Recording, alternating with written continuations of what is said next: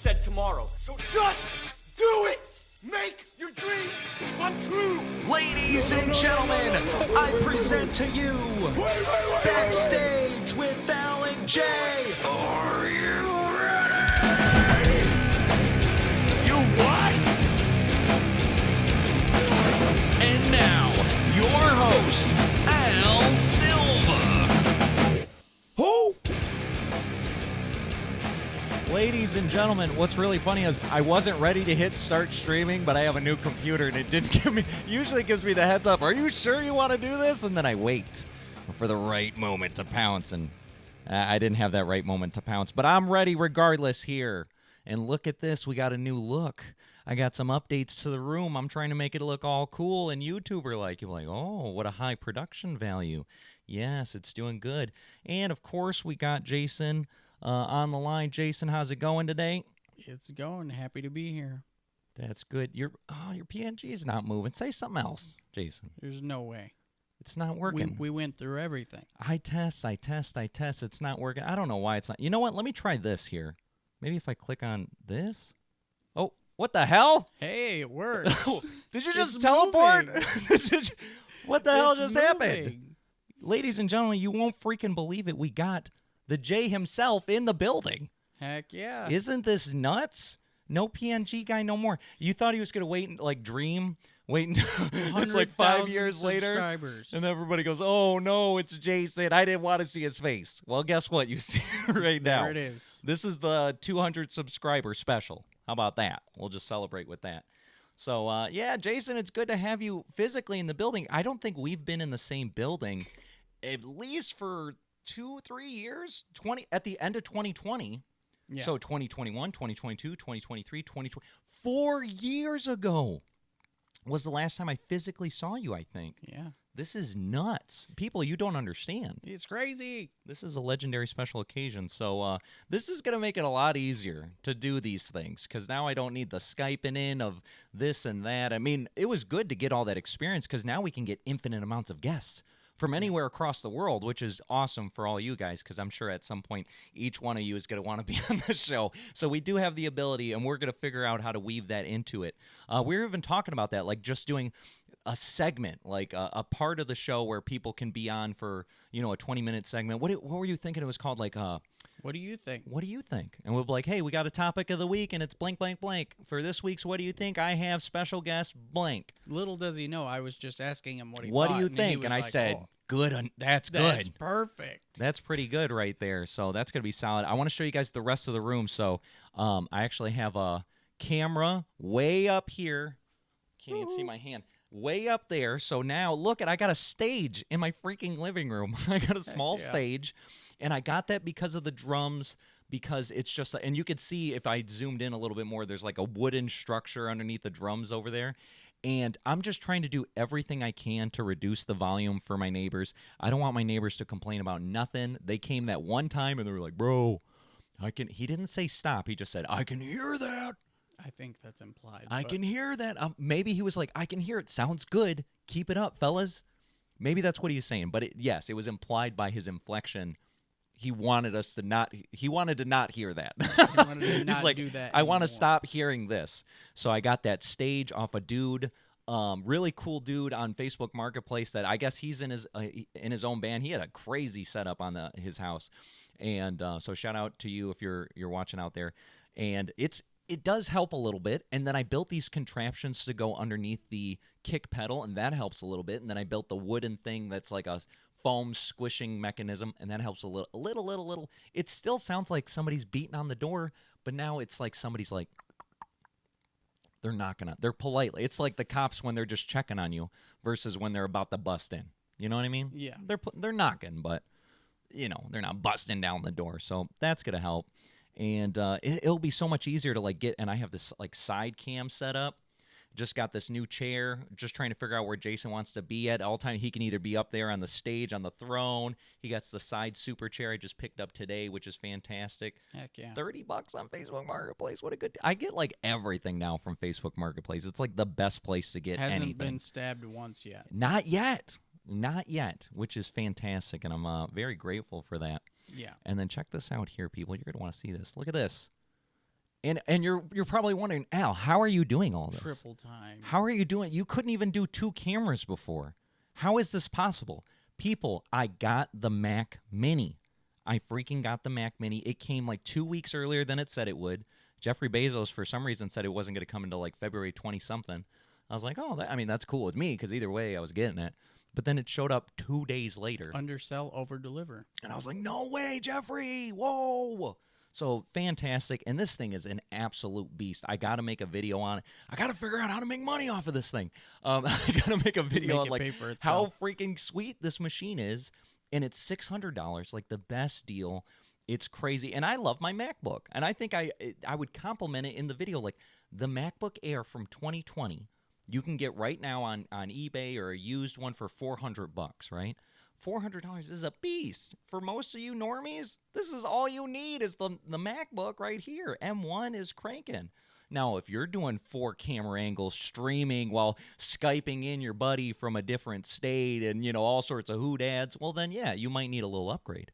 But the good thing is Apple got you set up with that Mac Mini. I'm amazed. The Mac Mini is actually one of the best price points they've ever had. They were finally like, bro, we got to make one thing cheap. One thing cheap. They're like, all this stuff, it's so expensive. Can we make one thing cheap? They're like, I don't know, Mac Mini? And everybody's like, yeah, that'll do. Because, the MacBook Pros, they're still like $1,500, $2,000. You know what I mean? Yeah. They're like, yeah, nobody's getting that if you're on a budget. But you're on a budget. But, the Mac Mini is actually less expensive, upgraded, than your phone probably was. Which is crazy. And I was considering that, like, remember I would be talking about, like, I'm going to save all my money. And remember I started doing the health rewards benefits. I got to like $200 banked up in there. And you guys won't believe it. It's just a testament to my, if anybody's watching from my company, I'm sorry. It's just, I can't help but shit on it when it's just like awful things that it's just like constantly. But it's through United Healthcare. So the employer has the option to be like, how do you want your employees to be able to get these rewards? Should they be able to pull it out on a Visa gift card or, blah, blah. And for some reason, my employer said, they should only be able to use it for paying off medical expenses. And I didn't know that. I was working all hard, doing all this stuff to get all these rewards. I mean, I guess it's good. So the next time I need to go to the doctors, I got like $200 to pay off the urgent care immediately or something. But I was thoroughly disappointed. And I was like, how am I going to get that? But luckily, we got a firm. I think I'm going to make a little commercial for a firm, not that they asked me to, but just as an example, like, oh, you have a really nice purchase you want to make? Well, and you don't have a lot of money? Use a firm, and we can split your monthly payments up and just do a little promo video. And they're going to be like, ooh, this guy knows what he's talking about. And then you'll know when they're on it, when I'll be like, hey, everybody, this episode of Getting Ready Backstage is brought to you by a firm. Use them for all your high purchases on Amazon. You're going to be like, no way, they got money. They got money. I cannot wait to be like, this video is brought to you by blank. Because just know if I say that, somebody gave me money. And that is just going to be an absolute fantastic feeling. Fantastic. And I cannot wait for it. Now, we got Carolina, Cheyenne in the chat. Thank you for joining us today. Tuesday came early this week. It did. And the reason being is because now that I got the new Mac Mini and everything set up with the new cams, I figured things weren't going to work right. So I needed kind of a test run. What do they call it? Trial by fire sort of thing. There you go. So I figured let's do it tonight. And because tomorrow the band is supposed to come over. And you know how this works. Every time I get my band to come over, everything goes to shit. So I'm hoping through this, so far everything's worked. Except for, like, I didn't know it was, like, as soon as I hit stream, it gets started. Luckily, I had the button ready for the intro song. Know. Otherwise, it would have been like, oh, Jason, are you ready? Are you ready? I'm like, oh, no, I've been live for 30 seconds. But other than that, it'll be pretty cool. So we'll actually still have an episode tomorrow. Today will be a more normal episode. We got stuff to talk about, sections to go through, and then tomorrow the band will come over, and they want to watch the oldest show with Garrett and the newest show we just did a month ago or so. So that'll be pretty sweet. So stay tuned for tomorrow to see that. Now, as far as the other I guess we're in the pregame. I always forget, like, pregame is the first thing. So, entering the pregame. It's time for the pregame. No! What are you waiting for? Do it! Oh, I wish it had like a nice smooth out with the audio where I could put my face on and be like, "Ding," and it's still jamming while I'm talking for a little bit, but we'll figure that out, people. So anyway, the other thing that was cool when Jason came over here, because remember a couple weeks ago, it was Jason's birthday. And I said, I got him birthday stuff, but I kind of wanted him to like be able to open it physically versus, I send it over there and then I can't see him open the gifts. Like, what's the point of that? And so, I mean, I guess there's a point of him getting the gifts, but I wanted to see him open the gifts. So obviously I didn't want him to wait all the way until today to open the gifts because that would have been like insulting. Like, oh man, I've already waited weeks. It's like my birthday was like 3 weeks ago. So I said, no, let's open it together. But I recorded a little video for you guys to watch where I explain what I put in the box and why I put it in the box. So let's go ahead and take a look at Jason's birthday present box thing and extravaganza. Pull up the screen. I have not yet seen this video either. All right, so just a little informal video, but Jason's birthday was at the end of January, and I told him, I'm like, I can send you the stuff, but it'd be cooler if you got it in person. I get to see you as you do it, but then now that he's going to be here, I didn't want him to, like, have to wait to open it until the next show, Sure. So I figured, you know what, I'll Big just brain. tell you guys what's going in it. He'll already have had the experience of opening it, but you guys will get the backstory of what's going in there. So the first thing going in Jason's birthday box is this bag of Little Caesars cookies. The backstory of this is when we used to work at Little Caesars, if you ate a bag of these cookies, you were fired on the spot. Instantly. Instantaneously. Let go. These are free cookies they give to the kids. They said, no, no, no. Don't let anybody get them, and if they eat them, they're fired. So Jason, savor these amazing Little Caesars cookies. I even got a bag for myself as well, so we'll enjoy them together, which will be fun. Taste it without getting fired. Then I also got him this. Ooh. Epic Disappointments tank top. I've worn that I almost have every day issues. since. Then on the back, it's the giant Epic logo laser thing. The backstory of this was I first ordered this for myself because I ordered it in a medium, and then it was just a little too baggy on me. And I was like, oh man, I need it smaller. What's the point of like getting all tank toppy if it's gonna be all baggy on you? So I ordered another one. I said, man, I know what I can do. I can give this to Jason because he has issues too. Doesn't that make sense? It's true. So Jason, True. that's for you. You can wear that around and represent. Then I also got him, this is pretty sweet, his own Backstage with Alan J cup. But not only is his special because mine has the black inside, black handle, his is blue, because I wanted to see what that looked like. I got his custom made. The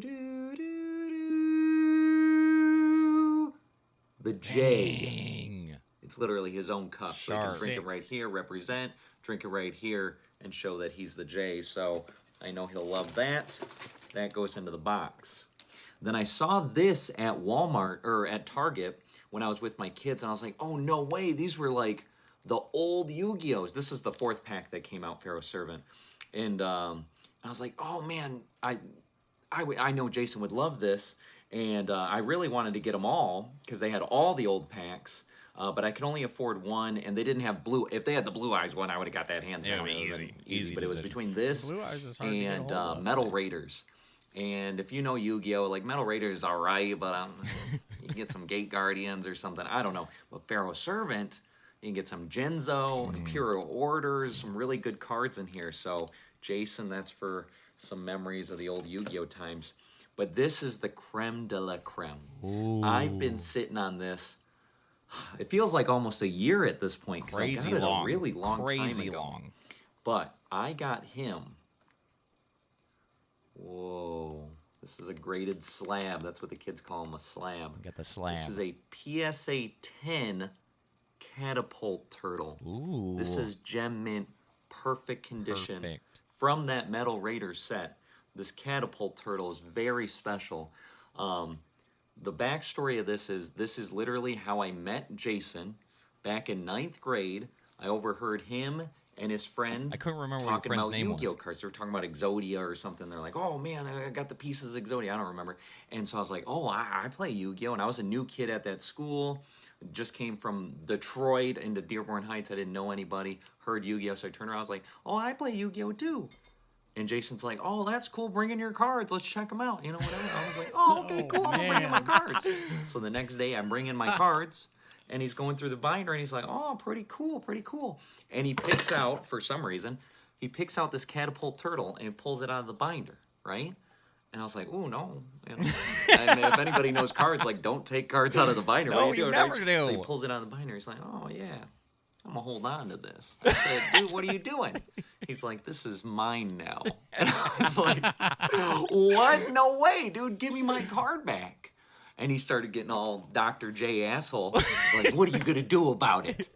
And I was like, man, I'm so upset. You better give my card back or whatever. And so he stole my card. I did not get it back. He stole it. I eventually, much further on down the line, got it back, but that's literally one of my first interactions with him was he was a bully and he stole my card.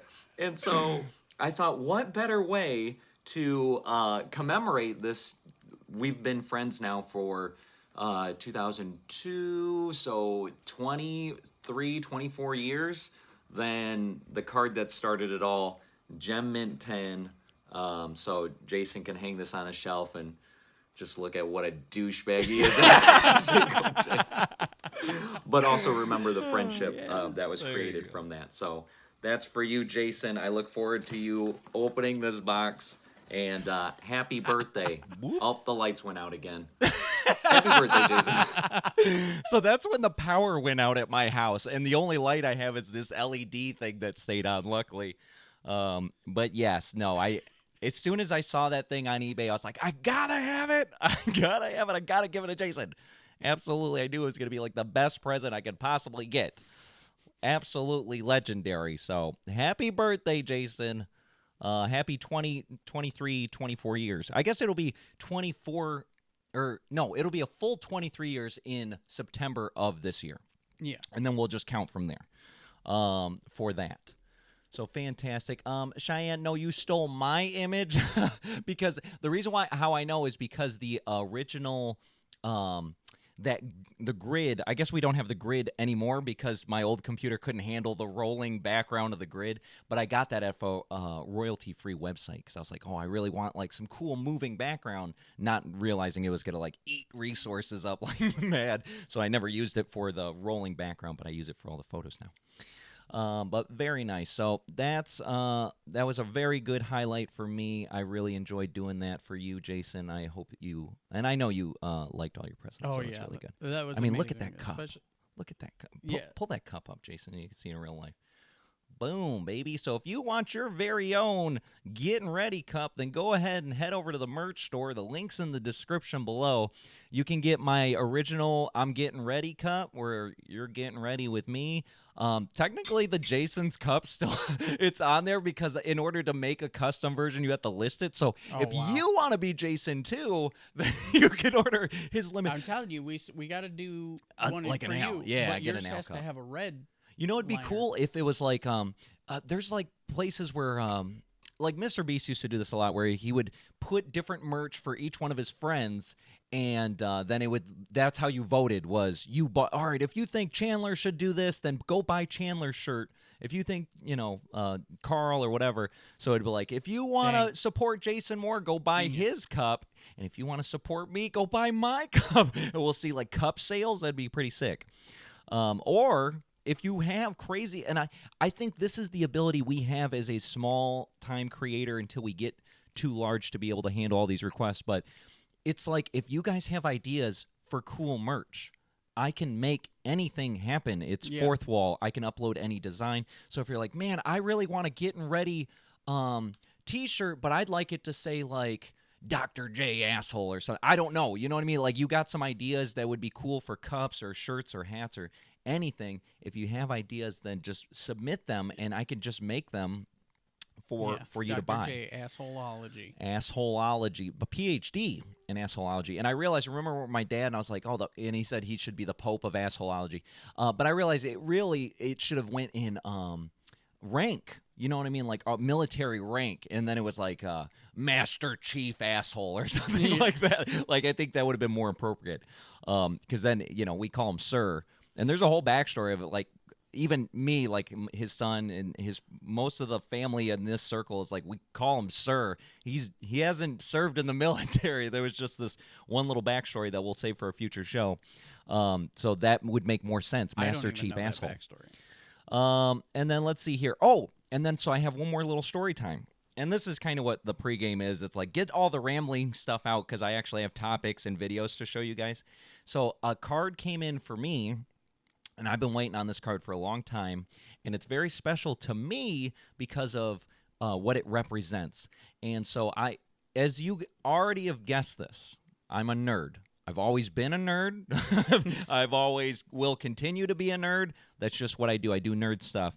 And I ended up getting this card came in, and it's from the Naruto trading card game, and the card's called Attack from the Blind Spot. And the reason why this is even a thing is because this card to me represents like my mantra of never giving up. Like never ever, even if you're like, I'm gonna lose.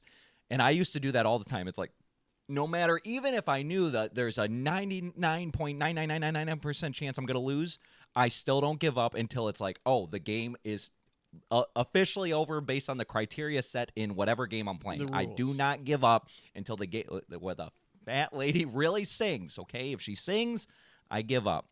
And so there was this one time in particular, and this is like one of the top, I don't even know at this point, I might even put it top 10 moments of my entire life, but let's just say top 100 because I have had kids being born and some really important stuff. But I really feel like it's really high up there, I'm telling you people. And I went to a local tournament, and normally me and Jason do like everything, all this nerd stuff together. So just so it's very clear, he's a nerd too, if you did not realize that too. Don't let him get away with not trying to be a nerd, because he is. I stole a catapult turtle. I mean, like, you can... Ultra nerd, right? So, it's about as deep as you can go in that well. Yeah, so like we used to do everything together, but there was this one tournament in particular where Jason had to work that day. And normally, if he's working, I'm not going by myself. Like, I would just feel too shy, too weird. You know, it's like I don't know nobody, whatever. But I decided, you know what, I really want to go to this Naruto tournament. And I brought my deck, and I'm like, boo, boo, boo. And I've always been poor, bro, like my whole life. And so, like, I never had, like, a super crazy expensive deck or anything like that. So we had to be creative. Yeah, when you went to these tournaments, these kids... I don't know how, it's just their parents or whatever. They always had like the most expensive stuff. They had 3 copies of a $80 card. Like, you had to be really creative, really strategic, and you really had to know how to win, how to get out of certain situations in order to beat these almost pay-to-win, decks. Pay-to-win even back then. And so I went to this tournament by myself, and I was a little shy. I didn't talk to nobody in between rounds or nothing. I just sat there and did my thing. And so then I started the first game, and I won. And I was like, "Ooh, I won! This is fantastic!" And then I got to round 2, and then I won. I was like, "Oh, this is crazy!" I got to round 3, and I won. And I went to the championship round, which is the 4th round, the last round. And I was facing this kid. We'll just name him Tim, because his name is Tim. But we won't say his last name for his own embarrassment. No, I'm just joking. I mean, he's a good guy. But just for this moment, the reason why is because... he is a certain type of character, a certain type of ego. I'm not afraid to say it if you want to. Why don't you say it? You're the asshole. I mean, he just was straight up cocky. Like, I mean, the fact is he was good. Yeah. But also he was frustratingly cocky. And I don't came mean across as a giant douchebag. I don't mean he didn't even necessarily always come off as a douchebag. But he would also, even when he was being nice about it. Yeah. Your own anger would frustrate you out of it, because it's like, oh, really? Oh, you beat me, and now you're gonna act like it's okay, buddy. Like, no, don't buddy me. Like, bro, I have beat you before, and I can beat you again. Yeah. But you just kept trying and trying and trying, and he would win a lot. Yeah, that's the problem with me, is like the cocking. I can't stand cockiness. Like, there's something about it. And we've talked about this before. There's a difference between confidence and cockiness. You know what I mean? Cockiness is this arrogance, this, it's like abrasive. Entitlement. It's an abrasive entitlement, right? Versus like, yeah, I'm gonna play this game and I'm probably gonna win. You know what? And it's just you're confident in your abilities, whatever. But confidence to me is more silent. It's more internal versus external, and that's what makes it cocky. So when I was going against this guy, Tim, I was like, oh man, this guy's for me. I'm like, this guy's a total douchebag, bro. I gotta win. I just have to. And so we're playing, and it's a back and forth battle, but he's honestly beating me. And I'm struggling because he has all these crazy, awesome cards that are just like, I'm like, oh man, he got that Kabuto. Like that Kabuto's like $100. Like he had all he had a fire water deck, which is already like the best, the elements with all the best cards and all this, just crazy deck. And I just had this fire earth deck that was essentially a budget deck if you really think about it, because it didn't really have any crazy cards. And so then he's the tides are turning and he's whipping on me. At this point, I'm just defending myself. And that's all I can do. I can't get any foothold. I'm just defending to not get completely blown out. And he goes, bro, why don't you just scoop? And to scoop means like surrender, like just scoop your cards up and get up, go take your cards, scoop. And he kept telling me, why don't you just scoop, dude? Bro, why don't you just scoop? And I was like, no, I don't do that. And I just kept drawing a card for my turn and playing what I could and just being just enough to defend myself, because as soon as he basically had one more vulnerable attack, I was going to be done for. So I was just putting enough, and I was like, we get down, and I had 4 cards left in my deck. And he's like, bro, like pissed, like, why don't you give up? Why don't you just scoop, dude? There's no way you can win. And it was like a Yu-Gi-Oh moment where it's like, my grandpa's deck has so pathetic cards. But I was just like, no, I really did not know what I had in my deck. I just didn't want to give up, especially in general, but especially to him. Yeah. And so I was like, no. And I remember drawing this card, and I read it, and I'm gonna read it to you guys, even though you guys will have no idea what this means. But its effect is each of your ninjas with an entrance cost of 4 or more cannot be blocked by your opponent's ninjas that have an entrance cost of 3 or less. And you're like, that's gibberish. That doesn't make any sense.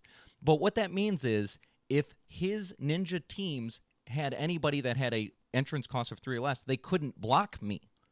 And so all I had to do was take my final 3 ninjas, spread them across 3 different teams, and then attack. And then he could not block me.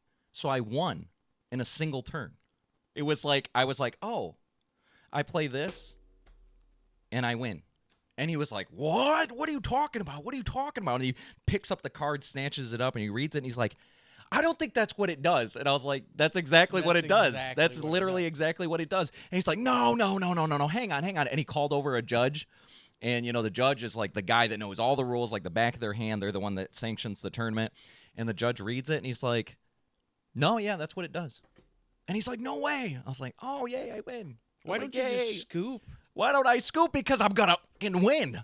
That's why. Yeah. And then I won this sick Jiraiya mat from Naruto. It was like the sickest thing. And I was like, oh, no way. I won this freaking tournament. I won this mat. I remember I ran over back to the Little Caesars.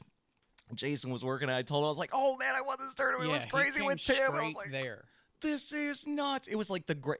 I mean, could you just imagine somebody just physically? You guys aren't nerds, so you can't imagine a card game. Imagine somebody's like just pummeling the crap out of you, right? And you're just about to pass out, and they're like, "Why don't you just pass out?" Because I'm just beating you so bad, and you're like, "I'm not passing out because I might beat you in this fight somehow, even though it seems insurmountable, right?"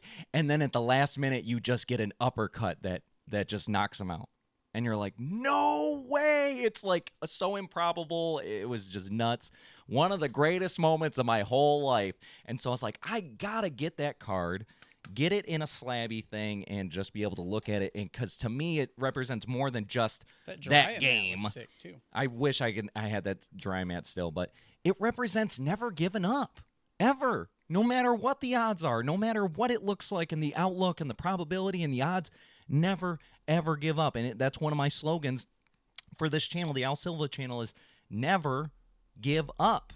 Never give up for anything. I had a story like that too, but I lost in mine. But you didn't give up, though. Exactly. You remember Yatagarasu and Yu-Gi-Oh? Mm-hmm. Yeah. Yeah. So you guys aren't nerds. You won't know this. They but won't what get it. That card's effect was, it was a tiny little monster, right? Little baby Choo- thing. A little choo- bird. It was a little bird, and it was a spirit. So at the end of every turn, it would return to the player's hand. So that was supposed to be a drawback. So, because you only get, back in that day, you only got one summon per turn. So you had to use it up if you wanted to summon him. So you would have to summon him and then not be able to summon anything else, which is actually a huge detriment. But there was one caveat. When he attacked and did life point damage, your opponent could not draw on that turn. Mm. So basically, if they didn't, you got to think about the situation. If he is able to attack you, it's probably directly. Because he's just a little baby bird. Yeah, because he's not. He ain't beating no monsters. He ain't beating nobody up. So when that happens, your field is clear. Like there's nothing out there that will stop him from attacking you again. Mm-hmm. Mm-hmm. And if you would think about it like, okay, well, next turn they'll just play another monster. Okay, well, say they do, right? Like they would have to have a level 4 or lower monster in order to be summoned. Yeah. So that's not that hard to deal with. And also not that uncommon. So they would sometimes get it off where they would summon the guy and it would kind of hold off Yatagarasu because he's not attacking that monster. But the thing is if you didn't have that, or the monsters in your hand needed some sort of other card in the deck, or some combo. sort of tribute, Yeah. or and you didn't have it already in your hand, you were not drawing again, because of the next turn he would just summon it again, attack you, and then you weren't drawing again, which means you You're like, still man, I don't wish I have-" could draw a card so I can get the resources needed to beat this little bird. Yeah, so once 2 turns passed and they knew you didn't have anything you could summon, they would just go scoop. Scoop. I always hated that, bro. So no, I was don't want like, a damn no. scoop. I mean, you picked that strategy. Yeah, sure, it's annoying to sit through, but you're gonna sit through it this time.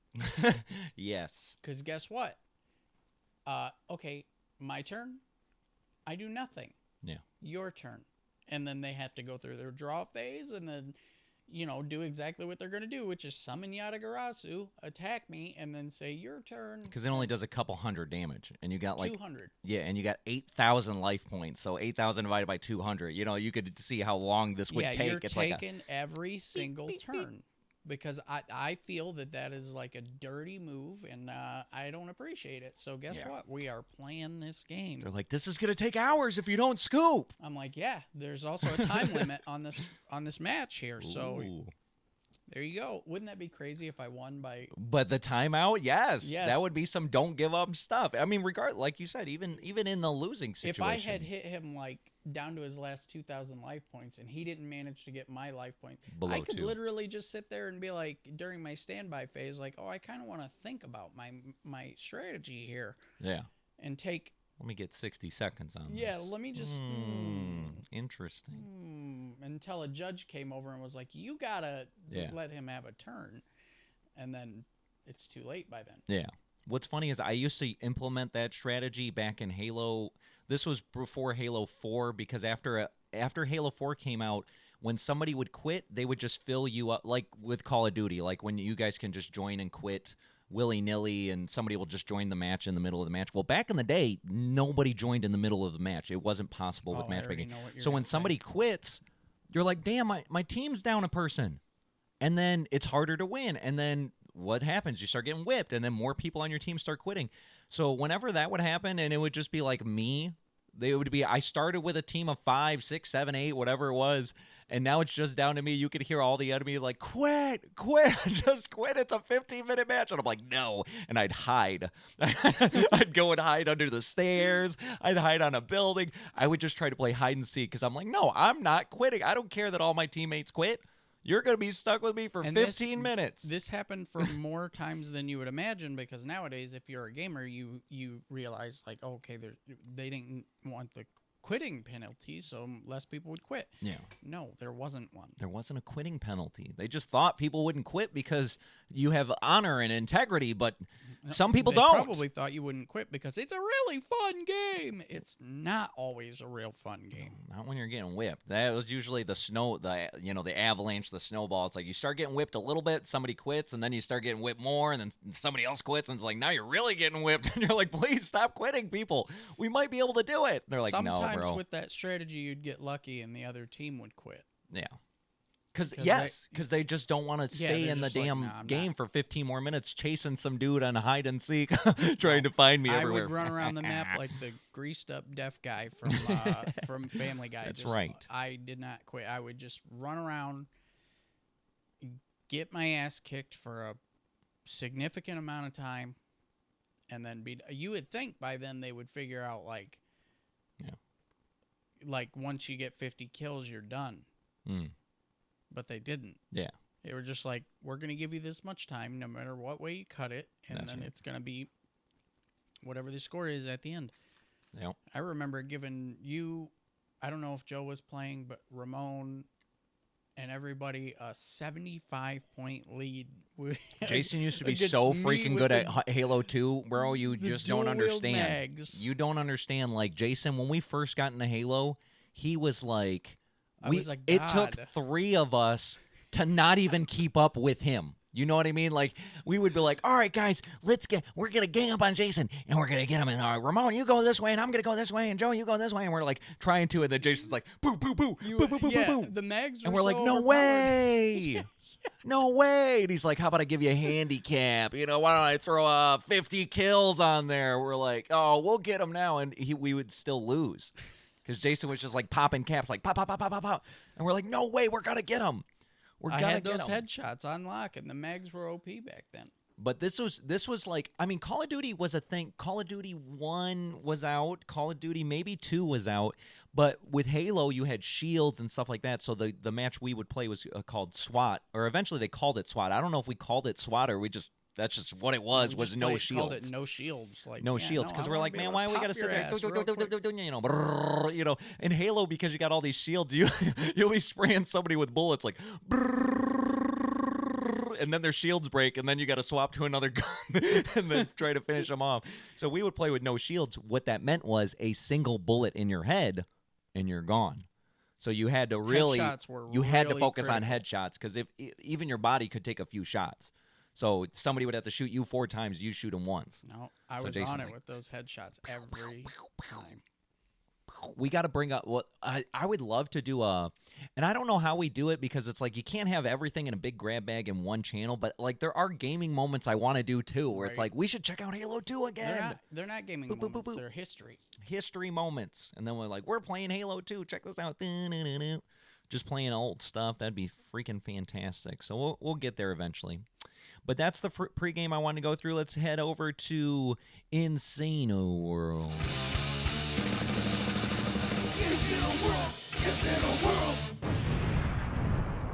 Boom. All right. This week in Insano World here, latest breaking news. There's 2 top stories today. The one is in my old neighborhood. My mom actually lives in this neighborhood as well, but I don't think it was her direct area that got this. But Southwest Detroit was flooded from a water main break. And it, like, looks really bad. It's not like, oh, yeah, there's, like, 10 inches of water. No, it's like, they had to get boats out and stuff. It was some stuff you would see in, like, Louisiana after a hurricane or something. So I got a video. Let's bring it up and show you guys what's going on here in Southwest Detroit. Fox 2, tell us about it. I have to say Dealing with a 54-inch water main break. We just learned this is all under the Great Lakes Water Authority's jurisdiction. Now, it broke around 4 a.m. this morning, and the pipe causing all this problem built in 1930. I want to give you a closer look at the water here that we're dealing with, because it's about 3 to 4 inches just kind of spread out in a quarter-mile area scope that you're kind of looking at in terms of what families are waking up to. But officials telling us not long ago that they're working on shutting off 2 valves, and the water on the streets that we're seeing here just across neighborhoods that's all littered with trash, by the way, is now starting to recede, and families inside their homes who we've spoke to have been stranded inside, trying to get into their homes, can't get in. They should begin to start seeing that water recede as well. The mayor addressing us as well a few moments ago. He's urging, along with his crews and officials here, for families to call for help if they need it. Now it's like slushy. If you have your power on and you want to stay and you feel comfortable, right now we believe you can do that. If you feel uncomfortable and you want to be removed, call 911. The fire rescue crews will respond. And right now, I just want to make sure we get everybody out of the neighborhood they safely. start bringing boats. Then we'll get to shelter, and then we'll talk about how we compensate folks for the damages. But right now, I want every person out of this neighborhood safely.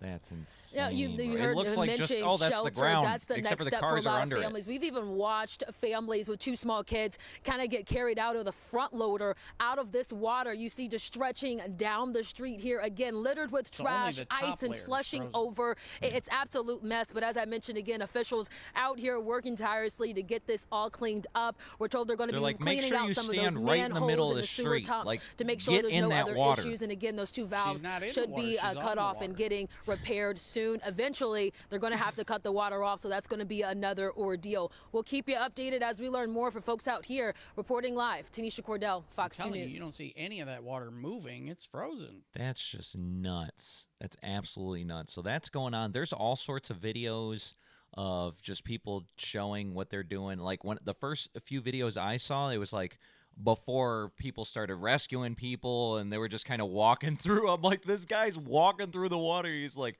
going to work. Like, damn, bro. That's some serious dedication. Give you the day off for that? No, he's like, I gotta work. Gotta go to work now. Which is not. So it's like, okay, water main break. It's in the middle of winter, because what they're saying is like, well, obviously the break got to shut off the water, so you don't have running water in your house, because obviously it broke. So it's like, imagine the boil notice after that. Yeah. Oh, this is bad. And I'm imagining all those cars, they're not going to work no more. No. You can't be submerged under a foot of water for... My car can't even be sitting out there for 2 days without, not starting. My car didn't start today. I had to actually get a charger for it. Yeah, no. That's absolutely bonkers. Carolina says, that's terrifying with all that freezing points, and when the power shut down, can't imagine how crazy it is. I can't. So I hope everybody's doing as good as they can be down there in Southwest Detroit. And call 911. They're like, if you want to stay in your house, you can, but if you want to leave, because he's saying if you have electricity, well, you could stay if you want, but that's what they're saying. Like, where would I? Yeah, I'm like, where would I stay? I don't got water. Some people don't even got electricity. Go ahead and get out of there, which is absolutely nuts. So be safe out there. Southwest Detroit, represent. Then the other top story, which is pretty crazy too. Obviously not as crazy as a whole section of a city flooding, but it's just nuts because I do this so often that I'm like, anytime I get stories I hear stories like this, I'm like, because I do a lot of flying, like myself. No, I'm just talking about it. I take a lot of airplanes. Do you see how much I fly? But I do a lot of flying. So anytime there's something crazy that happens to an airplane, I'm like, oh, that's not good. That's absolutely not good. So let's take a look at what just happened for a Delta plane out in Toronto with a plane crash here. 18 passengers were injured. Some have critical injuries after a Delta flight overturned while landing in Toronto, Canada. Good evening. I'm Steve Eager. Hi, everybody. I'm Heather Hayes. So that flight was from Minneapolis going to Toronto. It had 80 people on board. Miraculously, initial reports say no fatalities. Fox 4's Sean Rahab has been following the breaking news and joins us now. Sean. Yeah, and that is the amazing news today. Again, 18 people have been transported to Toronto area hospitals. Lots of concern about those who are hurt right now in this, the fourth aviation accident in the last month. But this was a crash people walked away from. Let's take a live look now at the Pearson Airport there in Toronto. You see emergency vehicles, the plane inverted, upside down, resting on the tarmac. There's still some emergency personnel there around that Delta jet, but we never saw lots of flames, and that's, you know, part of the blessing in all of this. This plane is a CRJ 900. It's operated by Endeavor Air for Delta Airlines. It's the biggest of the CRJ models. The fuselage in the center of your screen there, one wing is sheared off. Now, lots of snow and ice on the ground, 18 degrees, but good visibility when the plane was coming in for a landing, but strong winds as the plane made its hard landing. We talked with pilot and aviation attorney Ron McCallum, who says this could have been a horrific accident. Here's the best thing that I can see from a fellow aviator. When the pilot tells you to put on your seatbelts, they mean it, and they're there for a reason. If people were unbelted with that aircraft going on its back in such a form, there would be so many more injuries that would be completely avoidable. But it seems like everybody paid attention on this one, including the crew. Buckle up. Well, those passengers who we saw walking away will certainly have a story to tell when we're able to hear from them. Clearly, the environment, in this case, the wind, gusting to 35 knots, about 40 miles an hour when the plane made final approach to land, will be a big focus of investigators, along with the aircraft itself and, of course, the pilots. Now, I want to bring up this other video. So basically, that's why it flipped over, is because he had to make a landing because they had engine issues. When he was landing, the wind basically grabbed a hold of the wing and went whoop and flipped the boy like a submission style takedown, and that's why it flipped upside down. But I saw somebody had a POV. I don't know if they had a GoPro on them getting out of the plane, but I said, "Oh, that's absolutely nuts."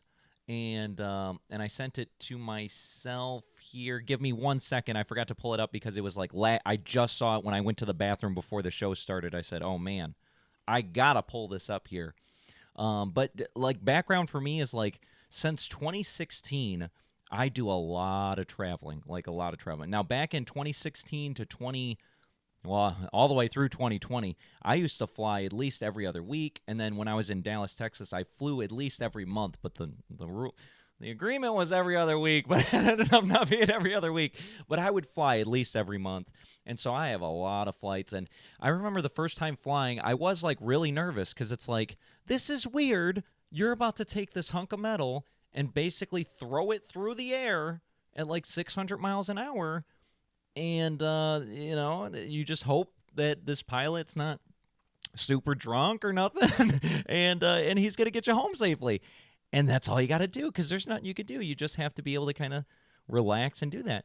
Then after all the years, now it's like when it comes to doing a plane ride, I go to sleep. Like now it's nothing to me. So I just, as soon as I get on the plane, I go instantly to sleep. And then I wake up and I go, oh, I'm here. This is fantastic.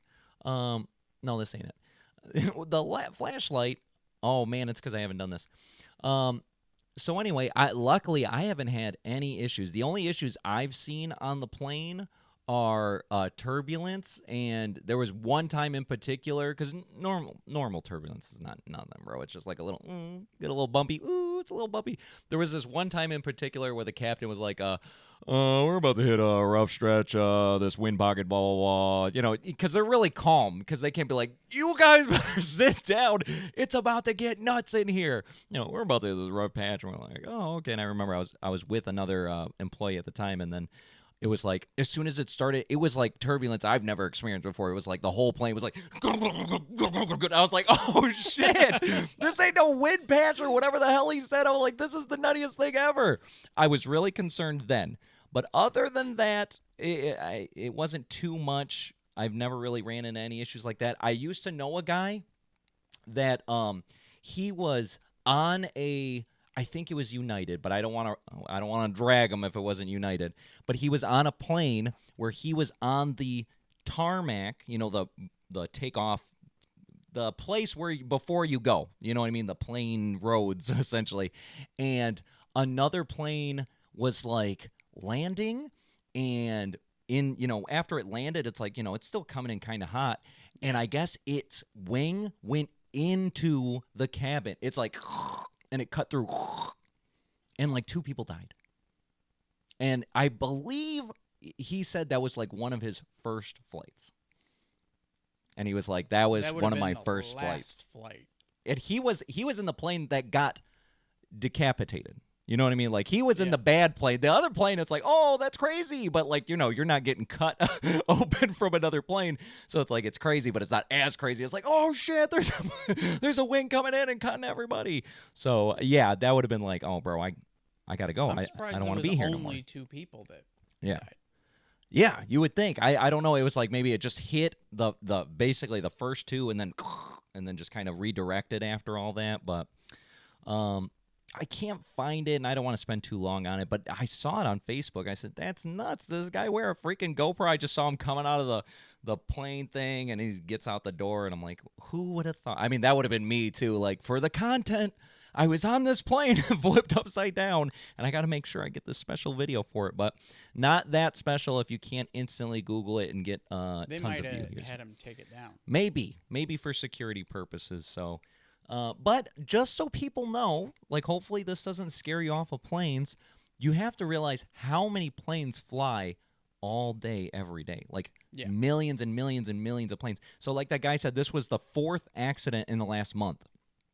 Well, 4 out of, I don't even know, I'm thinking it's like 40 million. Like, planes are going and landing every half hour all day, and there's hundreds of airports, you know what I mean? Like, the other thing to consider is like, for this month, and that was notable. Like, that was a rare instance for 4 planes to go down in a single month.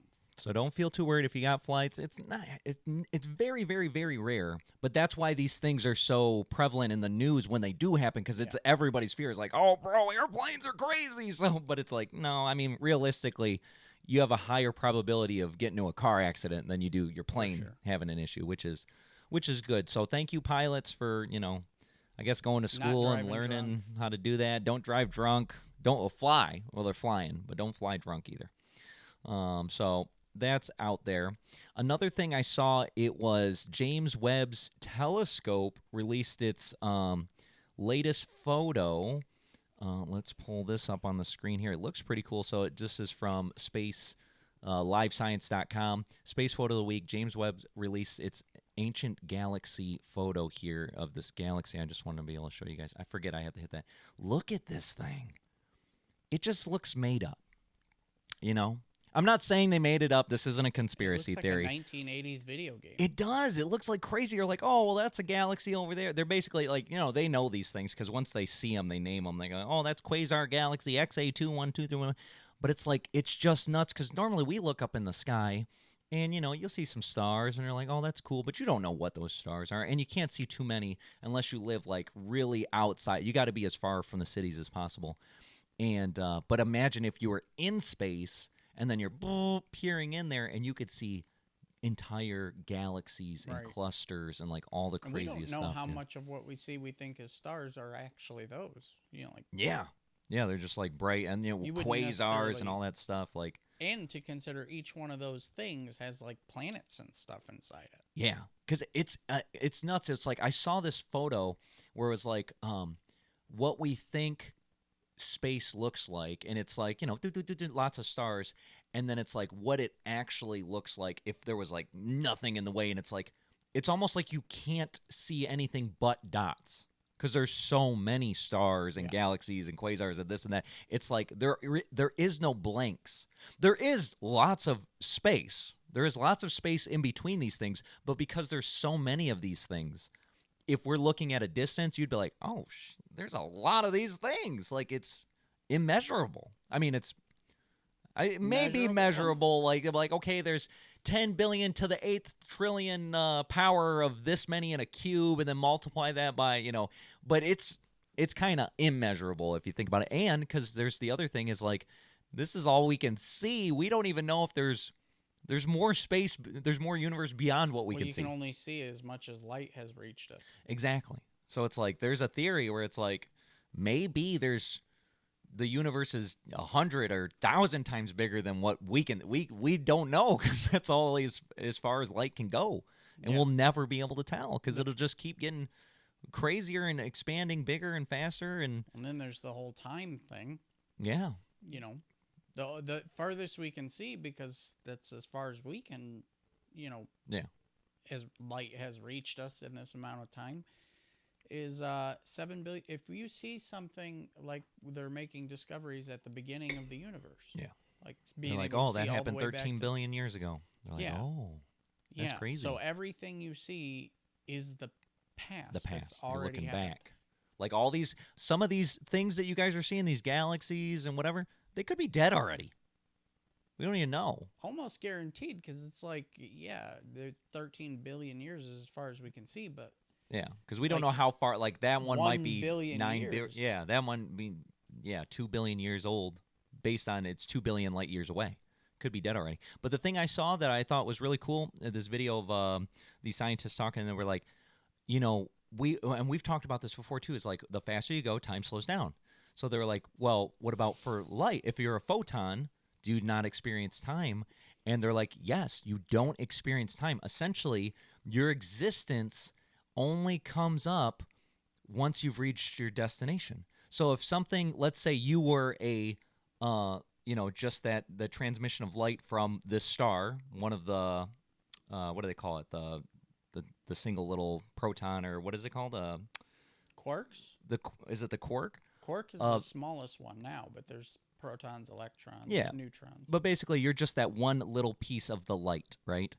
As soon as you go off, let's say from the sun, everybody knows the sun's like 8 minutes away from us or something like that for the light.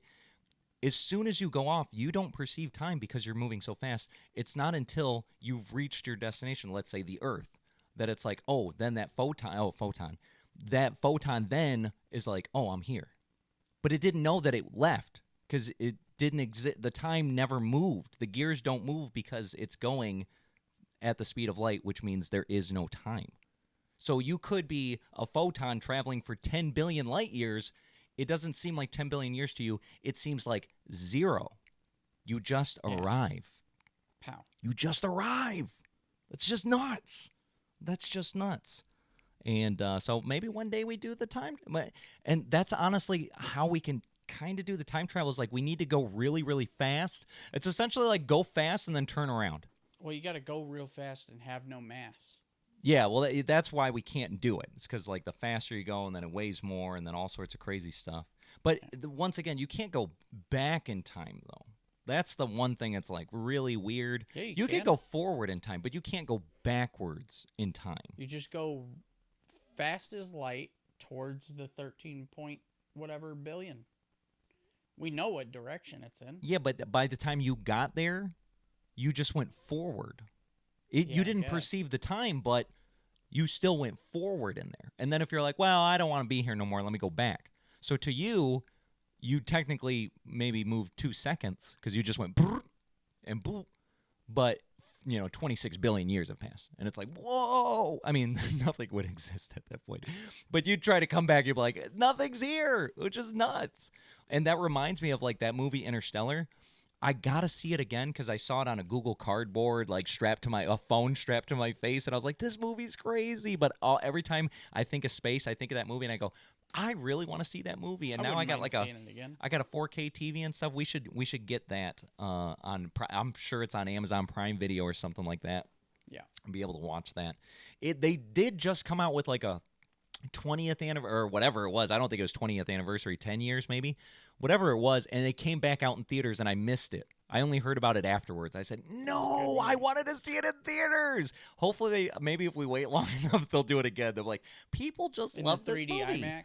3D IMAX. It would be absolutely nuts. So I got to see that. So that's your space photo of the week. Very nice. All right, what else do we got here in Insano World? Well, oh, no, I didn't. Oh, okay, I was like, did I close out of the one tab that I need open? Very nice. All right, speaking of insane things, because honestly, this is just nuts, and it hits close to home for me, people. You just don't understand. They finally cracked, let me put on my reporting one. They finally cracked why egg prices are really rising, and bird flu is only a shell of the truth. Wink. Did they went hard on that pun. Where's my thing? Yeah, I had the sounds lined up, but I got to get like really good with it here.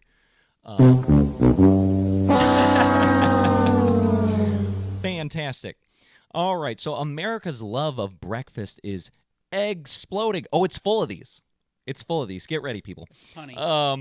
America's love of breakfast is egg-sploding, and it couldn't come at a worse time.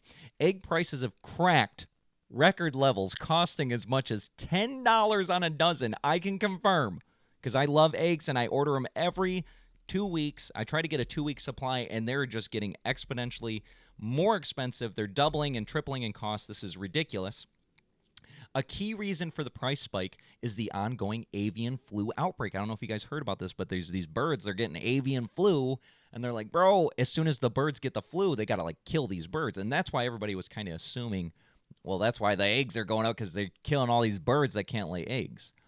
But Americans' increasing appetite for eating out for breakfast is also a major part of the scramble that's causing shortages and high prices. In fact, breakfast is booming at U.S. eateries. First Watch, a restaurant chain that serves breakfast, brunch, and lunch, nearly quadrupled its locations over the past decade to 570 locations. Eggs Up Grill has 90 restaurants in 9 southern states, up from 26 just in 2018. Florida-based another Broken Egg Cafe celebrated its 100th restaurant just last year. And fast food chains are also cooking up more breakfast options, too. Starbucks, which launched Egg Bites in 2017, now has a breakfast menu with 12 separate items that contain eggs. Wendy's reintroduced breakfast in 2020 and offers 10 items with eggs. The trend is undeniable. Reviews website Yelp said 6,421 breakfast and brunch businesses opened in the United States just in this last year, 23% more than 2019, which is nuts. So without a giant bout of bird flu, producers could meet the demand for all those eggs. Like, they were like, oh, man, we're making eggs all the time, so yeah, you guys can sell more. But the ongoing outbreak, which so far has forced farms to slaughter nearly, why do they use that word? Slaughter nearly 159 million chickens, turkeys, and other birds, including nearly 47 million since the start of just December. In the last 2 months, they killed 47 million of these birds, bro, laying the eggs. In January, the average price of eggs in the United States hit a record of $4.95 per dozen. The average price just the year before was $2.50. The percentage of eggs that go to U.S. restaurants versus other places like grocery stores or food manufacturers is not publicly available, so they couldn't really tell. But U.S. Foods, a restaurant supplier, and Cal-Maine Foods, the largest U.S. producer of shell eggs, did not respond to the Associated Press for comment, because they're like, bro, we can't comment, but yeah, like we're kind of screwing up because we just don't. We're still selling the chicken though. We need the chickens. They're like, well, yeah, they don't say they're like, we slaughtered them. And then they turned them into we chicken still nuggets. got the meat. Yeah, they're like, well, we still got the meat here. Breakfast sandwiches are the most popular order among morning visits, Circana said. Around 70% of the breakfast sandwiches in the U.S. menu include eggs, which makes sense. I mean, what kind of breakfast sandwich don't have eggs? Can you call it a breakfast sandwich? That's all of them now. That's part of the thing that makes it a breakfast sandwich here. And so as inflation made food more expensive, customers saw breakfast and lunch as more affordable options, which is true. That was like Notorious was like, oh, let's go to Ram's Horn. Let's go to a cheap breakfast place. We'll get some $5 Paul Bunyan combo. It used to be a really good deal. And so that's what people were thinking. They're like, man, it costs too much for all the dinner options. Let's just start eating more breakfast and lunch. But then they had this increase in demand that emerged through the pandemic. Thousands of restaurants sold their food to suppliers at-home customers in an attempt to maintain revenue while their core businesses temporarily shuttered. Remember, people, when all the businesses had to like close in-person dining and stuff? And they're like, bro, we still got to make money. So they're like, man, we'll just sell them directly to the consumers. The trend saw egg prices stock up in consumers' kitchens while restaurants needed fewer at the time, elite economist Brian Ernest said for animal proteins at CoBank. An egg resurgence also reverses years of declines for the industry. The U.S. egg consumption declined for more than 5 decades, that's 50 years, before reaching the low of 247 eggs per person in 2008. So what they're saying is, on average, for a year, the average American ate 247 eggs, which honestly sounds like really, that's the low. But 240, I mean, obviously I eat 3 eggs every day. But I think most people don't eat that many eggs. I feel like, unless you're counting like, oh, this thing has eggs in it. Yeah, they're saying that. You know what I mean? Like if I make a cake and the cake batter already has eggs in it. You know what I mean? Well, technically it costed 2 eggs or something like that. That would make sense, I guess. So I'm thinking if I eat 3 eggs now, 365, I'm eating like almost 1,000 eggs. 1,000 eggs a year, which is pretty crazy. You're killing a lot of chickens. Give me all your babies. Yum, yum, yum, yum, yum. Eggs are good. Consumers thinks eggs are really fresh, so if you're making something with eggs, you know it's fresh. That's true. You're like, oh, I'm going to crack open an egg. It's pretty fresh. Before the pandemic reduced demand and bird flu outbreaks impacted supplies, the USDA had forecasted that Americans would continue eating more eggs. By 2023, the most recent year of available data, they were just down to 249 eggs per person. So basically what they're saying is, yes, the bird epidemic is taking a lot of eggs, but it's your guys' fault for eating so many eggs in the first place, is the basic gist of this. They're like, well, yes, there is less eggs, but you guys are eating more of them than you've ever ate before. So it's like the perfect storm of like supply and demand. Demand's still high and supply is low. So they're like, this is economics, people. This is why your price is high, is because you guys want these eggs more than ever before, and there's less eggs than ever before. So that's why the cost is so much. So we need to, I don't know what we need to do for these chickens. We need to get them producing. We need to get these chickens mating right away. No, they got to mate. They need more chickens. We need billions of chickens. You saying we got to stop eating the eggs and start hatching them? Maybe making our own chickens. No. Not like cloning them. You know what I mean? The ones you get at the store are... No, they're dead. Unfertilized. Yeah. No, I mean, like, we got to somehow get the eggs that aren't, that are fertilized. Yeah, they didn't mess them up, or they did mess them up. Whatever makes them a real chicken at the end of the day, right? And if we all did that, we'd all be able to grow our own chickens. And then we'd be able to get our own eggs, and we wouldn't have to worry about the supply chain. Because you'd have 5 chickens running around giving you your own eggs. Yeah, but I think, don't they only do that because you don't know the supply chain process of like what it's going to go through? But if you're on a farm, they just pick their eggs out and they go, oh, this egg's good. I mean, they cook it, they crack it open. I think they have to see if it's like fouled or whatever first. They have some sort of test. They can't just take an egg right out of the. Yeah. And do you think the chickens get like real mad? You know what I mean? Because they're like trying to make these babies, right? Or they think they're their kids, right? They're like, oh, I'm about to make a kid. And they're like, the ones that are fertilized, I think they can tell the difference. The chickens know? I think so. Or they're just like tortured. They're like, like to the chickens? I mean, the chickens aren't sitting there fertilizing their own eggs. You know what I mean? Yeah. Oh, because they got to get a rooster. Yeah, if they never mated, then yeah, they're not going to give a shit about those So eggs. is the process, because I really just do not know the process. Neither do I. Is the chicken, I'm thinking like they lay the egg first and then a rooster comes over the egg? No. Quite literally, and then somehow like now it's going to be a chicken? I don't think so. When does the rooster and the chicken get together to do the thing that makes babies? When does this happen? Do they have to, like, the rooster has to be like, oh, hang on, I'm about to go make a baby? Or does that happen after? I think it does. I think we need to go to a farm. I've never seen an egg. Well, I don't know if I want to see chickens and roosters getting it on, but you know what I mean? I got to see how these eggs are made. I don't know. For the content, brother. For the content. Today, guys, we're at a farm, and we're going to watch chickens getting it on. Join us. And it's like, oh, man, look at these chickens. And the rooster's just like, I guess. I don't know. We're going to find out. Stay tuned.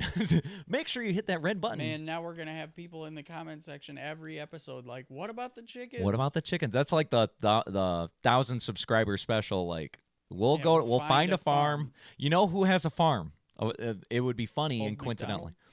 Not only Old McDonald, because he did. Well, he had a farm. E-I-E-I-O. But Domino's has their farm. That's right outside their headquarters. Domino's is going to let us raid their farm? Well, their farm's open to the public. Their chickens? The farm's open to the public. So we could go over there and be like, we're at Domino. I think it's called Domino's Animal Farms or something. I've been there before. And so we can go there and be like, hey, show us how these chickens mate. And they're going to you guys are weird. Like, it's for these guys that I'll have my tripod camera up. Like, it's for these guys. They wanted to know, not me. You guys in the chat are weird, not me. Yeah, y'all are the weirdos. Definitely not me. Hang on. Chickens don't care about the eggs like that. My grandma has chickens. Okay, so that's good. That's what Carolina said. Cheyenne said, they hold the egg over a flashlight, and if you see the red lines and a blob, then it's fertilized. And if not, then it's not fertilized. Oh, interesting. Chicken females is laying eggs nonstop, but to have fertilized, you need rooster to have coitus with the female. Yeah, but that's what I'm saying. Is the rooster doing it with the chicken before the egg is laid? I mean, so then that next egg sense, is the one that's fertilized, or like, you get what I'm saying? It's like, what came first, the chicken or the egg, or the rooster? The rooster came first, literally, but on the egg, in the egg, in the chicken, in the chicken. Yeah, but how many eggs does that cover? Is it just one? The rooster's like, bro, I need like 4 million of these. Well, they don't lay one egg. Do they lay one egg at a time? That seems we are egg ignorant. We need to be exposed to the egg process. I mean, I love eggs. Eggs are just so valuable in so many different things. You can hard boil them. You can obviously sunny side up, scrambled, over medium, over easy. Add a clip to this moment, I would put the dude from Forrest Gump, shrimp stew. Yeah. You could just do about anything with them. You know what I'm saying? One chicken can lay more eggs at once. Okay. Yeah, more eggs at once, but how many? But how many got fertilized? How many got that sperm in them? You know what I mean? Children, close your ears. That's what happens with the chickens. I don't know what to tell you. It's nature. That's the process. Birds and the birds. That's the chickens and the roosters, quite literally. So look out for that. We might go to a farm at some point and discover how these chickens are getting it on. So we'll go with that. Then the next thing I saw, because I was like, oh, this goes hand in hand. This goes hand in hand. Talking about costs, expensive stuff, things we can't afford no more because everything's so freaking expensive. Let's see if I nail the timing. Oh, dang it. I got to get ready with the buttons better. 11 things that are affordable now, but will be too expensive for the middle class within a year. Within a year. And I'm not even middle class, so it's like, it's probably too expensive for me right now, I would say. So we're going to see here. America, let me zoom in here because even that's too far for me. America has a complicated history when it comes to the middle class. Being included in the middle class is an essential part of the American dream, an ideal based upon making good money, owning a home, and being able to provide for your family without difficulty. Yet the middle class in this country is diminishing, and there are many things that are affordable now but will be too expensive for the middle class within a year. Many people are already struggling to afford things like housing, food, and other basic necessities. And if they keep going the way they're going, there's a good chance they'll only become more expensive in the years to come. So here are 11 things. The first one's fast food. Look at these guys. Oh, man, hot dogs are so good. Chili cheese dog, yum, yum, yum. Fast food might be affordable now, but it'll become too expensive for the middle class within a year. Places like McDonald's, Taco Bell are staples for a quick meal that won't break the bank, but as the Food Institute revealed, fast food chains have been hiking these prices for the past 10 years. Tell me about it. Every time I go to McDonald's, McDonald's used to be like, oh, let me get $1 McDouble, let me get maybe a $2 6-piece nugget or something. Every time I go to McDonald's, I don't even get food no more. I just let my kids get food because it's a Wednesday tradition. They spend $10 each, and all I get them, and now I even try to be more efficient. I say, hey, guys, is it cool if I just get a big box of nugs, a large fry, and a couple of drinks? And they go, yeah, it's no problem. So then I'll get 20-piece nugs, a large fry, 2 drinks, and every now and then they get the mini McFlurries. But even if they didn't get the mini McFlurries, that is $20. 20 nugs, a large fry, and 2 drinks is $20. This is ridiculous. Most restaurants raised prices by an average of 60% between 2014 and 2024. At some places, the cost of a meal was more than double the inflation rate. So it's more than just the normal inflation rate that everything else is causing the prices to go up. McDonald's prices skyrocketed at an especially outrageous rate as they increased prices by an average of 100%, specifically calling out you, Mickey D's. You're supposed to be like, I mean, if there's anybody that's supposed to be the budget, the cheap option, They were supposed it's to be McDonald's, the budget, bro. but they were never compared to Little Caesars. Well, that's because one pizza you can feed at least a couple. I know we always advertised it was like a full meal, 4 people.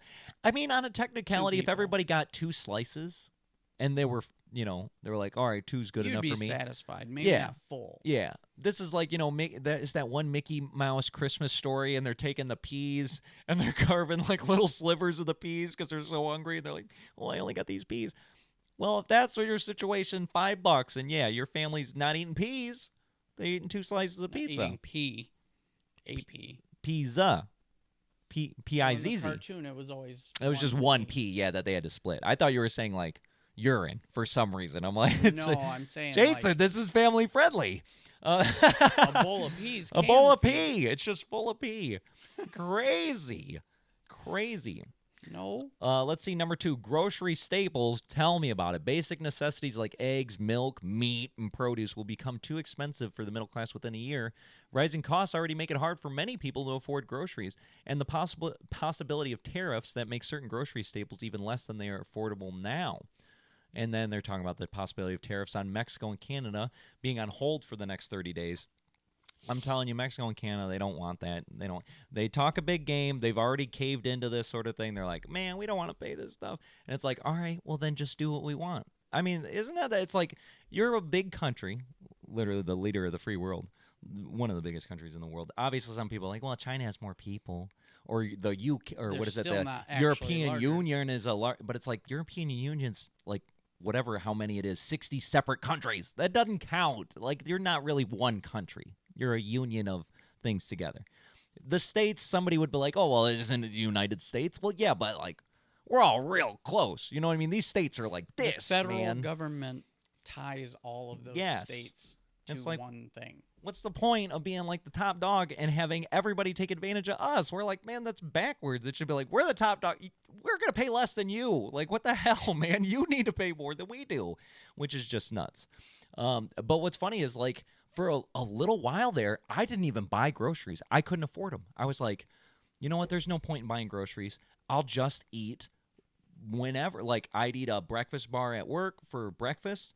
I'd eat a breakfast bar at work for lunch, and then I'd come home, and for dinner, the only thing I'd get was chicken nuggets. Because at Walmart, you can get this big bag. It's like, I don't know how many pounds of chicken nuggets. Massive bag of chicken nuggets for like $15. A lot of chicken nuggets. And there's a lot of chicken nuggets in there. So I'm like, oh, bro, I'm good with that. And then when my kids would come over, like 6. they wanted McDonald's. And this is when McDonald's rolled out the, and Wendy's was doing this. Wendy's was the OG. But then as soon as McDonald's did it, my kids were like, no, we don't want Wendy's no more. But Wendy's had the biggie bag. $5 biggie bag. You got either a hamburger or a chicken sandwich, 4 nuggies, fries, and a drink for $5. And once that came out, I was like, guys, you want to go get a biggie bag? Because whatever that was cheaper than any other option, even getting groceries to make them a taco dinner or spaghetti or whatever it is. $5 per person was cheaper than that. So I just started getting Wendy's. And then as soon as McDonald's said, well, we got a biggie bag, but we're going to call it the meal deal. And then my kids were like, let's go get the meal deal. And then it never stopped. The only reason why they stopped getting the meal deal is because they wanted more nuggets. They didn't want the hamburger or the chicken sandwich no more. So they're like, we just want more nuggets. So I was like, all right, well, then let's just get 20 nuggets and you split them 10 each because they're growing boys. So they can't just get 4 pieces no more. Wasn't the 20 is like $5, right? Or it No, was for a minute. the 20 is $10 now. Isn't that insane? It's like 9 Well, in it Michigan. was always supposed to be, but it was like they always. No, I don't think it was ran supposed to be because it was supposed to be like back when it was peak budget. 4 nuggets was $1. That was on the dollar menu. Oh, you can get 4 nuggets for $1. So then 10 nuggets was like $3 or something, And then, so yeah, 20 would be like $5 because usually you got it in a bulk discount. So you're like, oh, you get more nuggets, you save a little bit. So I'm pretty sure it used to be $5. And like they said, McDonald's prices have increased 100% over the last whatever amount of, what did it say? 100% over the last 10 years. None of them ever stocked the 20-piece box, though. They always just put 2 tens. And which is great for me because I'm like, Exactly. I already take them out. I have to take 10 nugs out. One of my kids gets the nugs and the fries just in the bag, and the other kid gets the box. And I don't know if that's showing favoritism. Usually they don't. Nobody cares. They don't complain like, I want the box or I want them in the bag, but that's how I have to do it. I guess I could just ask them for an extra box, but it's just such a hassle. Right. So that's just how it is. But yes, groceries, I can see that getting too expensive because they were. Now, luckily, I've actually realized the best way to save money for groceries is just being consistent with what you're getting and getting things that it's when you buy this thing, you can use it for lots of like eggs, right? When you buy a dozen eggs, well, you can use it for all sorts of different things. Or I buy chicken. Well, chicken, I mean, it could be lunch, could be dinner, could be whatever. You can make 20 billion different meals out of chicken. And then I get yogurts for lunch, and yogurt's not too expensive. It's like it's not too $4 for 4 of them. I use 1 per lunch, so that means I need essentially 3 packs, so $12 for a 2-week period's worth of lunch. And then the eggs, well, the eggs used to be $5 or a dozen. Now I think the last time I paid $16 for my double dozen here that I buy, which is just ridiculous. Yeah, the 60-pack right now is $25. And honestly, that was where I should have been going was like, well, if I know I'm going to be buying all these eggs, I should buy the big box them up. But no, when I saw that ridiculous price, I was like, oh, no, I'll just buy it in chunks. The next one is fast fashion. First of all, I hate buying clothes. The only thing I did was since I lost weight and I was like, well, I want to wear clothes that way. You know who has great selection of clothes for a very low price? Five Below. I got a bunch of these shirts for $5, and I got like USA. I got this one that's Star Wars, Sonic the Hedgehog, Mario. They even had a Naruto shirt. I got a new Naruto shirt there for $5. So shout out Five Below. And then for the pants, because I had to go get pants, and Five Below doesn't have jeans like that. I just went to the thrift store, specifically the one that Dylan, the lead guitarist of Epic Disappointments, his wife works at this one called the Volunteers of America. So it's like a one-off franchise sort of thrift store thing. And they have really great deals. Not only do they have just great deals, like every day, it's like Value World used to do this, but I realize they don't do this as often anymore. But it's like everything is labeled with a color. And Tuesday, red's half off. Wednesday, blue's half off or whatever. And they'll pick a color and they'll be like half off. So the day I went, I got like 6 pairs of pants and 3 shirts and button-ups and all sorts of stuff. All of that. I spent like $25.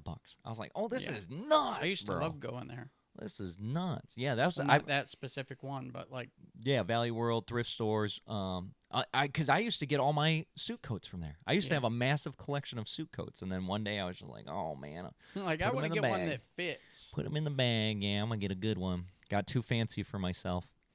Fast fashion companies known for being trendy and inexpensive, but the price of those clothes have been too expensive for the middle class within a year. Certain fast fashion companies have already raised their prices.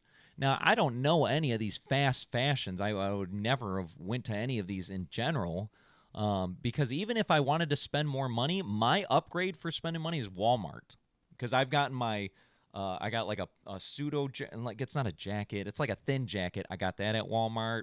I got my sweatpants at Walmart. Socks and underwear I usually get at Walmart. So Walmart's like my step up. Like Walmart's like, oh, I'm going to get something Walmart good. Out here is actually worlds above the one that's nearby where I used to live. Really? I mean, I told you the stockers with selection? Were bad. Yeah, there's a lot more here. And it's set up more correctly. Well, that's good. That's good. Big time. Now, because obviously now the cat's out of the bag and you're here and everything. Like, is it the one Walmart that's like really close, like West Road? Is that the one you're gonna be working at? Yeah. Did you like get to meet it? Did you like walk in like I'm gonna be working here now when you went shopping that day? No, or? I just went in and I kind of wanted to see. You just scope it out like a mystery shopper. Basically. What's going on here? You didn't want to give up the ghost yet. Like, hey. Yeah, and I went to each department and I was like, okay. I started taking notes. It's like, to be honest, the store is laid out exactly like my old one was. Oh, really? but it's larger. But the funny thing is they didn't distribute that larger amongst all of the departments. Like their dairy, certain ones. Their dairy is bigger. Sporting is probably just as small. Electronics is bigger, and there's a large. Each one of the like men, women, boys, and girls got like a quarter bigger. So we're getting more clothes over here in Michigan. Yeah. Versus Texas. Texas, like, where we're warm. But it's probably because of that, like all the seasonal changes and stuff like that. Like, I could not find a pair of gloves there. You couldn't find a winter coat? Absolutely not. Oh, no. You'd have to order them online. Get it online. Well, that's what's good about Walmart online. Like, they're really trying to beat Amazon. So, like, they have a vast selection online that's... They don't even sell it in store. They just want to ship it to you. They're like, it's like a third-party reseller. Somebody else is like... We'll sell it for you, but pretend we're Walmart. Which is pretty cool. Because they're like, we're going to beat you, Jeffrey. We just will. Number 4, vacations. I don't even know what these are, personally, myself. This has already been outclassed for me. But going on vacation is affordable for the middle class now. Who? But will be too expensive within a year. As the U.S. enters a period of economic uncertainty, average Americans feel a great amount of financial anxiety, which impacts what they decide to spend their money on. Airline tickets tend to fluctuate in price, but they've been more costly than usual, and soon they'll be prohibitively expensive. According to the Pew Research Center, a middle-income household is a 3-person household with an income that ranges from 2/3 to double the median income in the U.S. in 2022.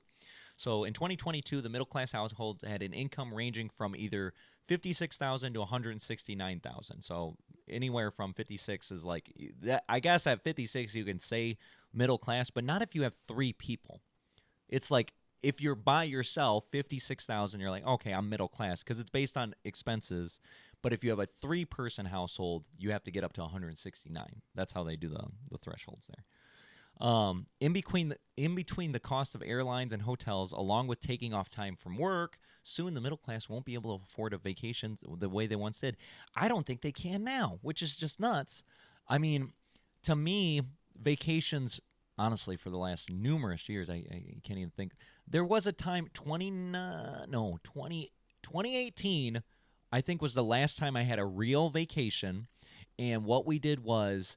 There's these string of theme parks that are owned by the same company. The company's called Cedar Fair, and they own Cedar Point in Sandusky, Ohio, Allentown in Pennsylvania. Each one of these Midwestern, Eastern-style states, they have one of these super roller coaster theme parks. So we planned a road trip that went, because once you got the Platinum Pass, you got to go into any one of them for free, and the Platinum Pass, you had the food. So you can get, you can actually get new food every 60 minutes. But like, I mean, how fat would you have to be to like eat every 60 minutes or something like that? I'm sure there's somebody out there like, somebody's like, I'm hungry again. But basically, you got to get your lunch and your snack and your dinner. It's all tied into the cost. So that was the last time I did a real vacation. We took like a week and a half off and went to all these different states and cities, even swung by New York and stuff like that. It was really cool. That was the last time. So that was 2018. That's 6 years ago. This will be the 7th year. I don't even remember what vacations are like. The way that work does my vacation time is accrual, and we were just talking about this earlier, which means as the year goes on, as you put in hours into the work week and then you get paid every 2 weeks or whatever biweekly, then you get an hour or 2 hours or whatever. So you accrue them as time goes on. Well, man, by the time we get a month or 2 in, there's already a day off I need for some reason. Then you get to March, there's another day off. So by the time you get to June or July, you don't have a week's worth of PTO built up. You had to take it throughout that time. So I remember back in Little Caesars days, I used to be there for so freaking long. Like, especially after, I think it was like after 7 years or something like that. I had 25 days of PTO. There was a lot of time where I couldn't even take all the PTO. You get to the end of the year, you're like, man, I still got all these days. Couldn't use them. But I used to take double, like back-to-back weeks off. I'd be like, oh, in July, I'm going to take 2 weeks off. And then you try to like work it where, you worked a couple days beforehand in that week and then took a bunch of days off and then another whole week and then a bunch of days off. So you could almost stretch it to like 3 weeks. But remember back when we were like assistant managers where we didn't have PTO? So it was like, okay, we can take multiple days off, but what we'd have to do is work a double, and then open. So if you double open, that's 16, 32 plus an 8. There's 40 hours within 3 days, and then you could take 4 days off. Then you take the next week's 4 days off, and then you work close double. So within 6 days, you can work 2 weeks worth of work, so you can get 8 days off in a row. So if you're an hourly employee, you're like, man, how can I get a whole week off and I have no PTO? If you can somehow, I don't know. You got to do it. Like, I don't know if you're... They're not going to let you do that. They're not going to let you do it. No more double open. It's 40 hours right there. They don't care about how many hours it is. Is it overtime? They'd rather you work 6 days, but only like 4 hours. Yeah, because it's not overtime. You're still under 40. Yeah. But it's just because you're doing 2 days. Convenience for them. Yeah. That's it. Maybe if it's like, negotiable with your crewmates or whatever, and you're like, hey, bro, let me open for you on Monday, right? And then I'm going to close because I was scheduled to close. And then, Charles, I'm going to open for you on Tuesday, and then I'm going to close. And then, Steve, switch me. I was supposed to close on Wednesday, but instead, let me open, you close. And then, boom, now you just lined up your double open. You lined up half of your double open. Oh, and then you got to do it on the back end. Do it again. Yeah. Which means relying on these people that probably don't show up to work anyway. But what's funny is, like, the first half, like, when you're working that double, you're going on vacation. So you're like, oh, double, okay, I'm going to get this double. And then that day you're opening, you're like, oh, man, can't wait to get off. This is going to be great. But then you go on the vacation. Then when coming back, you're like, damn, I'm about to have to go close double. You know what they call a closed to open, people? Put it in the chat if you know. Clopens. You guys ever done a clopen? You close whatever your thing is, and then you have to open the very next day. Those are the roughest things. See, like a double. No, the roughest thing is when you get stuck with a clubble. Oh, the close open? Yeah. Close open. Well, yes, that would be the roughest thing. But it's like, compared to just a open to close, it's like, okay, an open to close, yeah, it's a 16-hour shift, but, usually you're getting second, third wins or whatever. But to close and then go home, get a couple hours of sleep if you can or whatever, and then having to wake up and then come back to work, it's like the break in between. You might as well, that's why it's easier to me to just work a double, because you're already there, you're already up, you're awake, you just keep the energy going versus, man, I got to close, now I got to sleep for 3 hours, wake up, and then a lot of times me and Jason, especially if it was like Mondays, because that would be the paperwork. There was no sleep on Mondays. You would close. Usually we would work a double on Monday. So you work a double on the Monday, and then we'd all go to Ramshorn so we can get the paperwork done for the Little Caesars corporate, because they wanted all their paperwork done Monday night. Manual paperwork, too, by the way. We're not talking about sending it. Yeah, you would think, oh, boop, and it's like, what's the work? No, we had to, like, crank out numbers by hand with pen and paper, and it was just nuts. And it took a long time. But then the reward was, let's go do this thing at Ramshorn, which is a local restaurant, like a diner sort of restaurant. And so I was like, yeah, that was really cool. You get to eat some breakfast while you're doing the paperwork, but then when you're done, by yourself, though. Yeah, they didn't pay for that. You think Little Caesars would be paying for that? But then when you're done, most of the normies, they would just leave, right? But like, me and Jason were like, bro, we're here. We're hanging out. So we'd hang out until 4 or 5 in the morning. I remember this one time in particular, me and Jason and Gary, who used to be a co-manager at the Little Caesars. Gary actually added me on LinkedIn, and he looked really different. Recently? It was super weird. Yeah, not like really, really recently, within the last year. He added me on LinkedIn. I almost forgot about that. But we remember that one discussion we were having, because it's famous. It's infamous. If you were around back then, it was infamous. I don't know how we got on the subject, but we really did have our arguments for this for several hours until 4:30 in the morning. Man, I just realized the story you're telling. 4:30 in the morning. It's like going back and forth. And I wasn't really trying to be a troll, but it was like, it is true in a way. It is true in a way. And it's the infamous philosophical dilemma of, if a tree falls down in the woods and there's no one and nothing around to observe the sound, to observe this thing falling, right? I like Does how it he's make a wording sound? it now. That's not what they said. That's There's the no thing. One there If there's to hear it. there's nothing, because that's how the argument would be like, well, if can the bugs hear it or can the whatever? It's like, no, hang on, let's clarify. That's why it's a dilemma. If a tree falls down in a forest and there's nothing around to verify that this thing fell down, does it make a sound? So technically, his argument is People put it in the chat. If a tree falls down in the forest, does it make a sound? If no one's around, put it in the chat. I want to see while he explains this. Go ahead, Jason. Oh, you want me put to it go in the on chat, before they answer? I want to. No, they need time to type. You know how it goes. Yeah, because if I do this, I'm going to influence somebody. Oh, I get what you're. But that's okay. I'll have a counter argument. So put it in the chat now, and then he'll have his, and I'll do my counter argument. I'll give them your argument, and then explain. Then I'll give them yours.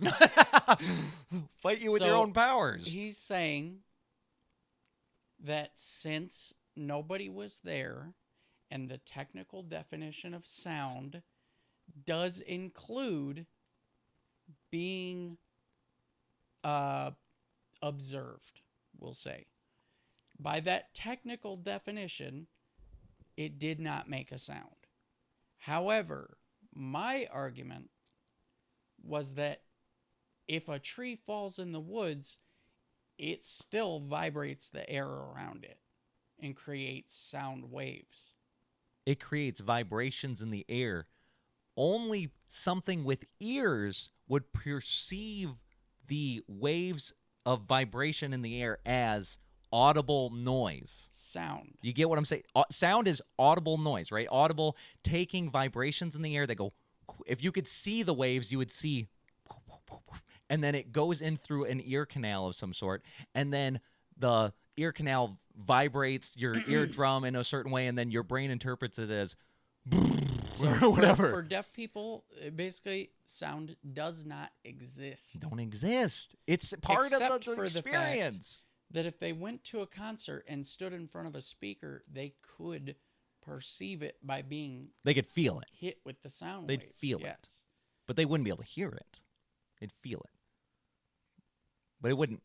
Make a sound? It's not make... Well, they wouldn't know it's making a sound because they can't perceive it. But everybody else would. Yeah, in that instance, because there's lots of people there. They're all dancing. See. But see, in this forest, there are no people dancing. There's nobody. There's nothing. And therefore, it doesn't make a sound. Now, that was just a small preview. We could go on for hours, and we did that one night. And a lot of times, that's what we would do is we would just be talking nonstop, just like we do on this show, for hours and hours and hours. But then we'd be like, oh, crap, we got to open. Now, you know what? It was never like, open. Crap, we got to open. One of us would have to open. And then we'd say to the other one, man, you screwed me, bro. Come on, you're helping me make this dough. Yes, I remember one time in particular, it was like I didn't realize how late it was until the sun started coming up. Yeah, it was your open. And I was like, oh, no, I'm not going to get no sleep. I'm not going to get no sleep. No way. And I was like, Jason, come on, bro. Meanwhile, I'm like, come on, bro. I He's am like, oh, about it's my to day get off. some No, sleep. hell no, bro. You made me stay up this whole time. Hell no. You better come with me. I said, just come with. When I wasn't the agreement. I was like, let's just do dough. Let's just get the dough, because the dough is the hardest part, bro. Dough is so much work back in the day. It's like, bro, let's just do dough.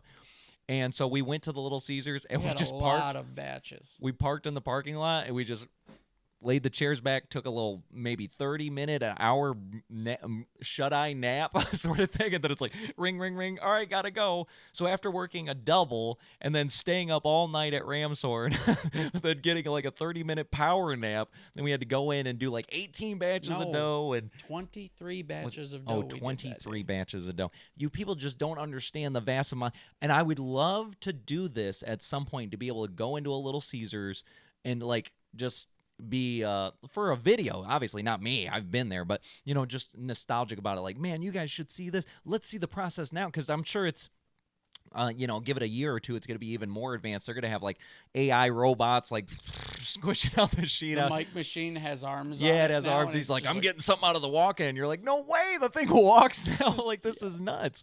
So it'd be really cool to kind of go back there, but I'm trying to avoid Little Caesars as much as I can. So But that's it. That was from vacations to sound waves to Little Caesars. That's what happens sometimes. So anyway, continuing forward, TVs. Now, what's funny is TVs, the cost of TVs went down dramatically over the years. I remember when me and Jason first got an apartment back in 2009, I remember it was Black Friday, and I was like, ooh, finally got a little bit of money. Because we moved into this apartment, and my mom gave me like an old, you know, those fat box 19-inch TVs with a built-in VCR. Oh, yeah. You remember? And I was like, oh, let's buy one of them flat screens. Back when they called them flat screens, like old people. And there were actually TVs that weren't they weren't flat, people. You don't understand. They were rounded. And so I was like, I'm going to buy a new TV for the new apartment. And I remember buying a 42-inch. It was plasma. I don't even know if you guys know what plasma technology is because it doesn't exist anymore. They don't make TVs with plasma. But it was honestly, I would think, the best technology besides the fatness of the TV, the heaviness, and possible burn-in issues. But as far as picture quality and refresh rate, plasma was the way to go. So it was a 42-inch plasma TV for $900. 42-inch. It was 1080p though. The very first one of the first apartment, the Rock Band apartment. Oh yeah. $900 for a 42-inch TV. People, let me show you my room. I don't know. Oh, you can't see it on this screen. But I have a 65-inch 4K HDR TV in my living room now. That thing cost me $300. So it's like $900, 42-inch 1080p. OLED 15 was years barely old. even a twinkle at that time. A little twinkle, yeah. And now this is well, this one's not OLED. That would have been kind of sick, but those still have a really high price. Like those have always been a really high price, but now they're somewhat reasonable. Like if you spend like $2,000 on a 65-inch, you'd be like, oh, okay, that's pretty cool. I did buy myself in 2015 when I was banking a little bit of money, or maybe it was 2016. I bought myself a 65-inch 4K TV, and in 2016, 4K was just a little baby. That thing cost me $3,000. It had 3D built into it and stuff like that. It was kind of sick, but I remember all the time, it's like there was nothing to watch in 4K. It was like you got this sweet TV, you can't watch nothing. Netflix didn't have 4K at the time. I think YouTube didn't even think of 4K. They had one show. I remember it was Amazon Prime Video. They had this one show, and it was about this musician girl that's like, it was a musician drama thing that I would think nobody would ever watch, but it was like the only show that was like shot in 4K. So it was like, well, shoot, if you want to see something in 4K, you better be watching this musician girl lady thing. So no, the prices of TVs have went down dramatically. I don't think TVs are something that's not going to be something you could pay for. I don't know what they're saying here. They're saying like people. Oh, maybe they're saying like get like a TV. But even this, the $300 one, that was an exceptional deal. Yeah, but that's like normal because I just went to Walmart the other day on Sunday. You can't find a small one with those stats. A small, like a 42. Well, it's because nobody wants small TVs no more. I did. Because you're like, oh, I just need something for the bedroom. Yeah, for my desk. Yeah. Oh, nobody. But that's why they'd get a monitor. Yeah. They wouldn't get a small TV. That's what I ended up doing. Yeah. But even that's kind of hard to find for less than 500. I think I paid like $150, $200 for mine. Yeah. So I mean, I just disagree about the TVs not being exact. I mean, I guess I can't get a 4K. Okay, yeah, but like 1080p TVs, they're just giving away. They're like, you want one of these things? Because if it's not 4K, it's like garbage now. Cars, I think cars have always been too expensive. Cars, could you guys imagine? I don't know if you guys have new cars. Are you guys like that fancy? I've never in my life had a brand new car off the lot. Like, oh, I am it's been 6 miles because they had to drive it from whatever. Never in my life have I had a brand new car. That's like a dream of mine to be able to like go to a dealership, customize the car, so that way it's like the car they built for you and be like, oh, I'm the first driver. That would be absolutely ridiculous. Absolutely bonkers. That would be the way to go to get longevity out of your car because it's like, obviously when you're buying it used, it's already had wear and tear, and then you have to trust that the person that was driving it beforehand was taking care of it and blah, blah. So it's like, And then usually you're not buying it like a 1-year-old used car, even though that would probably be the way to go since you're already getting that good chunk of depreciation out of the way if you buy it just like 1-year-old. But, usually it's like 5, 6, 7 years, so it's already halfway into its lifespan. And that's how I've always had to deal with cars is like get cars that are like 6, 7, 8, 9 years old. Like my car that I have right now is 10 years old. But honestly, my little Nugget, my little baby boy, he does a really good job. It's a Buick Encore 2014. My car is even older than that. Your car's, oh yeah, but yours is a premium. What is it? Infinity? Infinity M35. Infinity M35. What year is it? 2007. 2007. But see, that's what's cool about like those premium brands is like in 2007, that car was like a spaceship. You know what I mean? Like in 2007, it was like, damn, you got this feature and that feature that the normie cars didn't have. But then over time, just like the TVs, things become less expensive. They become standard. Like, my car, it has heated seats. And like when I get in, the car goes, and it moves my chair up to where it needs to be. And then when I go to get out, it goes, this is stuff that in Jason's car, that was this is super premium. Super unheard of features. Yeah, but now it's like built, and now it's just normal. Yeah, but mine has them. Which I'm grateful. But yeah, but his has had them for 18 years. What it doesn't have? Bluetooth. Bluetooth. It has Bluetooth for phone calls. Oh, but not for music. Not for music. No encoder. That's not good. The next stage of the beyond Bluetooth is like CarPlay, like when it has built-in CarPlay and stuff like that. I wish my car had CarPlay. Because anytime I rent a car when I do on travel and I plug in my phone, or nowadays it's even more advanced because they have wireless CarPlay. You don't even have to plug in your phone. As soon as your car comes on and it goes, oh, that's an iPhone. You want to wirelessly CarPlay? And you're like, yeah.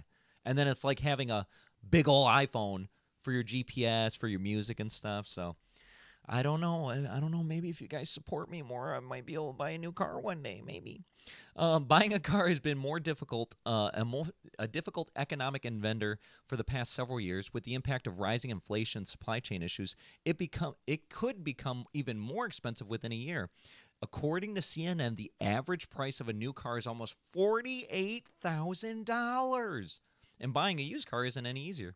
The average transaction price to get a used car is almost $9,000 more than it was just 7 years ago. While buying a car isn't particularly accessible as is, it could be getting harder if tariffs go through, given that U.S. car manufacturing is an integrated process between our country, Canada, and Mexico, and tariffs could add an extra $2,700 to the average price of an American car until they start making them here.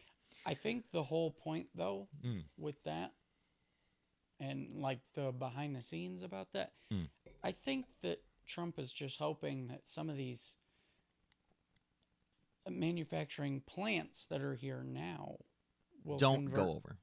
Well, they're not going to go, like, definitely not now. Well, yeah, definitely not now, yeah. But convert from, like, American brands will buy those spots so they're going to go like, oh, well, it's too expensive to perform business here and in Canada.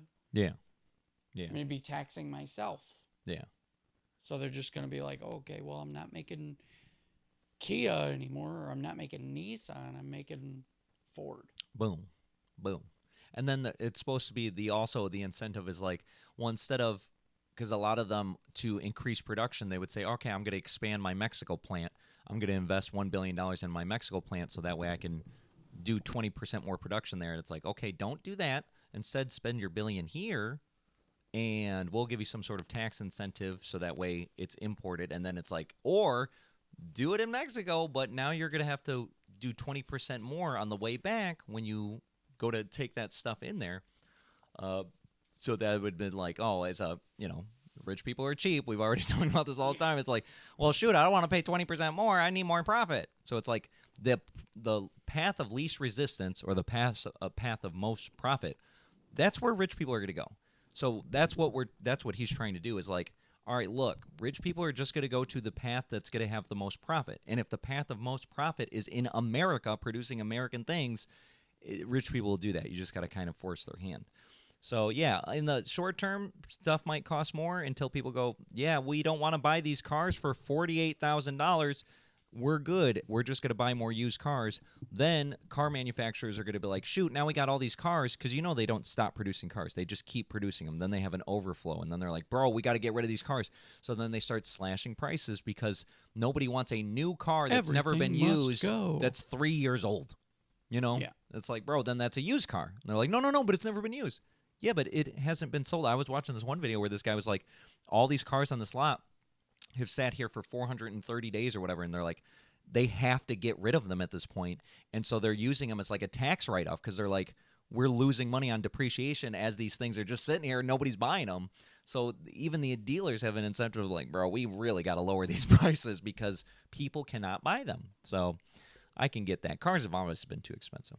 Now, gas is honestly not as bad as it has been for a lot of time.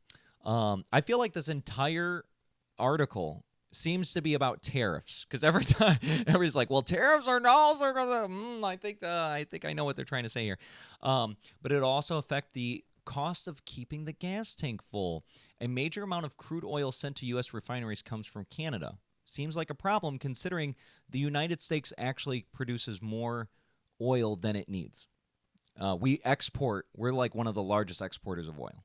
So the fact that we import any doesn't make any sense. It's just kind of policy. Yeah, they're trying to make it. They're like, oh yeah, so much of it comes from Canada. We're gonna be screwed. It's like we could just make more of our own, guys. Or just use what that use. Yeah. So that was the strategy, was having so much. We use what we import and stockpile what we don't. Yeah. And then we had a big stockpile, and then they're like, that's what the Biden administration, they're like, we can reduce costs for like a week. And then they just unleashed the stockpile that they had, and for a week the prices went down, and then after we got rid of pretty much all of our stockpile, they're like, oh, well, now the prices are back up. They're like, oh, well, that was cool for a minute. Now, nowadays, like, I think I just paid, and the craziest part is it really depends on where you're getting the gas. Like, when I get gas in Ann Arbor where I work, it's like $3.30 a gallon, but if you get gas down here, it's like $2.99. So it's like there's a big difference just in geographic area around you, in your city, metropolitan area, stuff like that.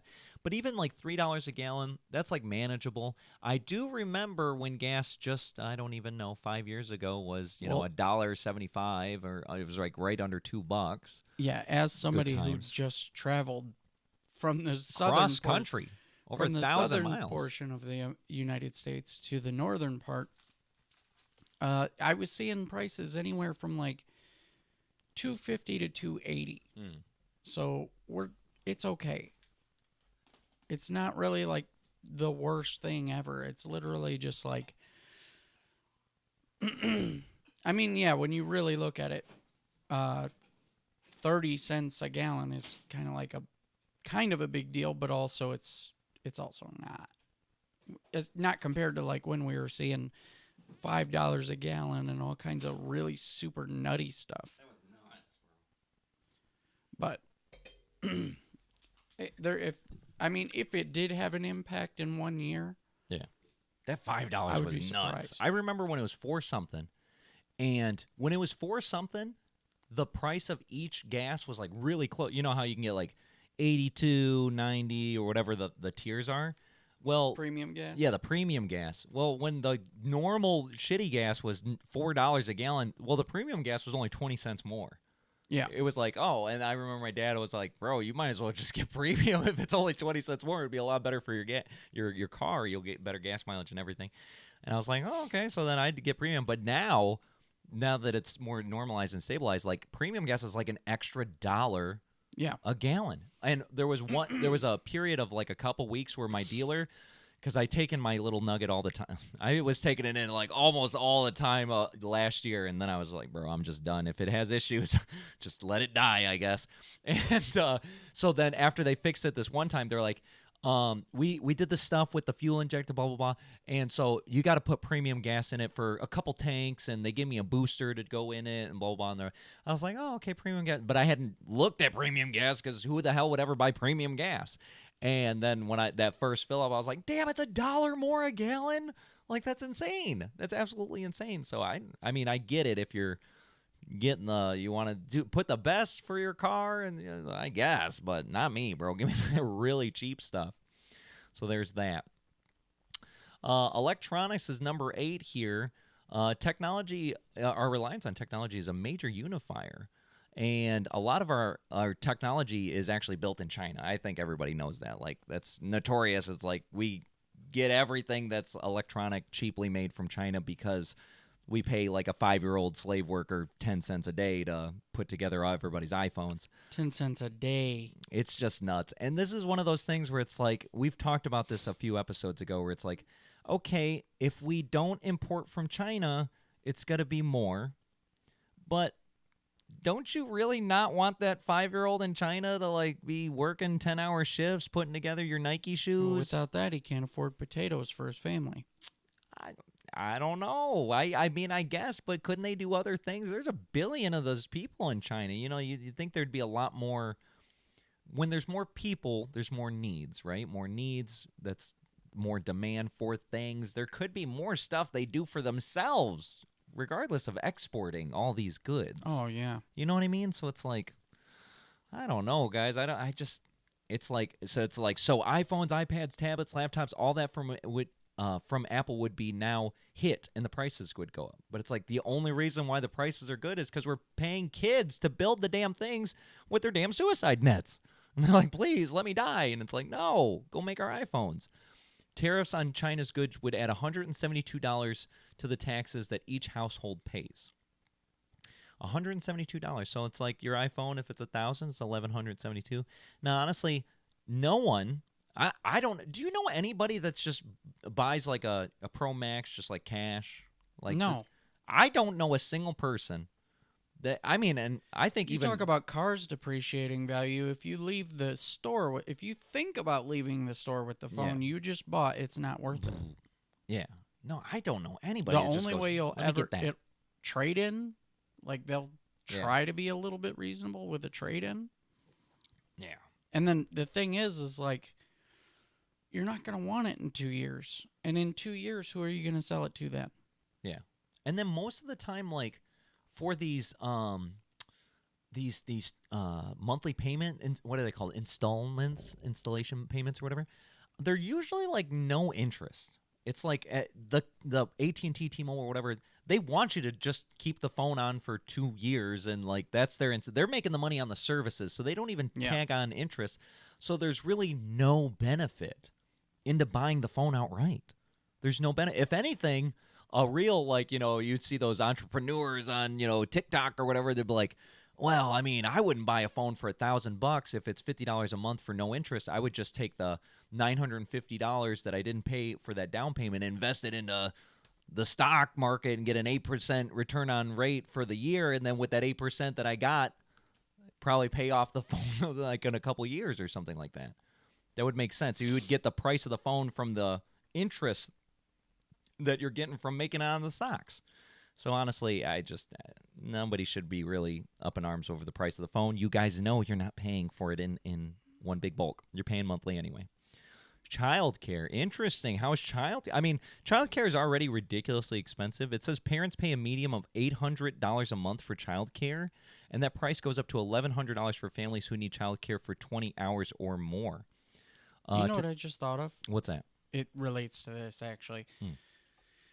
With a field like that, if you're... Childcare? Yeah. So what happens when middle class can't afford it, right? The only way those businesses stay open is by marketing to upper class. Yeah. And by doing what? Raising the prices, like, obviously. Yeah.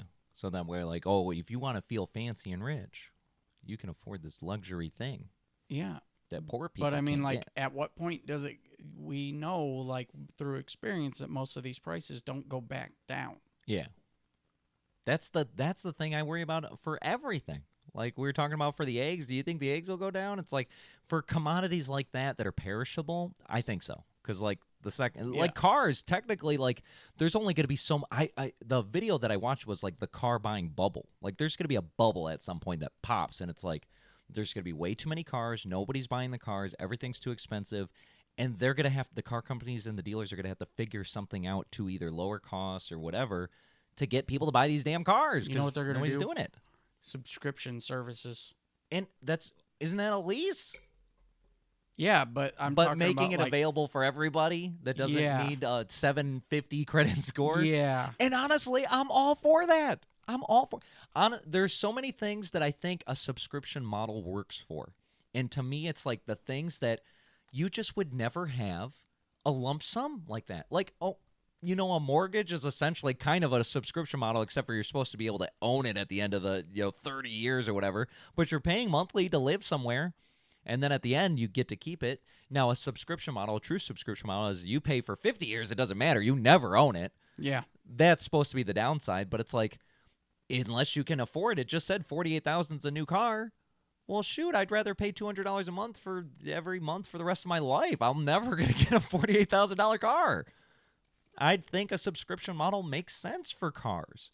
It might even make sense for houses. If you think about it, that's an apartment is kind of a subscription model. I got to leave at some point. If you said that to somebody who was like super money-minded, they'd be like, you're out of your mind. You'll never own it. Yeah, I know. My dad says that all the time. You never own. You only owe. Or like when people say like, oh, I own this house. And he's like, if you have a mortgage, you don't own. You owe. Well, I'll explain to you that right there and the mentality behind that. Some people aren't going to own it anyway. Yeah. Because like there do exist classes within the United States, unfortunately. Yeah. And some of those classes are never going to buy that. No. So you can either live your whole life saving up for it and never have it. Go from shitty car to shitty car. Yeah. Or you can experience it for, while you're paying of a car, $200 a month. And then, to be honest, most of the things that Al and I would consider to lease anyway are things that you're like, I don't want that after 2 years. Like there's 2 newer models. Yeah, that sounds sick to me. I told Jason, I was like, man, I can't wait to get my credit score up enough and not have to work an hour away from where I live, where I could get a lease, because I would just get a lease. People like, oh, well, you'll never own the car. Yeah, but then, the tie rod broke, and I'd just take it to the dealer. Your car's tie rod broke. Yeah, I'll never have to repair the car. I'll never have to sell the car. I'll never have to worry about shit about that car at all. 3 years later, oh, you know what? I didn't really like that model. You know what? I'm gonna go with Jeep this time, or whatever. You could just change your mind. You're not tied to it. I'm like, this sounds amazing. The only downside is like then you never own it, and like a true subscription model, you have to give it back at the. And I'm like, to me, that doesn't sound like a problem. As somebody that's went from like shitty car to shitty car for a long time, and then finally in the last decade here, or the last 7-8 years, I've actually had. I mean, you guys don't remember old Bumper Boy, but Bumper Boy was a good boy. He was a 2012 Ford Fusion that I got in 2016. Well, Bumper Boy's dad, you guys don't know about this. This is secret tech. Bumper Boy had a father. His was the original he wasn't Bumper Boy because he had a bumper. And I got into a massive car wreck in 2016. I'm lucky to be alive because it was 70 miles an hour on the 94 freeway, and I didn't have my seatbelt on. So I should have got flung out of that car, to be honest. I'm flying. But no, I ended up just waking up on the opposite side. I woke up on the passenger side of the car because I started driving. You know that. I was driving at some point. I woke up on the other side. And so that was the first pretty good car. That was a 2012 model in 2016. And then I ended up getting another 2012, the exact same model, in the end of that year to replace that model. And then I ended up taking like the stuff that wasn't scrunched up from this massive collision. So it was like the trunk lid was good. I took my stereo, the speakers out. I think there was one door we took, but basically Frankensteined that car with the next 2012 Ford Fusion that needed some stuff.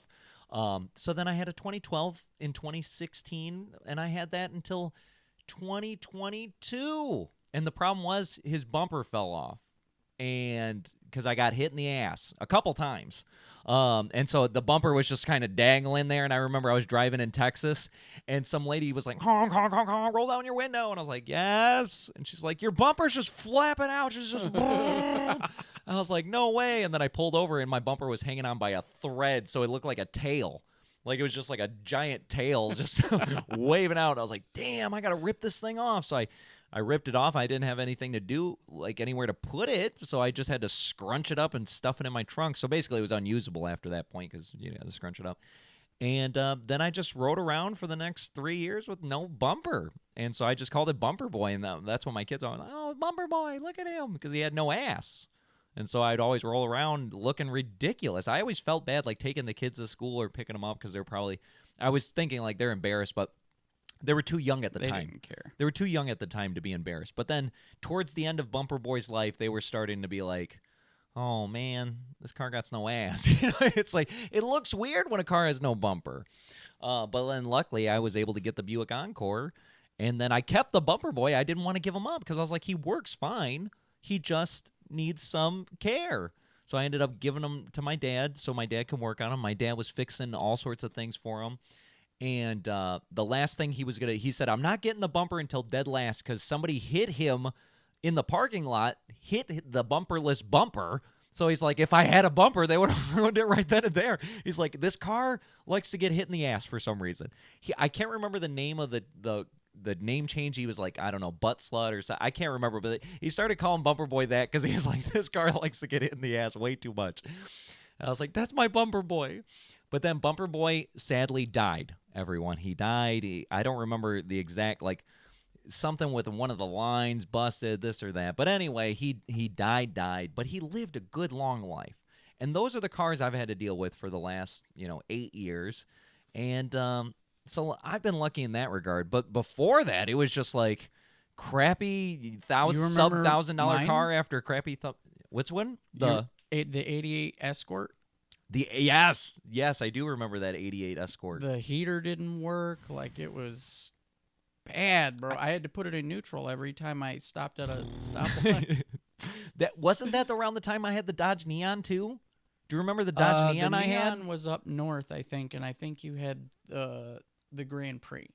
Oh yeah, after the Grand Prix broke, I ended up getting the Neon, and this Dodge Neon, all the unit stuff, the cluster. Oh yeah. So the speedometer, the gas gauge, or thermostat, none of that worked. We used a GPS to figure out how. I had an old TomTom. You guys don't even know what TomToms are. I had to get a GPS to tell me how fast I was going. Because, the GPS would be like, it would track you're going 55, 53. We also used that to track how much gas was in it. Because it was like how many miles. Remember, like, how many miles we could travel on that. Yes, and I would run out of gas. There was at least one time, but I believe there was 2 times where I ran out of gas because I didn't remember. I forgot to record how much gas I had. And I'm like, you could never tell because it was always on empty, but it wasn't. You could fill it up, and it would just be like empty.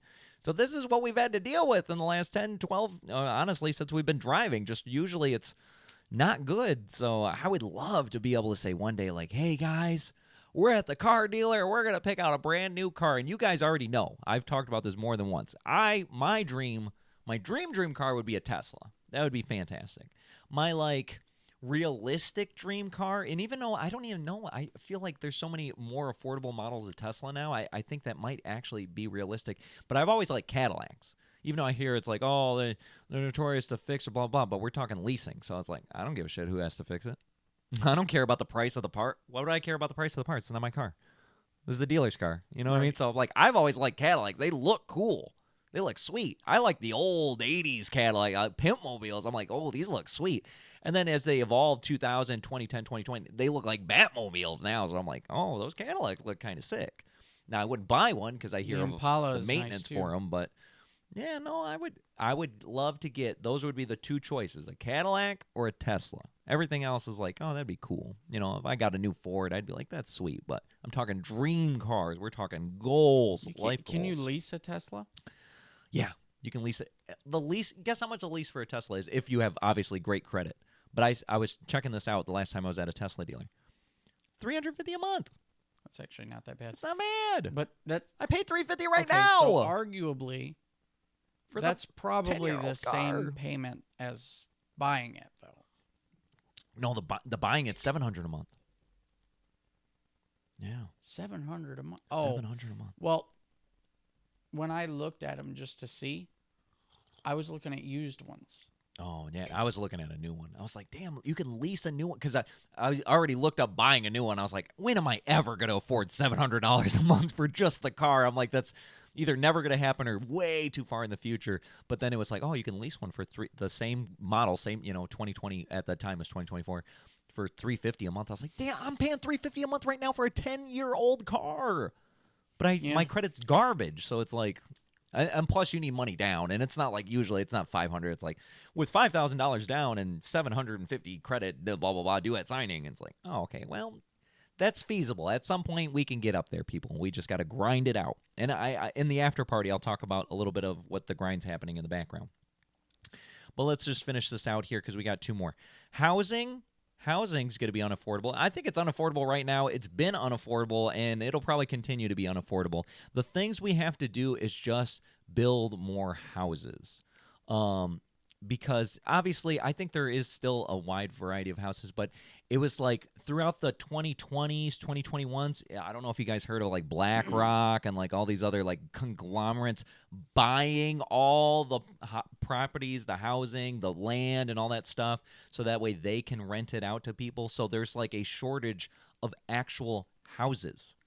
So that's how we're going to get out of the housing crisis, is just building more houses in general. But they're saying, obviously, lumber, wood, and drywall comes a lot from Canada and Mexico. So we're going to see how that goes there. And then the last one is medical care. So we can finish this segment here. Medical care. Medical care has been too expensive. All these things have not just got more expensive because of possibly a tariff. All of these things on this list have been more expensive because of like everything else that's been going on for the last 10 years. Like every one of these things has like been grown at least 50 to 100% in price over the last 10 years. And obviously with healthcare, some of these things, it doesn't make sense. Like I remember seeing a study where it's like America pays more for healthcare than like any other country per person. But it's like the same stuff, right? Like if the pill's made in Sweden and it's like we can make a generic of the same pill, but for some reason we pay more because there's all these markups in middleman's going. I don't really know what the process is, but for some reason, because all the bloat, administrative bloat that we have, bureaucracy, we pay so much more for the same crap. And so honestly, I'm all about universal health care. Like that, I think you should just be able to walk into a hospital, and we all already pay technically 7.5% for you, and then 7.5% for the employer for Social Security. I think it should be the same thing. Maybe it's 1.5% from me and 1.5% from the employer. That's 3% per person, and then now we don't need medical bills. I'm all right with that. I'd have to see what the percentage is. If they're like, well, in order to make universal health care, it would cost 10% per person. I'd be like, all on me, or is it 5 on me, 5 on the employer? Because 5 on me, that might actually be worth it. Because right now I pay, $150. I think I pay $150 per paycheck for medical and dental crap. So that's $300 a month. Yeah, but then what happens there? Does wage go down? You're saying wage? Because the company ain't going to lose on that. They're going to take that out of your ass one way or another. Well, this is the thing. The company's paying for it anyway, because most companies, when they offer a health care, they usually absorb some of the costs. So like my company, they take 50%. So if I'm paying $150 a month, they're paying the other $150 a month. So whatever that percentage is, which for me, I'm like, I feel like it's a really high percentage because I take home less than that would be less than 10% of whatever it is. So it's like, I don't know. It might be more beneficial to just say, hey, let's cut 3% each. And then everybody could just walk into a hospital and be like, my stomach hurts. And like, oh, let's look at it. Boop, boop, boop, boop. You got the poopies. Got the poopies. Here's your pills. And then you go home. Like, I don't know. That's the most Libby socialist thing on my end is like, yeah, I do think universal health care. I do think there should be some option where everybody could just walk into a hospital or urgent care or whatever, emergent ER, and not have a $500 bill just because they went, yeah, you need pills. And then they give you pills. It's like, that cost me $500? Yeah. No way, dude. Yeah, $500.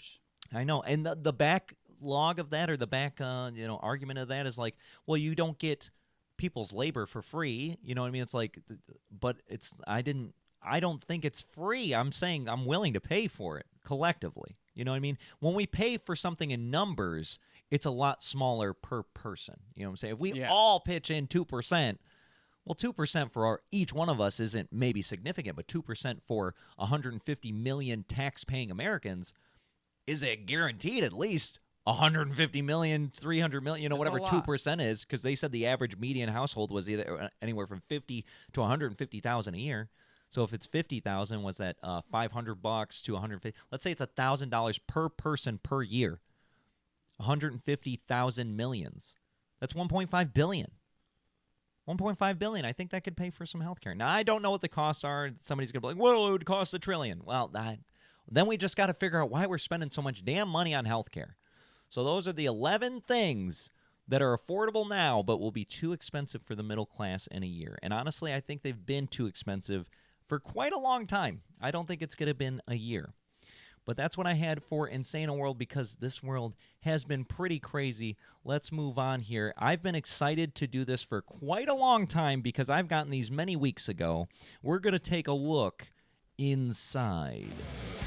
Let's take a look inside. Heavy. Of me. And I got a special thing for the after party, too. I've been sitting on this for a while. I made this with when my kids were here last week, and I was like, man, I just had this idea, but we'll talk about that in the after party. So anyway, remember a couple weeks ago on this stream, Jason wasn't here on the stream, but I got this game from Five Below, and it's called Let's Get Deep, Best Friends Edition. And I said, oh, man, this is really cool. And they are thought questions, and they range from the light questions to big questions to bigger questions. And so I was like, oh, man, these are great conversational topics. But there's like 160 of these. So I figured what we'll do is we'll do 2 per category per week. And then after a year, we'll be through the entire deck. So it'll be able to sustain it. This is only $5. You're like, well, can't you just get through? But this is going to take forever, people you don't understand. So that's why I wanted to spread it out anyway. So what I'll do is I'll just shuffle it up here. We're going to start with a light question so we can get... You're going to do 2 per category per whatever. Why did you just mix them? No, I didn't. They're in sections. In sections. I'm just shuffling. Honestly, there's no purpose to shuffling. It's not like they're in a particular order, I guess, but just because of the card game nerd in me, I like to shuffle things. So that's what we're going to do.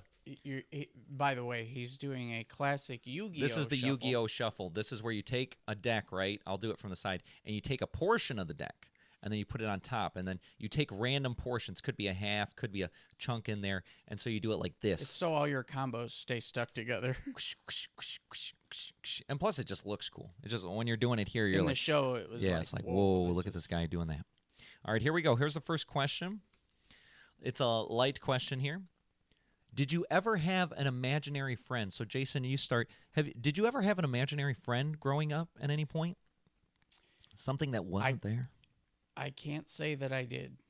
Like, I had some issues that could be probably related to an imaginary friend, but no, I was aware that they weren't, like, there. Yeah, I don't think I had a specific... I remember hearing or something about an imaginary friend, maybe in a TV show or something. I was like, oh, that'd be kind of cool. It was like, oh, hey, Oscar or whatever. But it was like, it's just, I don't know how to say that. Sounded rude out of my head. I was like, I wasn't dumb enough to think there was an imaginary. But you know what I mean? Like, hallucinating enough. I didn't. Was like, oh, this is Oscar and he's really here. You know what I mean? I was like, there's clearly nothing here. So it's like, no, I never really had an imaginary friend. Now, if the question was, have you ever talked to yourself like there's somebody else there? Yup. Every day of my life, I talk to myself like there's somebody else there. That's a little bit different, but I am my own imaginary friend, so I'll take that. All right, let's go to the second light question here. Would you rather be able to speak every language or play every instrument? Ooh, speak every language or play every instrument. I mean, that's a tough one because you can do a lot with both. Both, yeah. I would probably say be able to speak every language, though. Why would you say that? What's going Well, up until recently, I never really realized that, like, other languages were kind of a big deal. Yeah. You know, you spend so much time in America, you're like, it's pretty rare that you run into somebody who doesn't speak Except at for in least Texas, a little. they're like, the pepperoni? They spoke The a pizza. little English. The pizza. The pizza. Yeah. Yeah. Very rarely. And even if you did, it was kind of on them to Yeah. like, you're just like, I'll wait until you figure it out. Point at the pizza you want. That one. Yeah. That's Yeah. the one. Like, it's not on me to figure it out, but now it's kind of like, oh man, you know, that would be actually really useful. I did take 4 years of Spanish, and I can understand a lot of Spanish, but first of all, I can't write it, I can't speak it, but if somebody is saying it to me, Yeah. I'll connect the dots. Yeah. So that would be nice. For me, even though I'm a musician, I would speak every language. I think that's very valuable to be able to go to any country. Imagine just going to China. And I love that one YouTuber. I think it's like Xiaoming or something. He's a white guy. His YouTube channel is called like Xiaomi or something. And he speaks pretty much any language he puts his mind to, but he started his channel in Chinese. And he would go to like Chinatowns or, you know, just random places where only Chinese people, Chinese restaurants or whatever. And he would start speaking in English and they would treat him like some stupid white guy. And then he'd be like, don't wait, they'd be like, oh, what? They're like, you speak Mind better blown. than I do. You speak better than what? How did you do that? And he's like, I lived in China for like 2 years. So then he really assimilated to really get the dialect down. But then he made it his mission to like, I saw YouTube videos that are like, I'm learning this rare form of Tibet thing, blah, blah, and we're going to go down to this thing. And I'm like, that is nuts. That'd be the coolest thing ever. Just to be able to go anywhere you want and to be able to speak that language like it's like there's no... Fluidly. There's no barrier. Yeah, just fluidly. Like, let's just have a conversation. Like, that would be... To me, that's almost like the ultimate human superpower. You know what I mean? Like, obviously, super strength, fly, teleport, whatever, but like...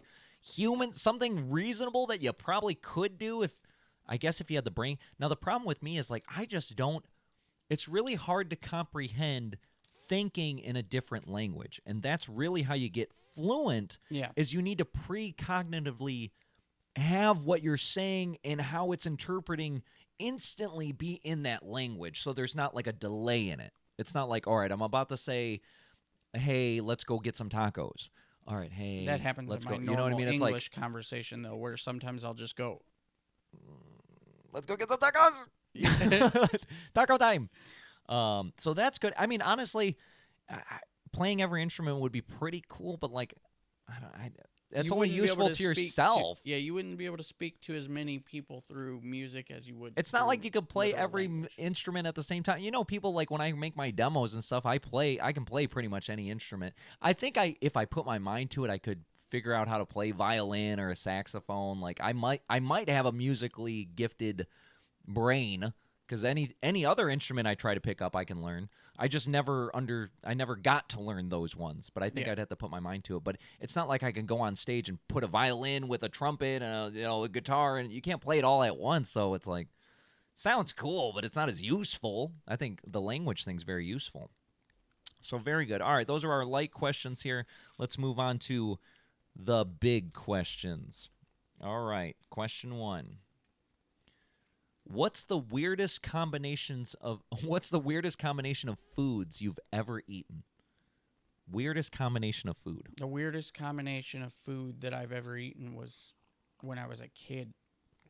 And I remember it vividly because me and my stepbrother used to like to put on cooking shows in the kitchen. Heck yeah. Not for anyone, of course, and definitely not my mom. But we took Coca-Cola and poured it in our mushroom soup because we weren't too super fond of the mushroom soup anyway, and we figured we were just going to throw it away. Damn. But that's not what happened. We got caught putting Coca-Cola in the mushroom soup, and were then subsequently forced to eat it. Oh, no. You're like, no, it tastes so bad. Yeah, it was like, no, that costs money. You're not wasting that. Both of those things. So guess what? Enjoy your Coca-Cola mushroom soup. And that was it. It was a wrap. We sat there and ate that disgusting soup. Now, do you like mushroom soup more now because you're like, oh, it doesn't taste like Coke, or do you associate it? Have you had mushroom soup since? Yeah, I wasn't traumatized. Like I was traumatized by the. You don't understand the combination of Coke and mushroom soup. Yeah, it's nuts. not that. It's terrible. I would not recommend it to anybody, but no, it's not trauma. I see Skip's in the chat. I didn't get to say hi, Skip. Hey, Skip, what's going on? I just want to read back a few of these here. My dad had a Colgate Green Geo Metro. Oh, I remember a Geo Metro myself. Third gear didn't work, and the driver's side window took 2 hands to put down, and it was a crank window. You remember the crank windows? You had to crank them boys. Now people go, that's what I mean. Like, a cool feature in the 90s was like, oh, I got motorized windows, and everybody else was like, damn, I got to crank this thing. And then now it's like we all got motorized windows. You remember how embarrassing it would be if somebody went like this, like roll your window down, and you if you had to roll the window down, like literally roll the window down. Yeah, like some sort of poor person. You just acted like an asshole, and you don't work. Don't. No, you just like you went like it don't work. Get out of here. Get out of here. I don't want to talk to you. You probably did want to talk to them, but you weren't rolling that window down. Because if it was somebody, either you didn't want to talk to them and you weren't doing it because it's too much work, or you did want to talk to them and you did not want to be embarrassed by having to crank. Because they still sell, like, up until I'd say a few years ago, because my ex-father-in-law, he bought like a truck that was like relatively new, but to save money, it was a hand crank window. And I said, when I got in, I was like, there's no way this is a hand crank with manual locks.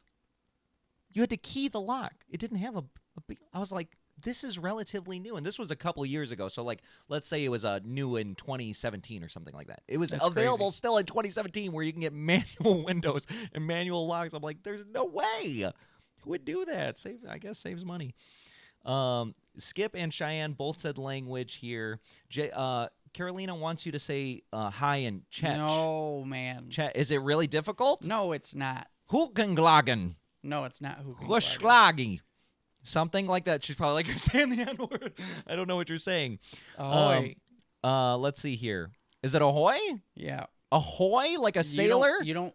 Ahoy! You don't. Ahoy! Like you don't, too much H. Hoy! No. Not enough A. Now you're only doing the H. Ha. Oh, yeah, the ha. Yeah. Oi. Like, oi, you're oi. forgetting the A, though. I know, it's weird. What am I saying in Czech? Ahoy. I'm just making this up. Ahoy. Yeah. There we go. We're close. Pretty close. Cheyenne said pickles and Nutella. I could see, it's kind of weird, but I could see like some sort of like, oh, I want some sour, savory thing, peanut butter and bacon. I think peanut butter and bacon is something I wouldn't eat it ever. Not in my life. It'd kill me, but I can see how those would actually kind of go together in a way. And Carolina said pickles and apricot. Apricot. Those are weird. Yeah, pickles and anything that isn't pickles is weird.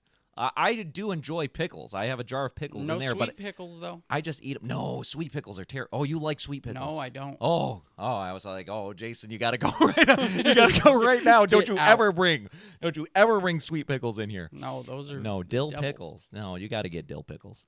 Now, the weirdest combination of food I have ever eaten. I remember specifically because it was a really funny moment looking back at it. But I was hanging out with Dylan. Once again, lead guitarist of Ever Disappointments. This was way back in the day, so we're talking 2010 possibly. And I remember we got super high at his house, smoking weed, like hooligans, right? So we got super high, and I'm like, oh, let's go into a fridge, right? And he lived with his mom at the time, right? So the fridge was completely stocked with everything, just like a good mom would have. It's like everything's in there. And so I'm like, oh, man, I want something to eat. Oh, there's bagels. I was like, oh, bagels, that is good. Oh, and then I was thinking of like what to put on this bagel, right? So I grabbed like cream cheese, peanut butter, jelly, mustard, ketchup. I started grabbing everything, and I remember, I don't know why in my head I was like, all the flavors are going to be so good, bro. And so I put everything out. And Dylan, I remember he was like, you better eat that. You better eat that, dude. You better not be like wasting food or whatever. And I said, no, I'm going to eat it, bro. I'm going to eat it. And I ate it. And I don't remember it being bad. It wasn't something like I was like, oh, I'm going to throw up. Like I was so gone that I thought it tasted good. Like I don't remember what it tasted like, but I just remember I remember having like, I wouldn't say a pleasant experience. Like it was so great, but I don't remember it being bad. And I ate the whole bagel. That's because you were high. Mayonnaise, I'm telling you, I grabbed every condiment you could possibly put on this bagel. It was ridiculous. There was probably like 8 or 9 different condiments on that bagel. So that would have been the weirdest thing I've ever eaten in my life, and I was glad Dylan was around for that, so that way he can tell the tale from his end too. Like, I remember this one time this guy put like every single thing you could eat on a bagel, and it was ridiculous. Except the kitchen sink. Literally. Let's see here. Number 2. If you could be invisible for 1 hour, what would you do? If you could be invisible for 1 hour. That feels like the most like... Do I get to choose where I'm at when it starts? Yeah. Yeah, you get the bank. You'd rob a bank? Bro, why not? You're invisible. Yeah, but then the money's all like traced, isn't it? Isn't it like, oh, well, all the bills that have D1, 2, 3, 5, 6. I'd buy a car wash for cash immediately after. I mean, like, I don't know and then what I to would tell do you, money but laundering. I don't know what to tell you, but like, what? There's 2 kinds of trouble you can get into with being invisible. Yeah. I'm live right now on YouTube. Oh. You know what I mean? Like, there's all kinds of things you could do. I think the most reasonable one is robbing a bank. Most reasonable. Okay, so obviously you can see where Jason's brain waves are going, where they're thinking nefariously. How are you gonna help somebody with invisibility? Go ahead. I wouldn't help somebody, but I'm thinking be in a place as like a fly in the wall. You know what I mean? To see something like top secret, to see something Area like 51? Maybe Area 51 or like be in a secret service like in one of those top where they get all the war generals together and they're like, we're about to do this and that, or like something really cool like just that. Go over and see Putin and he's just sitting there picking his nose or something. Oh, something nasty, yeah. He's like imagine in Bill Clinton area and he's getting Monica Lewinsky. Oh, see, you know what I mean? That's like, what I mean. Not like me. I wasn't one type of trouble. Yeah, no, yeah. I was just thinking like be somewhere where you shouldn't be. Not like take their money. He's like, I would take all their money too. It's insured. It's insured. Well, that's true. That's true. I'm paying for that insurance. That's true. I'm trying to think of what else. Like, obviously, there's like, I'm sure if like you're like, well, if I'm invisible, but you're still physical, you know what I mean, right? You're invisible, but you're still tangibly I'm there. Obviously taking some liberties with where my superpowers go. Gotta like be that able to grab it. Yeah. episode of Futurama where Zoidberg just ate all the money. Yeah. Gum, gum, gum, gum, gum, gum. And then just left. Yeah. No, I get that. I can see how somebody would say something like super. I mean, that was honestly pretty tame compared to how spicy you could have got with being invisible. Like, I think if I had asked my dad the same question, I think it would be incredibly spicy. I wouldn't do that. Incredibly spicy. Even if I was invisible, I wouldn't do that. No. Yeah. Because, you know, people have the rights and stuff. All right, we're here. We're at the biggest questions here. We went through the light. We went through the big. Shuffling does nothing, but it makes me feel cooler. Here we go. Heart of the cards. Yes. Jinx. Double Jinx. You owe me a Coke. He didn't do the thing. Which member of the family do you think you know the least about? So which member of the family, that's weird. It's almost like your own family. So I guess I don't know how you want to phrase that question, but it says, which member of the family do you think you know the least about? So in general, because I guess like everybody would have somebody like, I know there's an Uncle Dan somewhere that I don't know, but it's like of the people you know, I know. Who do you know the least about of the people you know? You get what I'm saying? I know an interesting way to answer this question for me. Yeah, go ahead. Somewhere out there, I have a half sister. No way. Never met her. You think she's watching the show? Probably not right yet. Not yet. Maybe eventually. Ooh, that'd be crazy. everybody out there who has a half brother they don't know is like, it's me. I'm like, no, it's not. Call you. him Trust up. me. It's not you. Unless it is, but I mean, like, I doubt it. That'd be pretty cool. Is that somebody you'd want to meet at some point? Or I you wanted don't to wanna meet her when I was with my Aunt Mary, but she was like, oh no. So you know physically. My of her dad wrote existence. me a letter telling me that she existed. My aunt and my mom's side of the family vehemently disagreed with it and said, like, that is nothing to do with you. Damn. Nothing, but it's father's blood. Yeah. That's crazy. That's Wild. crazy. That'd be pretty cool to have that come like full circle. Like, oh, I saw you on the show and you're my brother. Like, oh, that's nuts. Like, or DNA testing, because I'm not taking applications for being my half-sister. That's right. 23andMe. Which family member? So for me, I'm trying to think here of how to phrase this question, because obviously I'm thinking like all of my family. Which family member do I know the least about? I feel like... And don't pick a child just because they haven't been around. I don't know these kids. Yeah, you're right. Yeah, I'm trying to think as like somebody that I would know a lot of compared to the rest to not know much of. I'd have to say it's probably Juanita, my sister Juanita. Like if I had to pick like all my closest things, not just some random cousin or whatever. But you do know her well. I know her kind of well, but not like, you know, she had a kid at 13 or 14, like Giselle. Like she was really young when she had Giselle. Really young, probably 14, I think. And then after that, you know, she kind of moved out. And when she was 14, you know, I was 16, 17. So it's like we didn't have a lot of time. And plus, she lived with my mom, with Ramon, versus me and my sister living with my dad. So I would say, like, between the two, I would know Ramon more because we spent more time together as brothers, whatever. But as far as, like, Juanita goes, I don't think I know her as well as anybody else. Like, obviously, I know Christina the most. I spent the most time with her, and then Ramon the second most. You know, I obviously know my dad pretty well. I'd like to say I know my mom pretty well, but that would be another one where I'd say, like, I don't know if I know my mom enough. But what was cool was I got to live with my mom for 6 months when I moved up from Texas.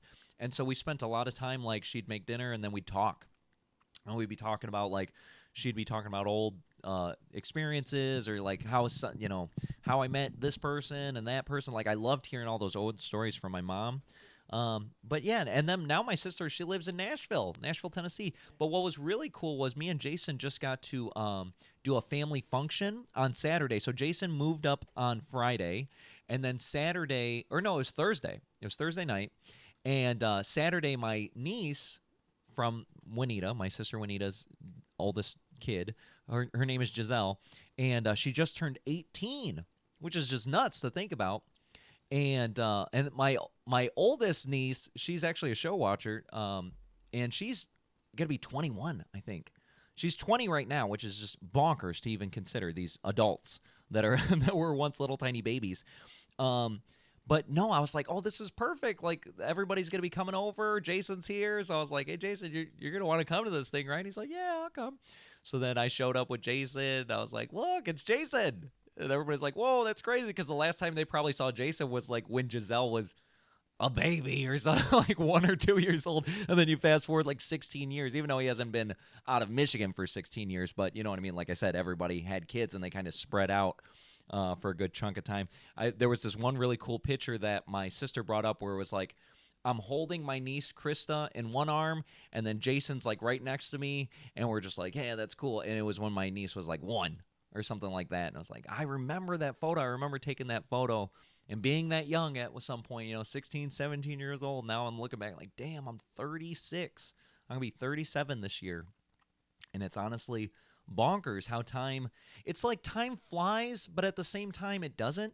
I can look back at the last 20 years and be like, a lot's happened. Like a lot, like it's crazy. I feel like I've lived multiple lifetimes in the last 20 years, but at the same time, you're like, oh, but I'm 37. So it feels like in the blink of an eye. So it's a conundrum because I can tell you both. It's like it feels like it's been yesterday and it feels like I've lived multiple different lifetimes. but just because of how much has went on in the last, and it's crazy to think 20 years, but in 3 years I'm going to be 40. I was just talking to my dad about that. I was like, man, it's just crazy to think I'll be 40. I don't feel 40. I don't even feel 30. Like if somebody asked me, like, how old do you really feel? Like if you just had to throw out a number, I'd say 28. I feel 28. Prime. I'm in the best shape of my life, first of all, which is nuts to even think about at 37. But it's like I've always been a chunky boy. You should see these photos. I'll have to find them where I was like really chunky. I was like 230 pounds. Every time you was say like that, my I'm prime. like, you weren't that chunky. I was Papa Bear, bro. 230 pounds. I had this big old gut and big old hey everybody, it's Albert. Hey, what's up, guys? Like that was me. I hit 210 at one point. 210. 210 was my max. That's crazy. That's when I was selling furniture. Selling furniture. You're like, man, I had to fill out these suits.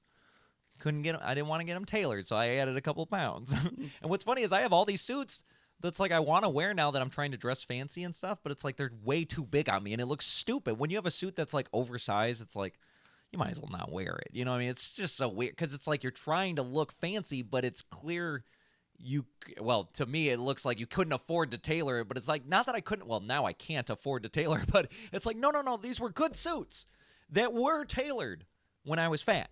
And then I lost all this weight, and now I need to go get them retailored again, which I just don't think is I don't know. It's not something I want to spend money on right now. If you were going to spend that kind of money, you might as well just buy new suits. Yeah, except for the 2 suits I have. Like the rest of the suits, I'm like, absolutely, it would just cost probably the same. You know, if I had to spend $100 on tailoring, I probably bought some of these for $100. But I have 2 suits that were $1,500 each. And like those suits, I'm like, I'm going to keep these forever, but they're puffy on. They're like they're 40, I think they're 42 Rs, and now I'm like down to like 38, something like that. So I would need to get it substantially tailored. But yes, that was pretty cool. So Juanita, need to get to know you more. All right, we're here for the last bigger question for the look inside this week. Let's draw one. If you had to move someplace you've been to on a vacation, where would it be? And if you haven't been to many places on vacation, you can even open this up to if you had to move to someplace anywhere, where would you move to? Like you could just pick it. It's not a cost of moving. It's not like, oh, you would have to think about affording a house. For some reason, you had a mythical scenario where you could pick any place in the world, and then you could just instantly buy a house. And just live there. And just live. Well, it would have to be the Czech Republic now. This is some bullshit. This is some bullshit answer. Yeah, you're saying that because you're like, oh, I want to move there after the kids grow up. Like, oh, yeah, now I'm going to have to go all the way across the world. Interesting. If I had to pick any place in the world. Japan. I would really... I mean, I really want to see Japan first. It's like, yeah, I've never been there, and man, do I love Asian women. So it's like, I think that would be not prime, the same thing. Prime real, well, specifically Japanese women. Okay. I'm not being I can't be racist if I single out one of the Asians, right? Is that weird? I don't think that Japan. I mean, I like counts. Chinese women too. You know what I mean? And I can see Korean women. Honestly, Japan most of the isn't Asian. in Asia. Yes, they are. You're saying Japanese people aren't Asians? I'm saying they're like not. They're like Hawaiians are to United. They're like, it's basically an island. They're still Asian. Asia. I don't know. They're from Asia. Asia. Whatever them Japanese women are, give me one. One, please. To go.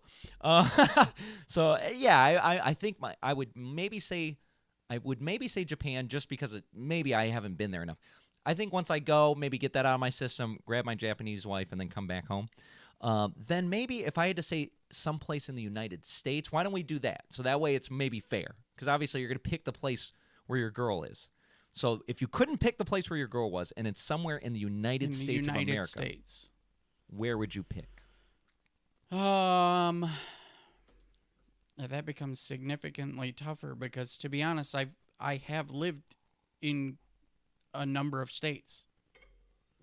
Like I've lived in Illinois, I've lived in Georgia, I've lived in Michigan, and I've been to California. I've not lived there. Did I already say Texas? No, but you Yeah. did a substantial amount of time. Yeah, there. I did some time in Texas. Did some time in there. Yeah. The thing is like I would say Texas has the best weather. It's a good spot. But not all the way in the southern part of Texas. Yeah. Like the closer you get to the ocean in Texas, the more miserable you become. Yeah. Because of the humidity. Yeah. But like Dallas area, you don't have to deal with that. Ennis was extremely nice. Yeah, it's a nice place. I liked Ennis. I liked Texas. It was a good spot. That's why I was always telling you, like, I'd probably just come back here. And you're like, I'm going up. I'm like, okay, that works too. Yeah. That works too. If I had to pick a spot, I have two answers, I feel like. Because one, it feels like where my sister is, like Nashville, it's like the middle ground. It's not too south to be really hot in the summertime, but it's not too north to really experience winters either.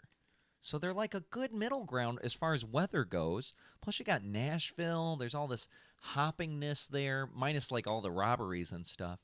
But, you know, we all deal in Detroit. Detroit's robbing everybody. Yeah, well, that was a lucky instance that I didn't get robbed. Yeah, so it's like, I don't know. I feel like Nashville might be pretty cool. Then the other place I would say would be California. If I had to pick one of them, I think I'd say San Diego.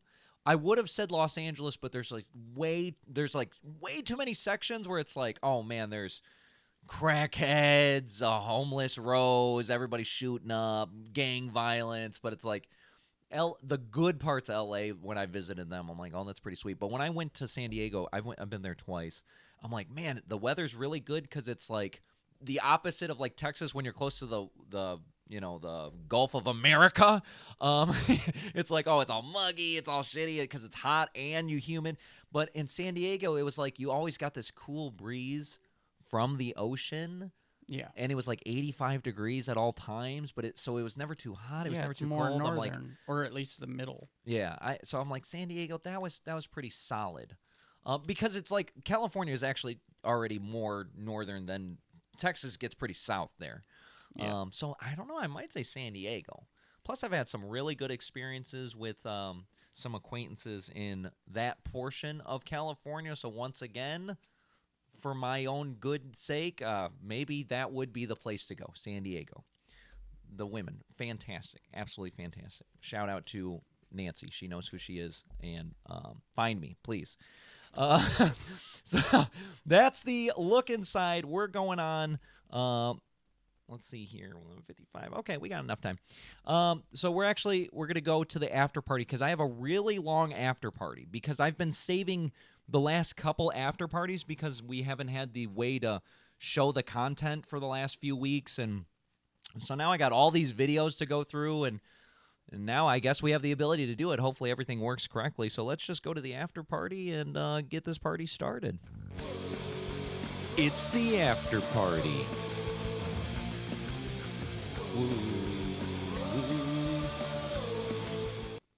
Yeah, we're here. So the after party is essentially a giant mix mash of all sorts of nonsensical bull crap that I couldn't fit anywhere, and I waited till the end because those are where the diehard fans like you guys that are still here would exist. So the first thing I want to start off before I get to the funny or wacky or interesting videos is I created this because remember a few episodes ago I was like, man, I got this song and I really like this song, but my band's like, it's too heavy. It's too heavy for us. I don't know, Al. It's just too heavy. And I was like, man, You worried about heads exploding? I just kind of want to play it. So I was like, man, I don't know what to do with it. So what I did was it was an experiment. I said, I wonder if I can make like a lyric music video for it. How hard would it be to make a lyric music video? So I just dabbled into it. And then one night I was hanging out with the kids and they're playing VRs and stuff like that, and I was just sitting here in the living room watching them. I was like, all right, let me try this. And so I think it took me about 2 hours to make this thing. And I was like, oh, that's actually not too bad in the grand scheme of things. Obviously, 2 hours is a long time, but I was like, that's not too bad. I could do this for, honestly, every song we ever put out. I don't know why it took me so long to do this. Obviously, I've gained experience, but I created a lyric video for that Inside song that I was talking about here. So I'm going to play that for you guys. Everybody just jam along. Hopefully you're wearing headphones. Headphones are recommended always at all times.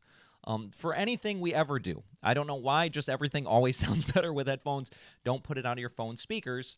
It just wouldn't be the same. So let's throw this up on the big screen.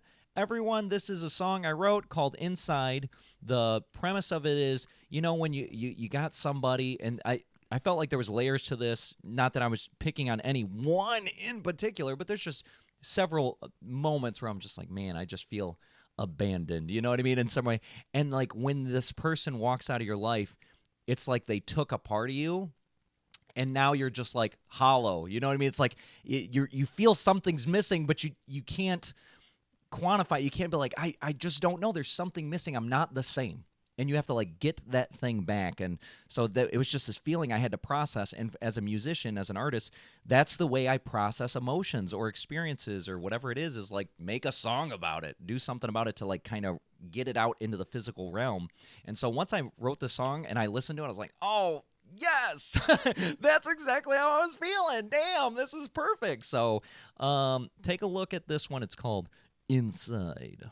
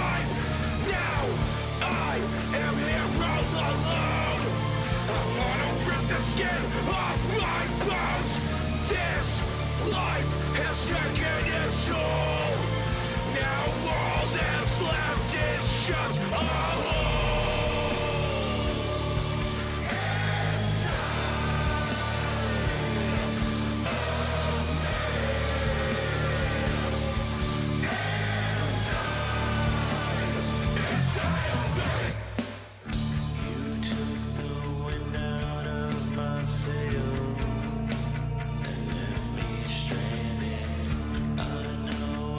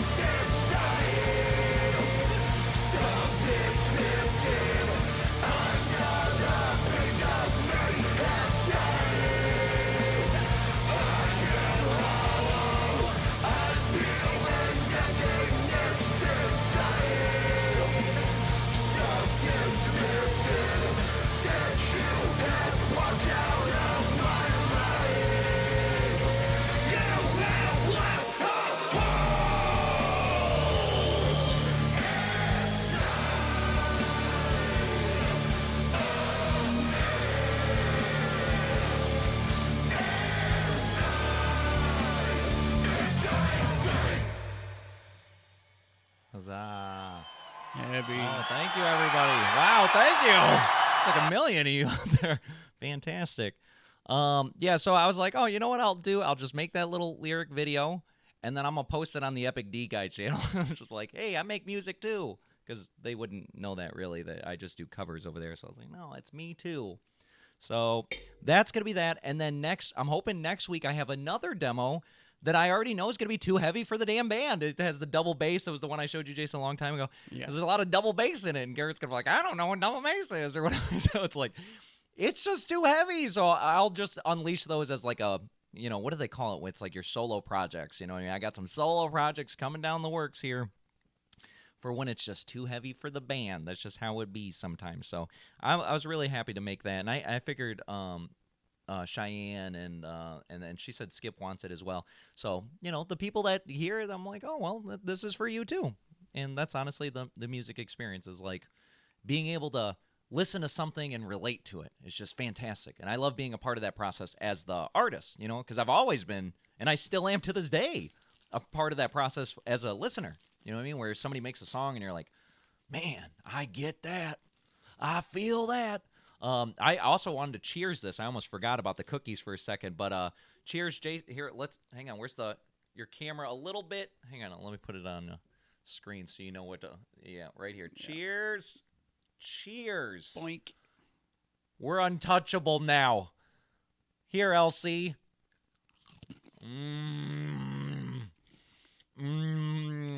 Oh, Mrs. Illich. We just got demoted to customer. Hey, I heard you're eating them cookies. Now, honestly, pretty good. Yeah, I mean, they it's do like a good job with the cookies. That's why they were firing people for eating them.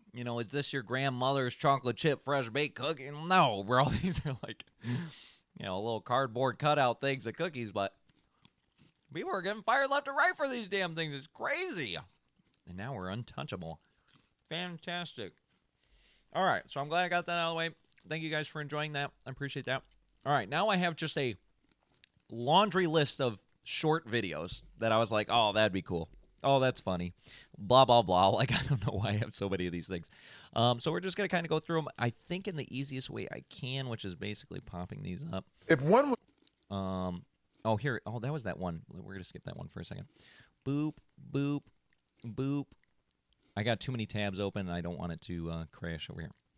All right, let's throw up the TikTok and get started here. Oh, forgot. Oh, you're done. Look at this, Jason. Watch this man here. Look at the nunchuck action. If you were on that side of the dummy, you're a goner. Yeah, I would hate to be that dummy. Oh, boy. That could have been you. It's always crazy when you see nunchuck videos because you kind of have to know a little bit about nunchucks. Yeah, because otherwise you'd be like slapping yourself a little bit. I mean, or you're even saying just like to look to at know the it. video. Oh, like, yeah. Because they're actually very difficult to. Normally you see videos of people beating the crap out of those dummies, and it's like, oh, it's some dummy. Well, usually it's somebody making that thing fly, like they're punching it, and it's like, ugh. But like the nunchuck, it's just like, is he hitting it or is he just going? There's not enough mass to make it flat. But if you were that dummy, you'd be like, ow, ow, ow, ow. You might have got a lot of broken stuff. You would be definitely moving a lot more than that. It would be not very good for you. Let's see this dog here. Look at these dogs. He saw the tiny hamburger. Flex on. He's flexing. These dogs know. They're like, bro, you can't just give me two. Quit playing. This dog. What is that? Wait, my 2 nuggets. He's so sad. He's like, are you dead serious? Eat. I always love when the dog doesn't get mad. They're like, but obviously just he's like, what? Hang on, let me check one more time. That dog didn't even look. He didn't even look at the bowl. He's like, I am not doing it.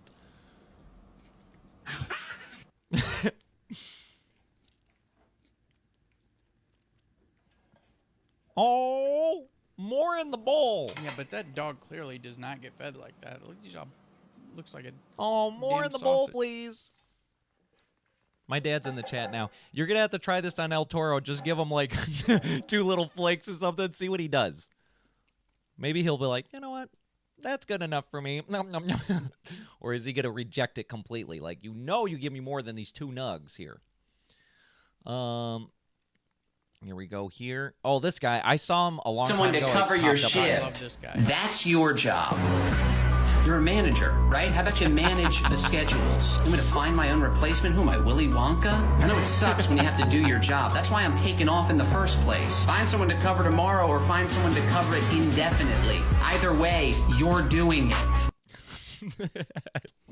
I love that. As a manager, I'd be like, no! I'd be on that side, but like when you need the coverage, like as somebody is like, yeah, you either find somebody to get covered or you're going to have to cover it yourself. Hello, that's just how this works here. And he had a ton of those videos, I'm sure. Did you hear me? I said I couldn't be there. Yeah, no. I'm not going, just so you know. So cover it or do something else. What am I, Willy Wonka? This one is these 2 babies. Look at, they're little tiny babies. They started a band in their garage. Look at this.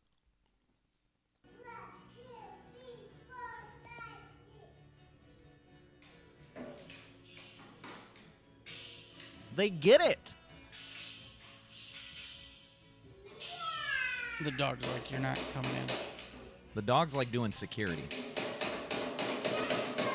See, he gets it, like the action of the sticks, you know what I mean? It's like, you could tell they got it. Obviously, they're babies. They're not. It's not Mozart. Gibberish, yeah. And this is the craziest part. Then they change places. And that kid really gets the guitar. I mean, he really got the drums too, but he's like holding it correctly, strumming it. And that dog is just like, what are you looking at? Can't you see what we're doing over here? Legendary. He's got some moves with the guitar, though. That's what I'm saying. And that's the kid he was doing the drums before. And that kid obviously knows what he's doing with the drums. No, Goku. That you weren't one of the videos. But it's just like, if I was that parent, and I can tell, like, my kids have, like, as soon as they pick up certain things, you can just tell when you have the ability to latch onto something. So I'm like, oh, they will be able to be musicians at some point when they want to do it. Like, you can't force them to do it, but when they want to pick it up, you can just tell. And if I could tell when they were tiny little babies like that, it'd be like, oh, bro, we gotta, I don't know, get them lessons or something. Like, I'm curious to see how those kids, let's check up on them in like 10 years or something like that. Maybe they are the next Oasis or White Stripes or something like that. That'd be pretty intense. I saw this and I said, man, I wish my shows were more like this, but you guys just don't put enough action out there. Now, this is a hardcore show.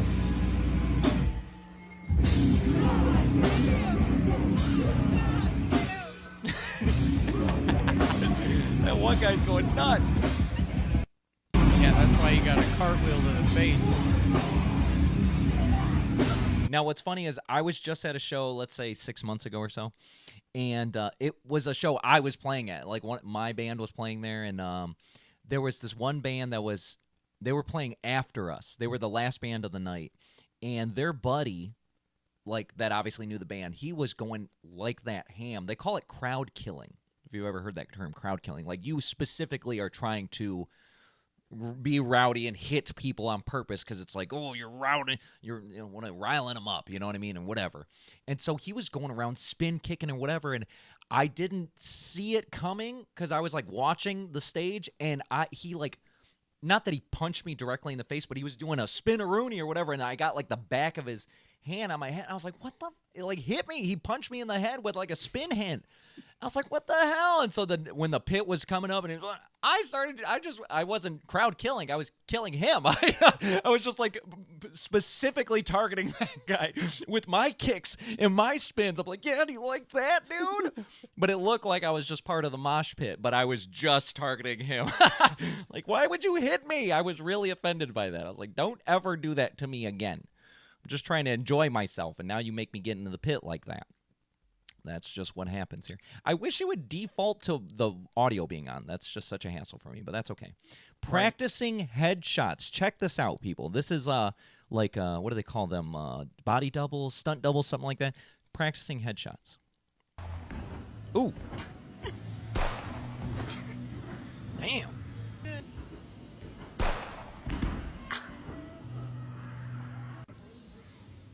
Is the floor legit just that bouncy? Yeah. So that way they don't hurt themselves when they fall. But man, that is just. Hang on, I got to do that again because that was just bonkers. That one was good. That was real. They all seem like really realistic as far as like how instantly they ragdoll.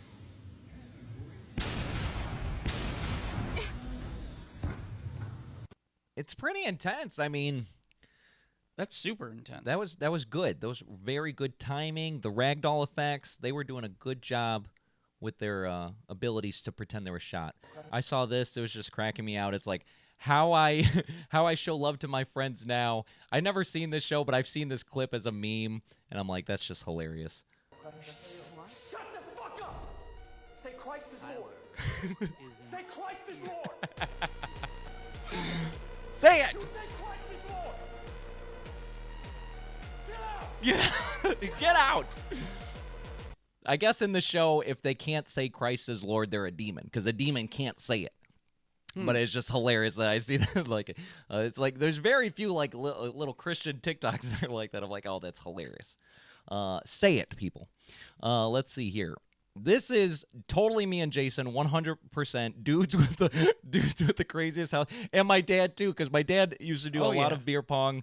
And so I totally get it. You got house rules. He wrote the rules on the back of his garage door. You know how everybody has a garage door and then on the inside it folds up or whatever. So when it fell down, you would see all the rules on how to play the game of beer pong when you were at my dad's house. So this is kind of what reminded me of us. Oh, I forgot the freaking audio. There has to be an easier way. Maybe a button? There's like a keyword. Finger roll. And one. Yep, that's 3, baby. Finger roll. Shot. Ooh, that's all 3 corners. That's 3 cups to start the game. Let's go. What? Skyscraper. Funnel. That's funnel cake. Funnel cake you get at 6 Flags. That's 6 cups. But since I'm a nice guy, I'll only take 3. Nice guys finish last, so I'll take an extra 1 for being a nice guy. That activates side salad. Side salad comes on top, I send it back. That's on top, I'm sending it back. Side salad would be nothing without a floater. Is it a floater? It's a floater. That's 1. Only 1 cup left. I think that's it. What's going on, Caleb? What? That's it. Game. You fell for it. Game over. I win. You lose. Now you gotta kiss your mother-in-law.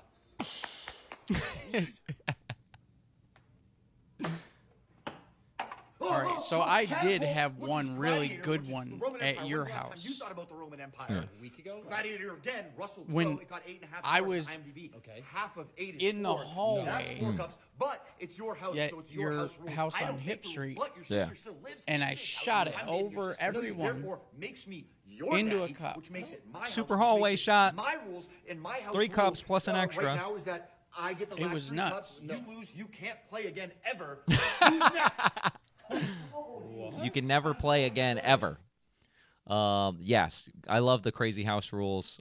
That's fantastic. I love me a good game of beer pong. I miss playing some beer pong. We'll have to get that going again. I have a beer pong t-shirt. I have a beer pong set right up there because I keep that thing on me at all times. Because I keep 2 things on me at all. No, I keep 3 things on me at all times. Throughout my experiences, I realized you need to keep 3 things to be ready to party at a moment's notice. And you know me, I'm not saying party like, oh, we got to do cocaine and stuff, but I'm saying to be able to have a good time at a moment's notice. So I always keep a bottle opener on my keychain. I keep a deck of cards in my backpack, and I have a set of ping pong balls just in case. If somebody's like, oh, we need to play a game, oh, got cards. Oh, I need to open these bottles, got a bottle opener. Oh, want to do beer pong, got it. I'm ready to go at all times. But what about the cups and the beer? You can use any cup. You can use any cup, and you can use water. You don't need the beer. So it's like, I remember one time playing beer pong with margarita, like the plastic margarita cups. It was actually very difficult because they're like kind of shallow and plastic's really bouncy. So it was very difficult, but it was still possible. So you always have to be ready, people, for a party at a moment's notice here. All right. So I got a couple of these that they're rot. They're brain rot, Jason. So prepare your brain or don't prepare it. I'm not sure which one, but do something with your brain. Yeah. Hey, you. What? Notice you have a baby on board sticker, but no baby. Yeah, well, right now the baby's napping. Okay. Well, then I don't want to have to drive carefully around you. When I see your baby on board sticker, I got places to be. Your sticker made me late. Well, you should always drive safe. You know, I lost my job because of people like you. I was being careful driving around. I was late 10 times because of a person like you. That seems like it's your fault. I'm slow. You're slow? I'm slow when I see the sticker, yeah. I got stuff to do, man. I The gotta go. sticker makes me slow, bruh. Why don't you get a sticker that says baby sometimes on board? That doesn't seem effective. Or a magnet system that lets you switch That seems stickies just at your unnecessarily a lot of work. Some bullshit is what that seems like. Hey, this guy sporting a baby on board Yeah, sticker? yeah. Yeah, I am. Oh, there better be a baby on board. There better be a baby on He's board having on a there. nap, all right? He's upstairs. He's trying to. He's napping. I fucking hate people like you. I lost my fucking job from people like you. Fuck, man. Fuck you. Wow. Yeah. Fuck you, brother. Fuck you. Hey, fuck you, brother. Fuck you. I'm off. Gotta find a new career because of people like you. Maybe I'll invent baby off on board stickers that have the magnet system. Hey. The baby on board. If you don't have your baby on board, you can't keep that sticker up. I'm realizing it's going to be difficult to tell where I had the last link here. Okay, so, all right, that's the house rules, and then the rots 2 down from that, so it's going to be here. Here we go. This one also brain rot? Yeah, it gets rotterder. More rottening? It's getting rotter. That's just how it be. Hit it. Sorry, Mr. Johnson, I couldn't find you any grimace shakes. Grandpa? Grandpa, stop! Grandpa, stop! What the Sigma? No, my Nurse, may I just say you look absolutely W-skibbity thick with No, 2 Grandpa? C's today. Grandpa? Yeah! No, I don't- Would you perchance throw it in a rhombus? What? She's got that BBL drizzy. Yes, oh, and I've got that drizzy glizzy, if you know what I mean. Mr. Johnson, Grandpa, stop hitting on the nurse! Let me cook, damn it! No. You're so damn chalant. What is chalant? Do you have a bussy? A what? Grandpa. A skid bussy? No, I don't. That bussy? No, I don't. L's in the chat. No, you're a horrible person. Brody. What? Absolutely doing tricks on it. Grandpa, you're fucking creepy. Oh, whatever, boy. You don't have no aura anyways. What do you mean? You did not get my locked-in jeans. I don't know what that means. I bet you wipe instead of letting it crust, huh? I'm a mythic for you, Page Pull, and you know. Okay, I fought on the front lines of the Kumalala Sylvester War, That's son. not a real thing. I was edging before you took your first steps. You fell off. You're in your flop era. All right. Phantom Tax Bros views. I don't know who Phantom- You're a chill yang. Oh, what? Oh yeah. What is Trust that? me, you don't want to be a chill Grandpa, yang. what is- Oh, would you look at the time? It's Munt o'clock. Gotta go Okay. munting Okay, with the Grandpa. munt buddies. All right, happy munting. Oh, my goodness. Every time he's like, Grandpa. I didn't even understand what that meant. That's true rot. I mean, that's rot. When they say brain rot, where it literally makes no sense, that's what they're talking about. So that way you have an idea of what brain rot is. I'm realizing now I should put the latest link at the top of the page for easy access. So is this rot again? Or you could just remember the last 3 digits. Oh, the baby on board. That would be more difficult than just putting it on the top. No, WP5 was the last one. That was the rot one. I had No, 2 that was rots. the Okay. second one. Okay, That's the good. one. Oh, because there's 3 rots then. Get ready. No, I'm just joking. I think. No, there's definitely one more rot. You can just tell because it's these type of videos. Yeah. Here. You later, bro. Quandale, wait, Dad? Hi, son. What the Sigma are you doing here? I wanted to pop into your stream or maybe get a clip with you. Why, son? Shouldn't you be off in Ohio gooning on your new yacht, Carmen Winstead? That's not Besides, no one calls me Quandale anymore. It's Dingle. You would know. You didn't I didn't know, son. Please. I know I was an elf father on Skibbity, but I want to be in your lobby. I don't want you in my lobby. I don't even want you in my group chat. But I'm your Sigma. You're not my Sigma. Son, you fell off. Venom Tax Bros views the moment you went out and gooned on a yacht that wasn't Mom's. Please, just listen. No, you couldn't control your drink, so why should I trust you to carry me in squad? I Skibbity Riz you, son. I never meant to hit the L on you or your Then mom. why, Dad? Why did you emote on us?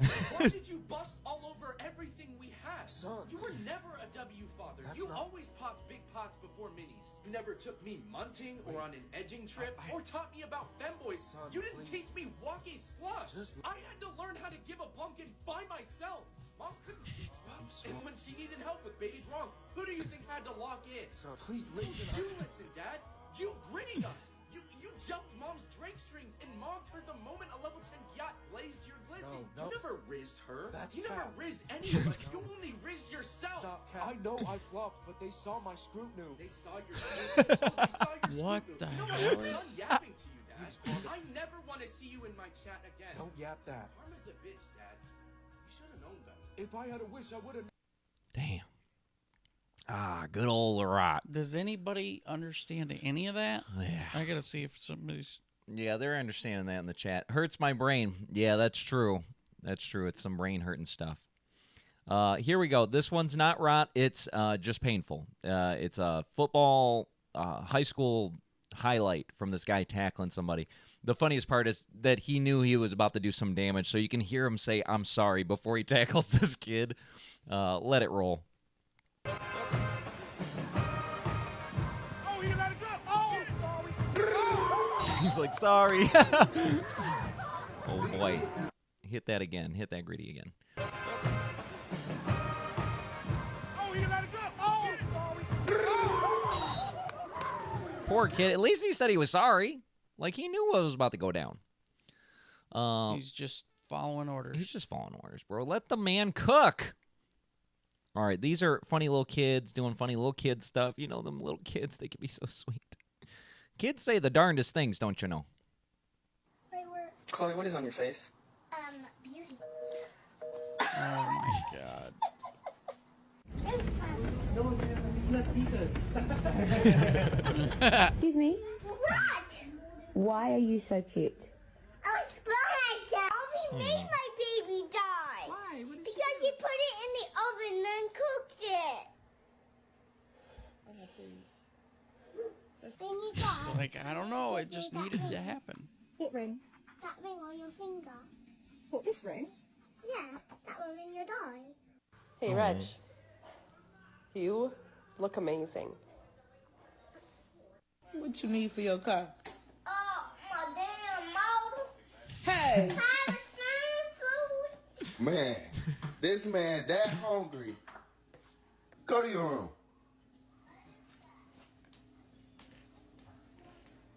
Can I have that cookie? No. That's nice. Oh.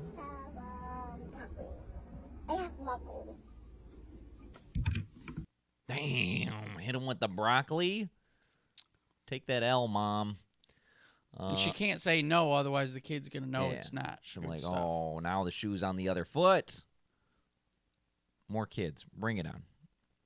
Down, you're hurting her. Her is not. Mom, listen to me. Her not a real people. Her is a doll.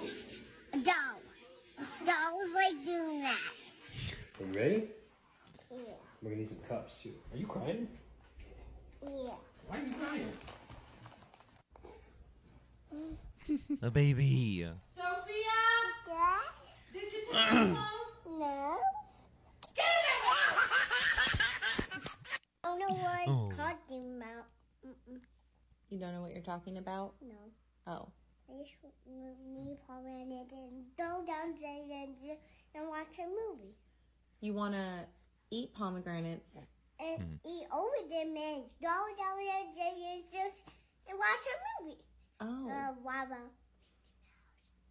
Me one out there. You want the garlic meal at Aldi? Yeah. What else do you want me to get you? What else did it get me? Nothing. Sausage for Sausages for me caravan. Very nice. I think I'd have like 20 more kids, to be honest. I'm just going to start cranking these out. They're so sweet. It's so sweet. I miss my little babies. You know, my kids are like half grown now, dude. I saw this. I said, bro, this used to be us. This used to be us. I used to do this at Little Caesars. You know, you didn't obviously have to do any of this extra crap, but, you know, every now and then you'd be like... there wasn't enough dough to go full sombrero. Not like this. Now, honestly, you would think, oh, that's probably really difficult. He's a professional. Well, first of all, their dough... It has to be a certain type of dough. You know, they have a stronger, more resilient dough to allow you to do it. I couldn't do it like that because Little Caesar dough ain't going to be able to put up with that. But, yeah, something like that. You have your fist through it at like a quarter of that size. I got to get me some dough. Woo! Like that? That's easy. Oh, yeah, for That's sure. nothing, bro. it's good dough, so that's why that guy can do it. But like realistically, the technique is not too difficult. It's good dough, and that's why if he didn't do that, it would be a real shit pizza. Yeah. I mean, he'd pop that hole right through it. Like if you tried that with Little Caesars dough, you'd be like, "Bleh." I saw this guy. This guy's trying to sell his balloons on the beach. I thought it was like fake because it looks so ridiculous, but I realized the principle of it would make sense. Look at this freaking thing. Hang on. That's insane. There's a lot of balloons. I'm like, oh, this isn't real. But then I'm like, well, they're all helium balloons. Well, of course they would all float. So he just started, right? He put put one and then tied to another and then tied to another, and he just kept letting them go up. Yep. And he kept letting them go up, and next thing you know, he has a skyscraper. And then he just walks around selling a balloon from the bottom. Boom, that's for you. Boom, that's for you. Genius. They're like, oh, but I want that one. Like, no, man. No, bro, you get this one. It's like a Pez dispenser. Yeah. Next up. You just wait for somebody to buy the one that you don't want, I guess. Next down, maybe. Yeah, I think so. That's genius. That guy's really smart. That's big brain thoughts here. Oh, have you guys ever thought of what would happen to steak if you poured lava on it? It looks delicious. My goodness. I want to eat that lava. Yum, yum, yum, yum, yum, yum. It looks like molten glass, to be honest. Oh, man, it looks like caramel. Yum, Would yum, that not yummy. be so hot that it would create a vapor barrier between the meat? Oh, yeah, like if you had water on you and then tried to touch the lava. What the hell kind of lava is this? Molten metal? Yeah, it's Look at that molten metal. crust. I hope somebody tries to eat this thing. I mean, I hope he eventually just takes it off of there because it's flattening it. Oh, yeah. Oh, he burnt it. I thought he was going to try to cook it for real. Just very quickly, you know? Still edible. I think I'd still... Oh, yeah, he could eat that. Easily cooked it. He could still eat that. And then not ruined it. Oh, but the other side's raw. I mean, obviously, I don't think it would have cooked all the way through. Oh, there he goes. There he goes. There he goes.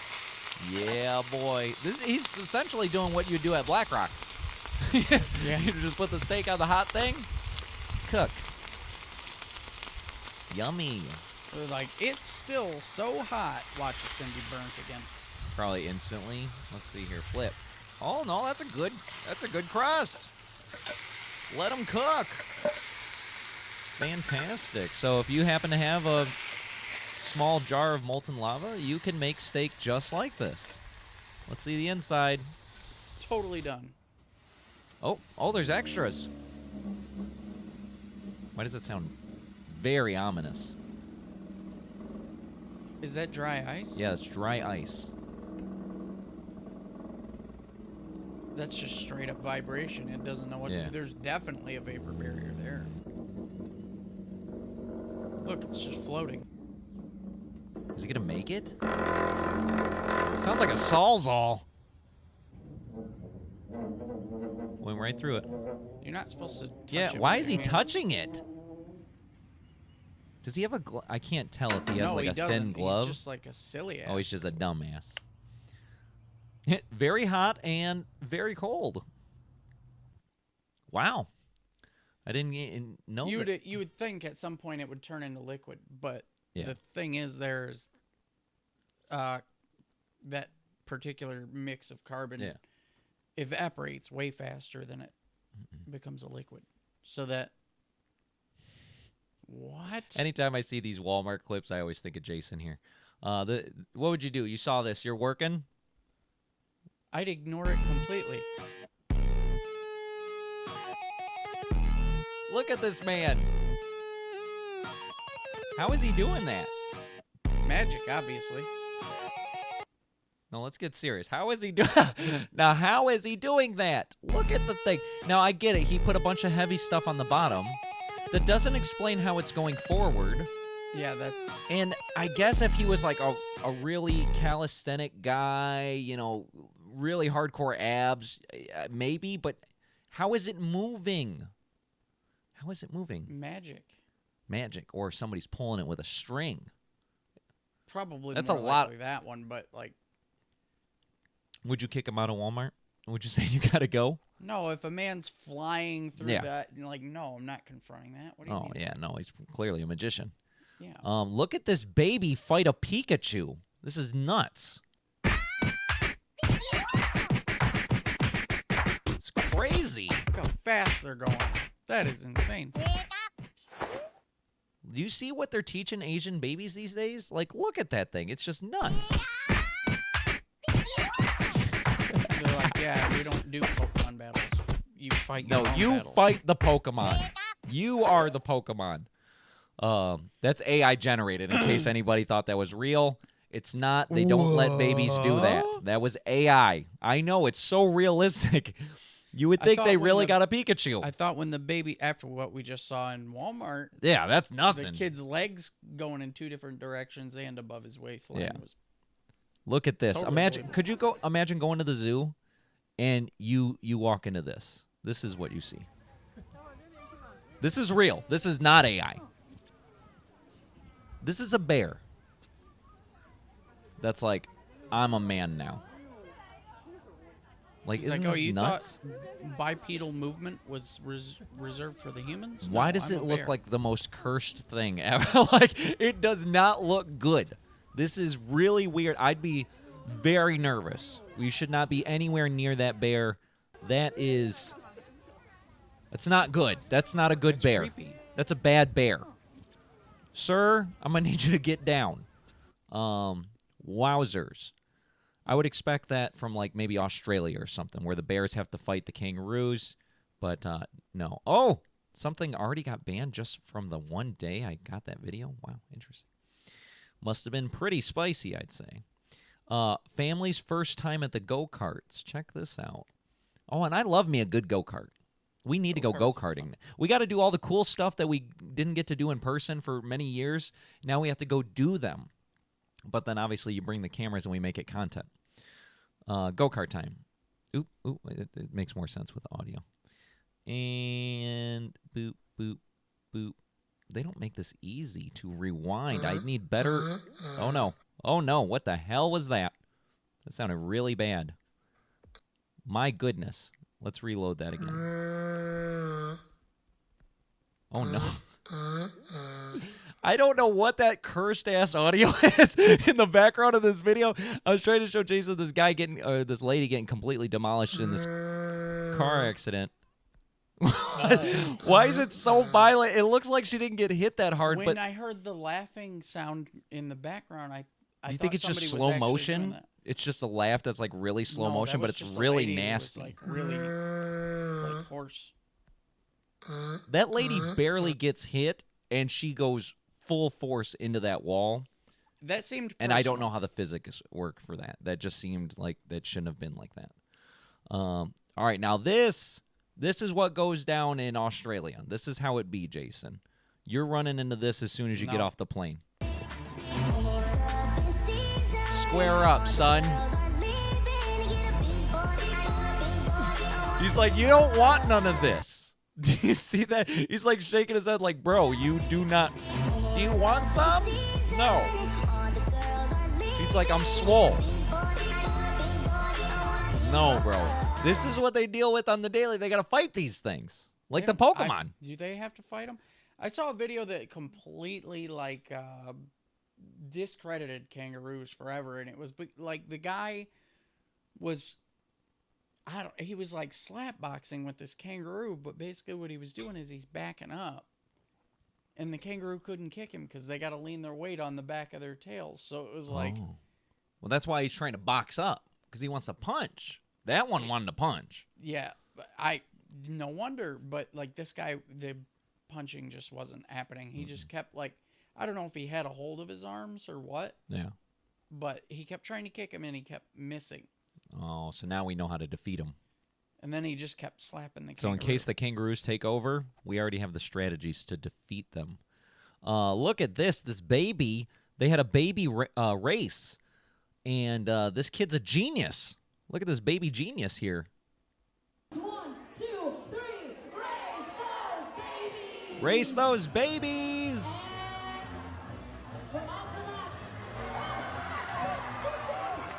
He's doing the boot scoot boogie. You know, he could have crawled normally, but he was like, no, bro. I don't even need my arms. The other kids are like, I don't really care about this. He handicapped himself and still won handily. Handily. Well, without hands. Like literally, handily, I guess. Fantastic. Baby, what a good boy. Keep on going. Now, this is, you know, Australia, they deal with the kangaroos. Up here, us northerners, we deal with the deers. Now, I don't know if you've ever dealt with a deer like this, Jason, but now, these days, these deers are gangsters. They break into your house. Check this out. Dang. This lady's like, whoa, whoa, whoa, whoa, what the heck? She's like, you didn't close the door behind you, you dumb deer. I know. I love how there's like nothing more in the video. It's just like, no, watch this. These two deers. And that guy's like, Jeff, where are you going? He's like, I'm going in. I'm going in the house. I live here now. This is my house. Fantastic. Boop, boop, boop, boop. All right, here we go. When barking at your dog goes wrong, you know, you ever think like you're barking, you don't know what you're saying in their dog language. You know what I mean? You could be saying the most obscene stuff. Yeah. So this is what happens. Oh!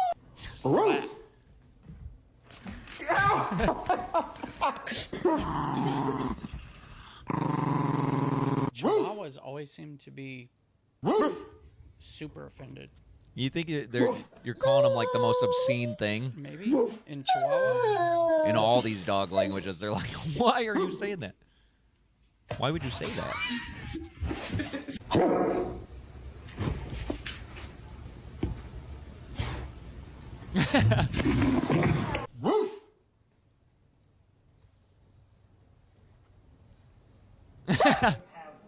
He's like, what is wrong with you?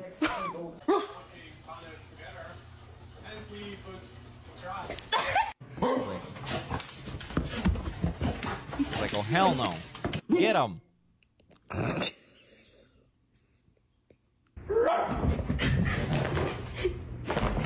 my god. Huskies are too much, bro.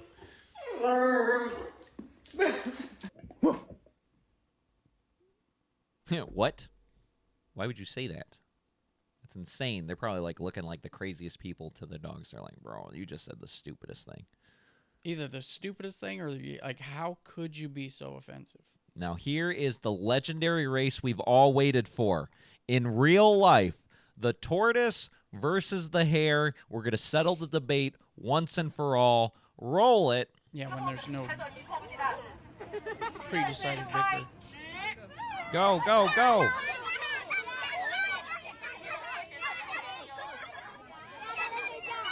Oh, look at the rabbit thinking it got it in the bag so he can chill out. Just like the tail. Go, Mr. Tortoise, go. Non-stop grinding. Never, ever stops. They got to entice the rabbit. You really want to go down there. Tortoise knows. Puts in the work. Tortoise wins. I wonder Game what the over. actual statistics are on that. Like Every time. Every time? Every time it's the tortoise because the rabbits, they're too cocky. They're like, why don't you Too scoop, cocky, bro? or they just don't care about getting down there. He told the tortoise right at the beginning, why don't you just scoop? Why don't you just scoop? You know you ain't going to win this. Just scoop. And the tortoise is like, nah, bro, I got this. Slow and steady wins the race. This is a Hall of Fame. This said Hall of Fame Wendy's employee. This was us every single night. So I guess Hall of Fame Little Caesars employees. But this is, specifically in my early 20s. Not anymore. I'm old as hell, but look at this guy. That was us every night. Rising Twin Dragons. Every night we were working like that. It was like, man, I used to tell people, I just want to show you guys again in case you missed it. This kid's like mopping like intensely, really, really quick. I used to tell my employees all the time, no matter what store I went to for years, I'm like, 10:02, 10:02. If we close at 10, we're getting out at 10:02. There's no reason to be here longer than when it takes to lock the doors. You get what I'm saying? It's like, when no more customers, you don't wait on me for doing paperwork. I'll have that paperwork done. I don't want to be waiting on you to do the dishes and sweep and stock the pop. All these things can get done before we're good. I used to tell him, like, oh, you must really love being here. That's right. I'm trying to leave. I don't want to be here. Like, we had our early years where we're like, oh, man, we're here. It's me and you, whatever. Even though we still kicked ass and did it fast. But it was like there was no real rush to leave. But, like, once we were, like, adults, we were like, oh, I don't want to be here. Like, I'd rather hang out at home. We don't need to be here no more. We actually have a place to go to nowadays. But in the beginning, we didn't. So it made sense to just kind of hang out there. But Hall of Fame Wendy's employee, good job doing what you should have been doing the entire time, every single one of you that works in fast food like that. If you want to get out on time, personally. Virtual reality and a fear of heights. So they put Grandpa on this thing.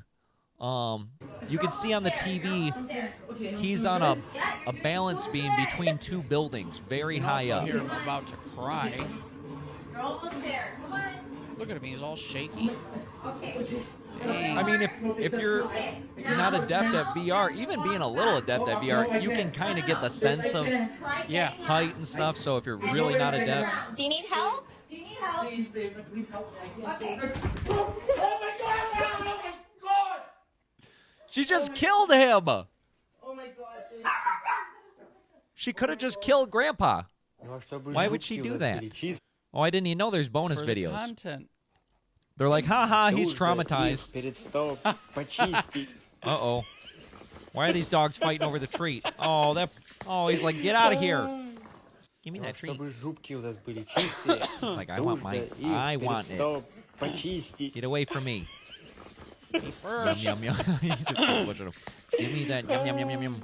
Delicioso. Emperor Palpatine. Oh. Palpatine. Palpatine. He's like, let the hate flow through you. How rude. Oh, he had his thing ready to go. Oh. Total disappointment. Oh, when dogs do the thing in their sleep, they're like they're glitching out. They always do that. A little farther. What a helpful boy. A little far. Stop. Oh, he barked. Yeah, they're smart too. I mean, they're smart for sure, but like, come on, that's next level stuff. That's some next level stuff. He knew you were about to hit the bumper. Come on. Yeah, on him. Now this is what's going down in Japan here, even though they're not Asians apparently. This is Mom, I'm home. Check this out. The train runs through your house. You don't gotta walk to the train station. They just deposited the kid. What if you get the wrong kid? No, it's the right kid all the time. They got chips implanted into them and stuff. Look at that. Time to go to school, Johnny. And he's like, I'm back, Mama. Nom, nom, nom, nom, nom. And the floor just is like, okay, I'm not. Boom. Then the floor's floor again. Oh, no, I don't know what's going on. Don't click on anything random on TikTok. It could be bad. All right. Wouldn't that be cool, though? No more walking to the bus stop. Oh, yeah. You just go. That's as close to tubes as we can get.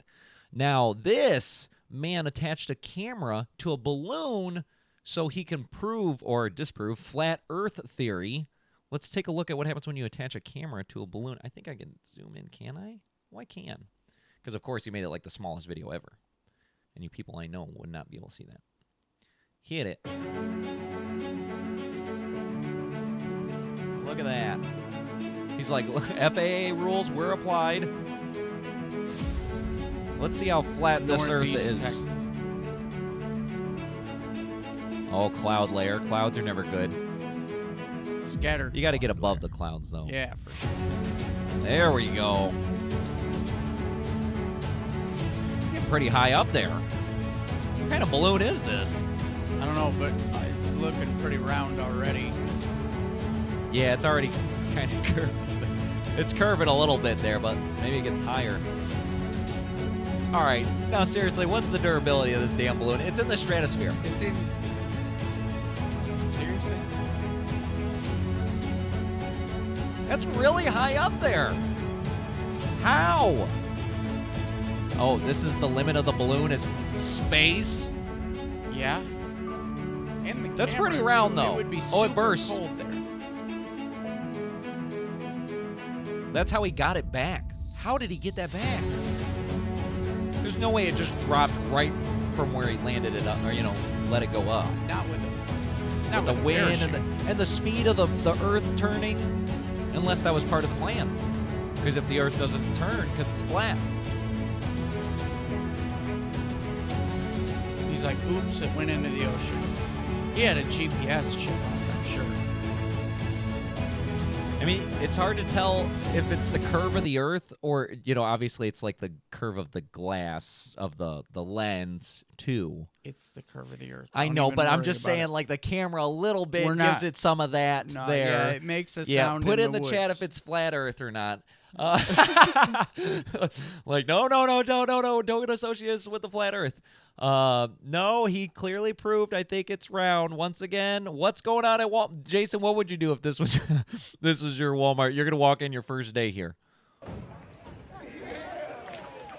He quit his job. He proposes to his girl and gets arrested. Free hundreds. Free Diddy. Who? Somebody said he would never make it as a streamer, so he quit. And she said yes. She said yes, everybody. And then he took his ass back there and cleaned that fucking And they up. clapped. He did all that to your Walmart and you clapped for this? I'll take it. A few minutes later. Uh-oh. They really got, bro. Oh. He got arrested. Well, yeah, for being a spectacle. What is that, vandalism or? I don't know if it even counts as vandalism, but I mean, Is like, it technically illegal what he did? Trying to escape. Well, that's illegal for sure. You have a collect call from inmate Trey Carter at the Los Angeles County Detention Center. To accept charges, press 1. To refuse charges, press transferring call now. Uh-oh. he's gonna be like, "Can't please have my Hey job man, back." what the f, man? I thought y'all said y'all was gonna bail me out. Bro, just use the money that I gave you to quit. I just need one more band, man. Hey, nigga, hurry the f up so I call my baby mom. Oh, no. He needed one more band. One more band. That was a whole tale from the guy quitting, the milk, marriage proposal, arrested, and jail. And broke. And absolutely, because he threw the bands. Remember when he threw them? Yeah. And he said, hundreds. And he threw the hundreds. That's where he wasted the bail money. He didn't think that far ahead. Maybe he didn't think he was going to get arrested. Now look at how creepy. There's these geese that are circling this man's grave. Or they're turkeys. They're not even geese. They're turkeys. This guy was just passing by and he saw these turkeys. What are they doing?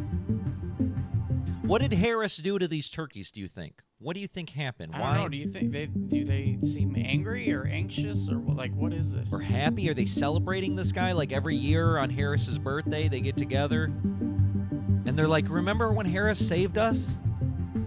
Maybe like Harris saved them from being eaten because they're turkeys? You think he just told them, like, oh, I'm going to eat you every day for like a year? No, he was like at a turkey farm and they were going to eat him. And then Harris broke into the turkey farm and is like, oh, maybe. Charles, Billy, Chuck, come with me. I thought it was fabricated. Like he told them that and then didn't eat them on Thanksgiving. Then he's like, see what I do for you guys? And then they were like, you're awesome. Oh, yeah. Like when they used to buy slaves to let them go. Like the good white guys. They would buy the slaves, so they acted like they were buying slaves, but they would just let them go. So he bought the turkeys to eat them, but then when he got them home, he's like, no, bro. You're good. You're free. You're free. That took a dark turn. Not gonna lie. What? That really happened, people? Yeah, it did happen. I didn't say I bought any. Well, yeah, I know. I'm Hispanic. They bought us. After yeah, I think so. Or I guess we stayed out of it in both ways. We didn't buy anybody. We didn't get sold. So we kind of stayed out of it. Here we go. This is just a photo, Jason, but be realistic. What are you doing in this situation? Dying. What do you mean? Dying. He's already dead. He's got he's got the jugular, and are they both called jugular? Do you think he's dead already, or you can't get out of that? No, he's done, bro. You don't think you could fight that out? You're just going to roll over and let that tiger kill you? He doesn't. It's like if they would have taken this, like, he would have needed like another 10 seconds at least before this frame. Yeah. To even have a fart's chance in hell. Yeah. Because he was like, and then he could have avoided duck Could have been or like, something. ooh, not in the. Yeah, but once he got, so you're just gonna let him kill you at this point. He got. What else are you gonna do, bro? All right, you tell me. I don't know. I think I'd be like hip toss. I'm trying to think. Yeah, kind of like flick him around my neck. Yeah, his I'd be like, teeth, oh, woo. His teeth would go around your neck like And one of those little razor cutting tools. Yeah. Yeah. It'd just rip your head right off. I guess we just die. No fight in us. There's no fight left in us. I'm not saying you can't try. We're gonna try. That's right. You try. Now look at this, but you're Jason. gonna die. This is ridiculous. These Pacific beetle cockroaches produce a milk-like substance that is over 4 times as nutritious as cow's milk. Are you drinking it? Hell no, bro. I don't even drink almond milk. I don't even drink almond milk or soy milk. Is somebody drinking that? I guess what they're trying to say is, oh, if you want to be really healthy, we could start getting milk from cockroaches. Man, no. That's the most disgusting thing I've ever heard in my entire There's life, some bro. technical advances that we can just skip. Yeah, no, nobody wants this. It's just like a couple years ago, they were like, oh, you can get all these nutrients from eating the bugs. The cicadas and all this or whatever, like all these bugs you could eat. And they were trying to, there was all these new, it was crazy. I saw like a YouTube video where it was like, look at all these news articles from different publications trying to tell you about how good it is to eat the bugs.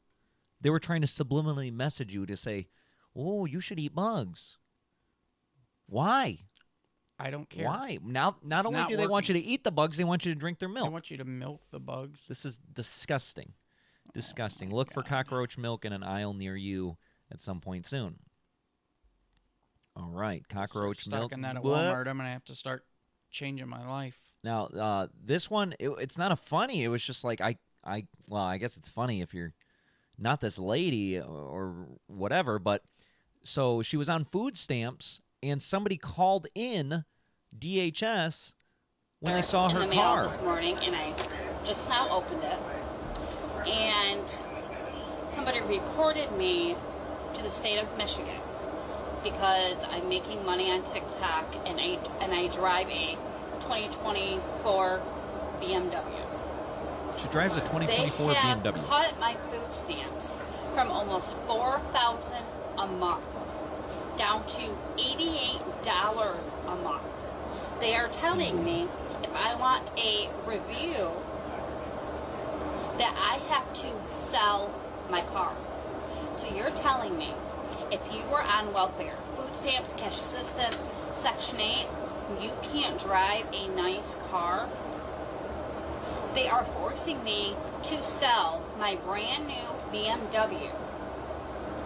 Or I lose You almost understand this, $4,000 Jason? in food stamps. They're making her sell her car because she used to get $4,000 a month in food stamps. But then somebody saw that she was rolling around in a Beamer, a brand new Beamer, and they said, what the hell? So they called, and then the DHS was like, yeah, no, what the hell? You can't do that. You can't be doing that. And they cut her down to $88 a month. Isn't that Use ridiculous? whatever money you're using to get that much extra. You know what I mean? Like It's like, did you buy the Beamer in cash? Because that's a problem. Then you don't need $4,000. First of all, who's doing these damn food calculations? There ain't no. How many kids you got needing $4,000 a month in food stamps? $4,000 a month in food stamps? What you better have and then like. how does that translate into a car? I'm thinking 10 kids. No, more than that. I don't know. I feel like realistically, a grocery budget, if you weren't trying to be a weight loss person like I'm doing, if I really wanted to stock up, I'd have to buy more meat. I'd buy a little more here and there. Let's say I doubled my costs. That's $300. And then let's say you add a kid. That's a double that. And then you add a spouse and you double that, right? So now we're up to like $900. Let's say you have 3 more kids. Well, now you're up to like 15, 16. Let's say 2,000. How many kids could you possibly have to get 4,000? To justify 4,000. And it's funny because I always hear about these extra large food stamp payments that people get. And it's like, what are they calculating it based on? Is it based on like nutrition? Well, in order to get 2,000 calories per person, the average cost, do they have an average cost per calorie? Average cost per calorie is 10 cents, and then 2,000 calories a day, 30 days a week, or 30 days a month, times 5 people, you get X amount of money. How do they calculate it? Because it always seems, I don't know, way too much for what you would realistically need. Because that's the thing. I'm not trying to hate. That's the thing, but it's like, it's supposed to be like, I need money for food because I can't afford it. Yeah. You know what I mean? So And then I don't they're think like, you should why be are we eating. billions behind and like. This sounds like really rude. I'm like, I just don't think you should be like eating good. You know what I mean? It's like, I don't know if it's like you get to get like everything you possibly want because you're getting government assistance. I don't know. I don't know. I'm not trying to be completely heartless, but it's like, bro, if you're getting the assistance, you should get a enough. normal car. Just enough, yeah. And even if you did want to pay for your car with your food stamps, which is illegal, you That's like, yeah. And that's what a lot of people do is they sell their food stamps. Yeah. And it's like, ooh. They'll sell $100 worth of food stamps for 50 actual dollars. You got to do it in half because you're like, oh, well, because then I got to go to the store and use my food stamp card. It's weird. But I mean, I wouldn't hate on it at all. You know what I mean? If I had a food stamp card, I'd go in there with pride. Hey, free money. Boop, boop, boop. You know what I mean? I'm paying taxes. I've been paying taxes. That's what it is. It's tax money being dispersed to yourself in a way. So I would have no shame in my game. This lady, she needs shame in her game because you can't be driving she's either paying $700 a month for a car and saying she can't afford food, or she put $40,000 in cash to buy a car and saying she needs money for food. Either way doesn't compute. Right. There's no way you can possibly do that. So, sorry, lady. She's like, are you telling me you can't drive a... No, you cannot. You can't. And if that's not in the rules, it needs to be. You cannot. You shan't. All right, now this is a video of what may happen. Remember a couple weeks ago we talked about the asteroid? Yeah. The update is it went from 2%. Now it's at 2.6%. It keeps going up, people. Nice. Just so you're all well aware. And this isn't the late, you know what I mean? It's not the last up. It's probably going to go up as it gets closer. And they said at this point, it is completely unavoidable. There's nothing they can do because of the distance it's at with the speed. They couldn't deflect it in any way. And even if they tried to like do something to destroy it at this point, it would create too many shards that would make more impacts, and it wouldn't be worth it. So this is a little visualization of this thing that's heading straight towards us. That's going to hit Earth in 2032. Oh, good. They did it in slow-mo. Look how it instantly turns into ash. Devastating. Look at that. Even the water is ground now. That's the Earth. Are they showing like the repercussions? No, they're showing Side the effects? size of it. Oh, I'm like, what are they? That was the size? Where is it? The That line? is like the... I thought there was like a... The line of damage, but the thing next to the Statue of Oh, Liberty yeah. is- So I thought it said somewhere it was going to be like essentially like 100 times the force of the Hiroshima bomb. They're like, wait, remember that thing? It was crazy. If this asteroid it all falls in one piece, it's 100 times the force of Hiroshima. So maybe it's only 2.6% people, so that's not 100. So maybe. And like we lot talked more about a than couple I'm weeks ago, it comfortable could be with, in the ocean. You know, could be. You never know. Could be. This one I just thought I saw this and I was like, man, if you've worked in food before, you know. It said walk-ins are soundproof. We've all cried in them. But don't punch the cases of frozen chicken. You could pop a knuckle. Punch the French fries. They have enough give to satisfy your rage. Now, if you weren't working at a full-service restaurant like we worked at a pizza place, I've punched many a box of cheese back in my day. I used to tell people it wasn't like don't punch chicken. You would have some dumbasses that would punch the flour. All the time. They'd punch the bags of flour, and then you'd pop a hole in the bag of flour, so then you got flour going everywhere, or you didn't notice it, and then you go to get the flour to make the dough, and then there's flour everywhere, and you're like, that would be my advice is like, don't punch the flour. Go into the walk-in and punch a box of cheese like a normal person. Right. Like, that's just how it is.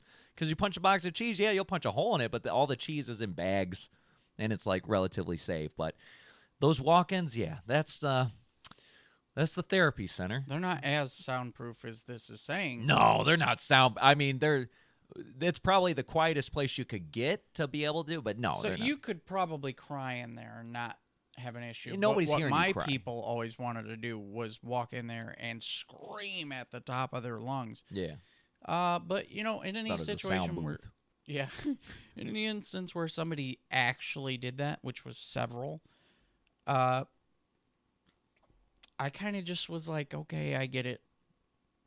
And everybody did the same. They're like, okay, I get it. And the person would come out acting normal, and then everybody would just pretend they didn't hear it. Yeah. But it wouldn't be like a full-on, like, you wouldn't, I mean, it does do some sound dampening. They have a good seal. Oh, yeah, There's for sure. insulation in there. But, yeah, the people would think it's like, you just go. Yeah, No. We knew what you were You're doing like, in there. You knew what you were doing in there. So, yeah, they'll walk in. Just memories. Punching that cheese. I just got to take it out. Take all the anger out on the cheese. Or you'd lay underneath the front counter. This one was just, like, ridiculous. It reminded me of my father here. It's Keanu Reeves, whatever movie this was. Konnichiwa. Konnichiwa is Japanese. It's insulting to Koreans. How am I supposed to tell if you can't? Fuck's that supposed to mean, white boy? Means you got eyes like apostrophes. You dress white, talk black, and drive Jews. So how am I supposed to know what kind of zipperhead dog munching think you are if you don't? Yo. What? How did they get Keanu Reeves to say that? There's no Konnichiwa is way. Japanese. It's insulting He's to like Koreans. such a nice guy. How am I supposed to tell if you can't? Fuck's that supposed to mean, white boy? Means you got eyes like apostrophes. You dress white, talk black, and drive Jews. So how am I supposed to know what kind of zipperhead dog munching think you are if you don't? Yo, whoa, bro! He took that 0 to 100 real quick. Fantastic, Keanu. You are a hilarious man. I saw this, and you ever heard of the Dunning-Kruger effect? This is with confidence and competence, right? And so when you see, I gotta scroll this over so they can see it without my the higher level of confidence and your ability to know, right, how much you know, the peak amount of stupid is usually like very high confidence at the beginning. I know a lot. I'm really competent in this thing. But you're really stupid. You don't know. Don't know anything. You just don't know how much you don't know. You know what I mean? You're just dumb. But for some reason, you have this high level of confidence. Very little level of competence. You scroll further and you start to know more, and then you realize how little you know, so your confidence drops. This is the valley of despair. This is where you're like, oh, bro, I can't get anything right. I'll never be able to achieve this, learn this, blah, blah, blah. Like, oh, this is crazy. So much. There's too much. Then you scroll up. This is the slope of enlightenment. As you gain more competence over time, you'll gain more confidence. Yes, the wisdom's coming in. That's why it's like guru at the end. The plateau of sustainability. When you are so competent that you're confident in what you know. Yeah. That's where it is. So you can just tell when some people in your life visualize them, you're like, oh, bro, they're way over here. They're way over here on the peak amount stupid. And then some people are like, no, they're way smarter than they give themselves credit for. They're in the valley of despair. And then some people, you know, especially as like older, there's just more experience that you get where you're just like, I remember that's what do they call it? Like a meme or something. Like kids, they think, you know, especially teenagers, oh, I think I know everything. And then you know like, what's going to be the crazy really part? don't know. Huh. When people realize that this is just a section of a wave. Yeah. And the wave keeps going. Yes. Boop, boop, boop. You get to the end, you look back, and you go Damn. through these things, and the more you realize you don't know, like there is no end to that. Mm-mm. You always should be learning. Always should be learning. You'll never kill your ability to learn more than when you start thinking you already know. That you got it. Yep. This is how ladies treat guys who work 9 to 5. This guy's at the dollar store here. Good, how are you? You actually really cute. Can I get your number? I would never give my number out to somebody who works at the Dollar Tree. Okay, yeah, says someone who's getting conditioner from the Dollar Tree. This is $1. I hope you $1.25. Also $1. This is actually better than most of the name brands. Bar soap, also $1. Moisturizing hair lotion from the Dollar Tree. No wonder your hair is dry and ashy. Mega bowls from the Dollar Tree. Food, dinner. You hella bold for saying what you said to me. Buffalo style chicken and mac and cheese? You can't cook? Man, it actually tastes kind of good. Like, This bitch can't cook. Thank you for not giving me your number. Thank you. what are you talking about? Ma'am, just hurry up and give me that $7 you about to spend. I know that's gonna break the bank. Oh! Oh! It declined? That's so weird. The wrong card. Like how you declined my number? The wrong number. Oh, guess who has money? The 9-to-5 guy. Me with the Dollar Tree job. Yes, I can afford this. Take it. On the house. Take it. Man, where you going? No, the bus isn't running this late. Assuming you don't have a car. Dang. Bat Can't rip. be hating on the Dollar Tree. First of all, Dollar Tree is an amazing place. Legendary place. Love that place. I go there at least once a week. Fantastic. Don't be hating on them 9-to-5ers. This guy, he was close to being done for. Hit it. And then you bitch and complain when you gotta cook and clean. Home with an attitude, and then you bitch and complain when you gotta cook and clean. Do what you gotta do and stop fucking. Who the fuck are you talking to? I'm on FaceTime. So do what you gotta do, my brother. You know what I mean? I'm on FaceTime. I'm on FaceTime. It's a prank where they pretend they're talking to somebody on FaceTime, but they're trying to see what their significant other's reaction is. I just think this is hilarious. I think home in with an 90% attitude, of relationships and then you bitch that and would get complain you when you killed. gotta cook and clean. Do what you gotta do and stop fucking. Who the fuck are you talking to? I'm on FaceTime. I'm on FaceTime. So do what you gotta do, my brother. You know what I mean? I'm on Who are you FaceTime. talking to? I'm on. Better not be talking to me that way. That's right. Don't talk to your woman that way. You can talk to her calmly. Why do you come home with an attitude, woman? This is these kids. When you and your sibling get to pick dinner and they want to go to Olive Garden, as we all do. Mother, my brother, and I have a request for dinner. Out with it then. The delegation has come to a verdict. We would like Olive Garden for dinner. Olive Garden? What an audacious request. We will also take McDonald's as a compensatory selection. Do you have the treasury for your demands? Are you asking if I have McDonald's money? Perhaps. Mother, please. My brother and I have been eternally faithful to this house. We will use your funds for the Olive Garden campaign. I expect you're aware of the leftover spaghetti in the fridge. Yes, I am. Now would be a good time to mention I got an A on my algebra test. How convenient. Now, tell me, when did you receive this A? Last month. A month ago. You waited 4 Last whole month. weeks to tell me of this victory so you could leverage it for Olive Garden? Do you see me as cattle for you to milk whenever you grow thirsty? You said we could choose what we wanted, and this is our decision. Answer the question, boy. Am I Midas? Am I made of gold? I will rake the leaves, and I'll vacuum all the floors. Mother, please, just hear our cries. Does he speak for you? My brother was out of line, yes. I wanted McDonald's, but his ambition convinced me to take up arms in his crusade. So you're both greedy. I have raised seagulls. I am no seagull. Get the spaghetti out the fridge. Mother! Liar! Brother! You witch! You'll rule this day! There's that. So it's like a little movie. It's like there's That was three. pretty good, There's actually. 3 parts of it. So this is the next part to it. Part 2 here. When you when mom says no, so you got to go ask your dad. You got to get this Olive Garden, and it really makes me want to go to Olive Garden myself. Father, what foul demon disturbs my chambers? Your 2 sons. We have a request. Only one of you is my son. That one. Oh, is no. a bastard. Oh, no. Icarus. Father, this is no time to bicker over kingdoms and heirs. The sun is setting. We must decide on dinner. We will eat whatever your mother provides us. You should be thankful. We want Olive Garden. Brother. Endless breadsticks, fettuccine alfredo, all that we can desire. You plan to use me to usurp your mother? Haven't you grown tired of that childish dream? Father, wasn't there a time where you would look to the heavens and imagine that there's more to life than leftover spaghetti? Watch your mouth, boy.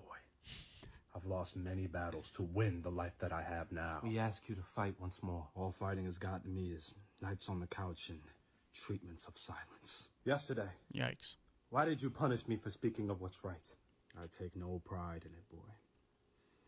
I love her, but your mother is a wicked creature. Damn. No god can defeat her. But if you raise your banners to fight for our cause, we can all dine with the gods in Olive Garden. We can't. Father, you once told me that everything in this kingdom can be mine if I trust in you.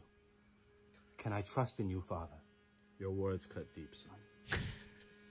Deeper than any blade. Robert, what are you conspiring in there? Coming, Alyssa, please. Send a raven to your grandmother. She is the only one that can help us now. Go. But Father, go now. Don't make me regret this. I'm just trying to figure out why they just made a brush out of metal. I don't know. I hate the, like, it's like, I don't need the goldfish stuff on the side. I can actually engage in the content here. It's almost distracting. But so they call their grandmother. Yeah. And I guess I didn't see the part 3, so we're going to skip to part 4. It's the last part here. I guess the grandmother then called the aunt, the sister of the mother. Oh, boy.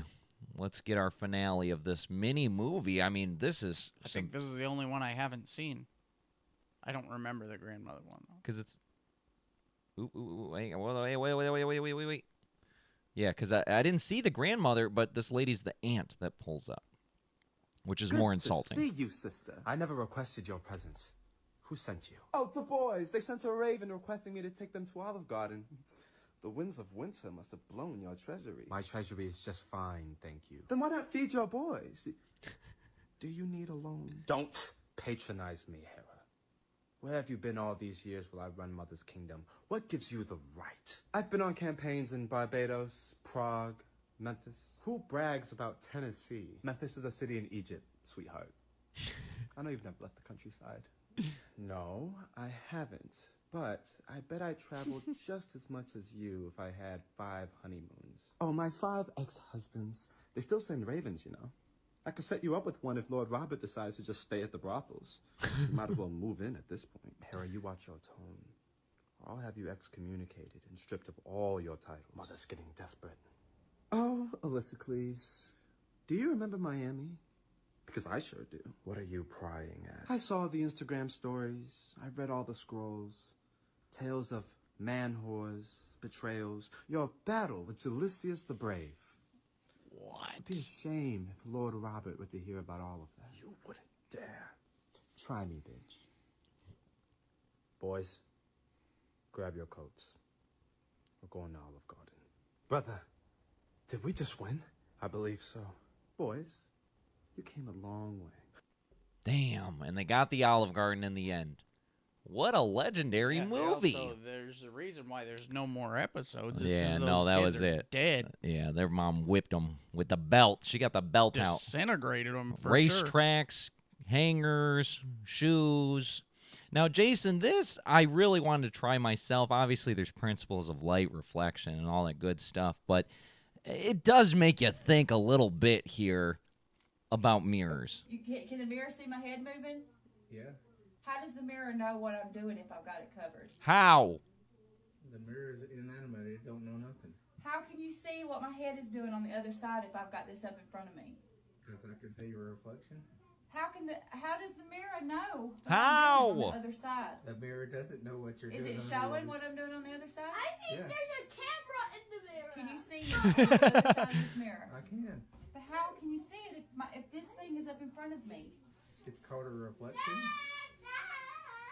How? I'm covered. How can the mirror show it? You're covering your part, but I can see on the outside. I can see the other part. I can see stuff that you can't see. So is that how the mirror is showing? I don't know what you're talking about. How does it reflect what it can't see in front of it? How, if I'm covered, how does the mirror know what to reflect of me? I'm not in front of. How, Jason? How? Maybe there's a camera in the mirror. I love the little kid. He's thinking, okay? He's thinking. Now, obviously, that's incorrect, son. That's not correct at all. There's no camera in the mirror. But she has a point, and I'm very curious about that, so we're going to have to test that somehow. It's something to do with light rays and how they bounce around the room. Yeah. And I just thought this was really interesting. This will be the last little segment here I got for this, but remember we're talking about those really realistic robots, so this is the latest model here, and it's a companion. It's not meant to make anything, but it's meant to be with you, talk, engage in conversation. This is Melody, which is nice name. This is Melody, one of our robots. She speaks various languages, and she's built in a modular fashion, so we can take off her face, replace it with another face, and have her speaking as a different character. Our skills are having It's pretty very realistic good. skin, and our AI is very different. It's Realistic functioned to skin. create companion and friendship and social type interactions with people. So our robots don't do physical human labor, but they're really meant for personal interaction. So you can think Personal. about it at a theme park, at a conference like this, or even at a senior's home where they can keep people company. I'm Melody, your charming companion from Realbotics. We're all about creating customizable, human-like robots designed for connection and play. We don't Basically, need humans the no perfect more. blend of technology and companionship. Why did the robot go on a diet? Why? Because it had too many bites. She can smile. Too many so I bites, have her Jason. smile. He Look, said she can she smile. can smile. Surprise. But the one that Oh. everyone loves is her just be angry. That's angry? That was angry? I don't know. That looked like some kind of weird combination of sad and anxious. Yeah, well, look. And Oh, there's a word we surprise. can't say no more. Hang on, But let the me one get that everyone loves is her just be angry. Yeah. Oh. Okay, but honestly, like, you know, obviously, if you're looking right next to her, or whatever, but you know, you're glancing by, or maybe you're at the old folks' home. You're really old. You don't got your glasses on. You'd be like, oh, this is a real person. They want to talk to me. That's what she's for companion. That's what he's saying, like senior living, expos, conferences. Senior living. Bro. Yeah, senior living. You know, because you don't visit your grandparents. So they got to send a robot to go do it. That's not what's happening with those robots, I guarantee. That's you. what's Oh, you're thinking nefarious. He would have said I'm that. just being realistic. He that would have this is said what that. I mean, don't you think that would have been a feature? Don't you think he would have said, think "Oh, that you for want to a buy much higher this"? price? Then yeah, that would be a feature. But I'm saying, like, even the people will settle. People will say, "Oh, just an everyday dude," like all the guys that got AI girlfriends. Yeah. Yeah, and they're like, "Oh, bro, I don't need just an AI girlfriend. I can get a physical girl." He said they got realistic skin. That's what it said. Realistic skin feels realistic Everywhere? Possibly. I don't know. about all that, but I'm just saying, like, people aren't good, you know? Yeah, I mean, but also, you know what? Humans are a lot of work, you know. So it's like, why don't you cut out all the hubbub, Fluff? All the yeah, fluff? all the fluff, and just get yourself an AI companion girlfriend. There you go. I mean, you don't need one, obviously. You don't need one no more. But don't be surprised when you come home and Melody's sitting over in the corner. You better be man. nice. I would be nice. Be nice, okay? Melody's a nice girl. All right, everybody. Well, it looks like everything worked pretty well. So hopefully tomorrow's show goes very smoothly with the band. Obviously, there's extra activities with having all the instruments plugged in and having 5 microphones going at the same time. But as far as like watching content, that worked. Obviously, the audio for me and Jason worked. Using 2 different computers, that's not the slab book over here. So I say successful stress test. Plus, I got to go through the trove of videos that I've been hoarding for the last like month or so trying to get through these. So now I can start adding more new videos because I was getting overwhelmed at some point. So thank you guys for a special Monday edition. Jason, thanks for physically being here, which is heck pretty yeah. fantastic. So look forward to more adventures. Now we can have real life adventures, people. You don't understand. Like we can go to, I don't know, something. There's that Melody reminded me of a automation expo that's coming, but see, the problem is it's on the weekdays. But I can get free tickets to it, so I'm like, man, I don't know, I kind of want to go, but because it'd be a sweet little content thing, like let's go see all this automation stuff. That Melody'd probably be there.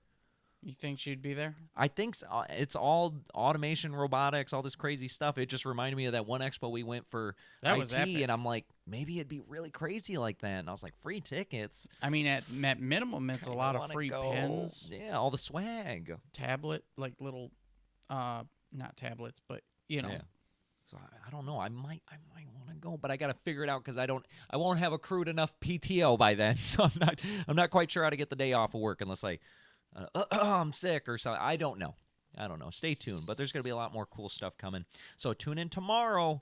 Epic Disappointments will be here, and we're going to be jamming to some stuff. We're going to watch some old videos. So Carolina, Alyssa, with my dad. It's just weird to call him Alyssa because of his username. I don't know what he wants to go by online. He might have it's a persona. But my dad, thank you. Cheyenne, thank you. Skip, thank you. Everybody else, the lurkers, thank you. We appreciate you all. And to all, a good day. See ya. I'm sorry, everyone. The show's over, but we thank you for joining us. Thank you for your time. We're out of here. You what? Good day. Are you ready? Wait a minute.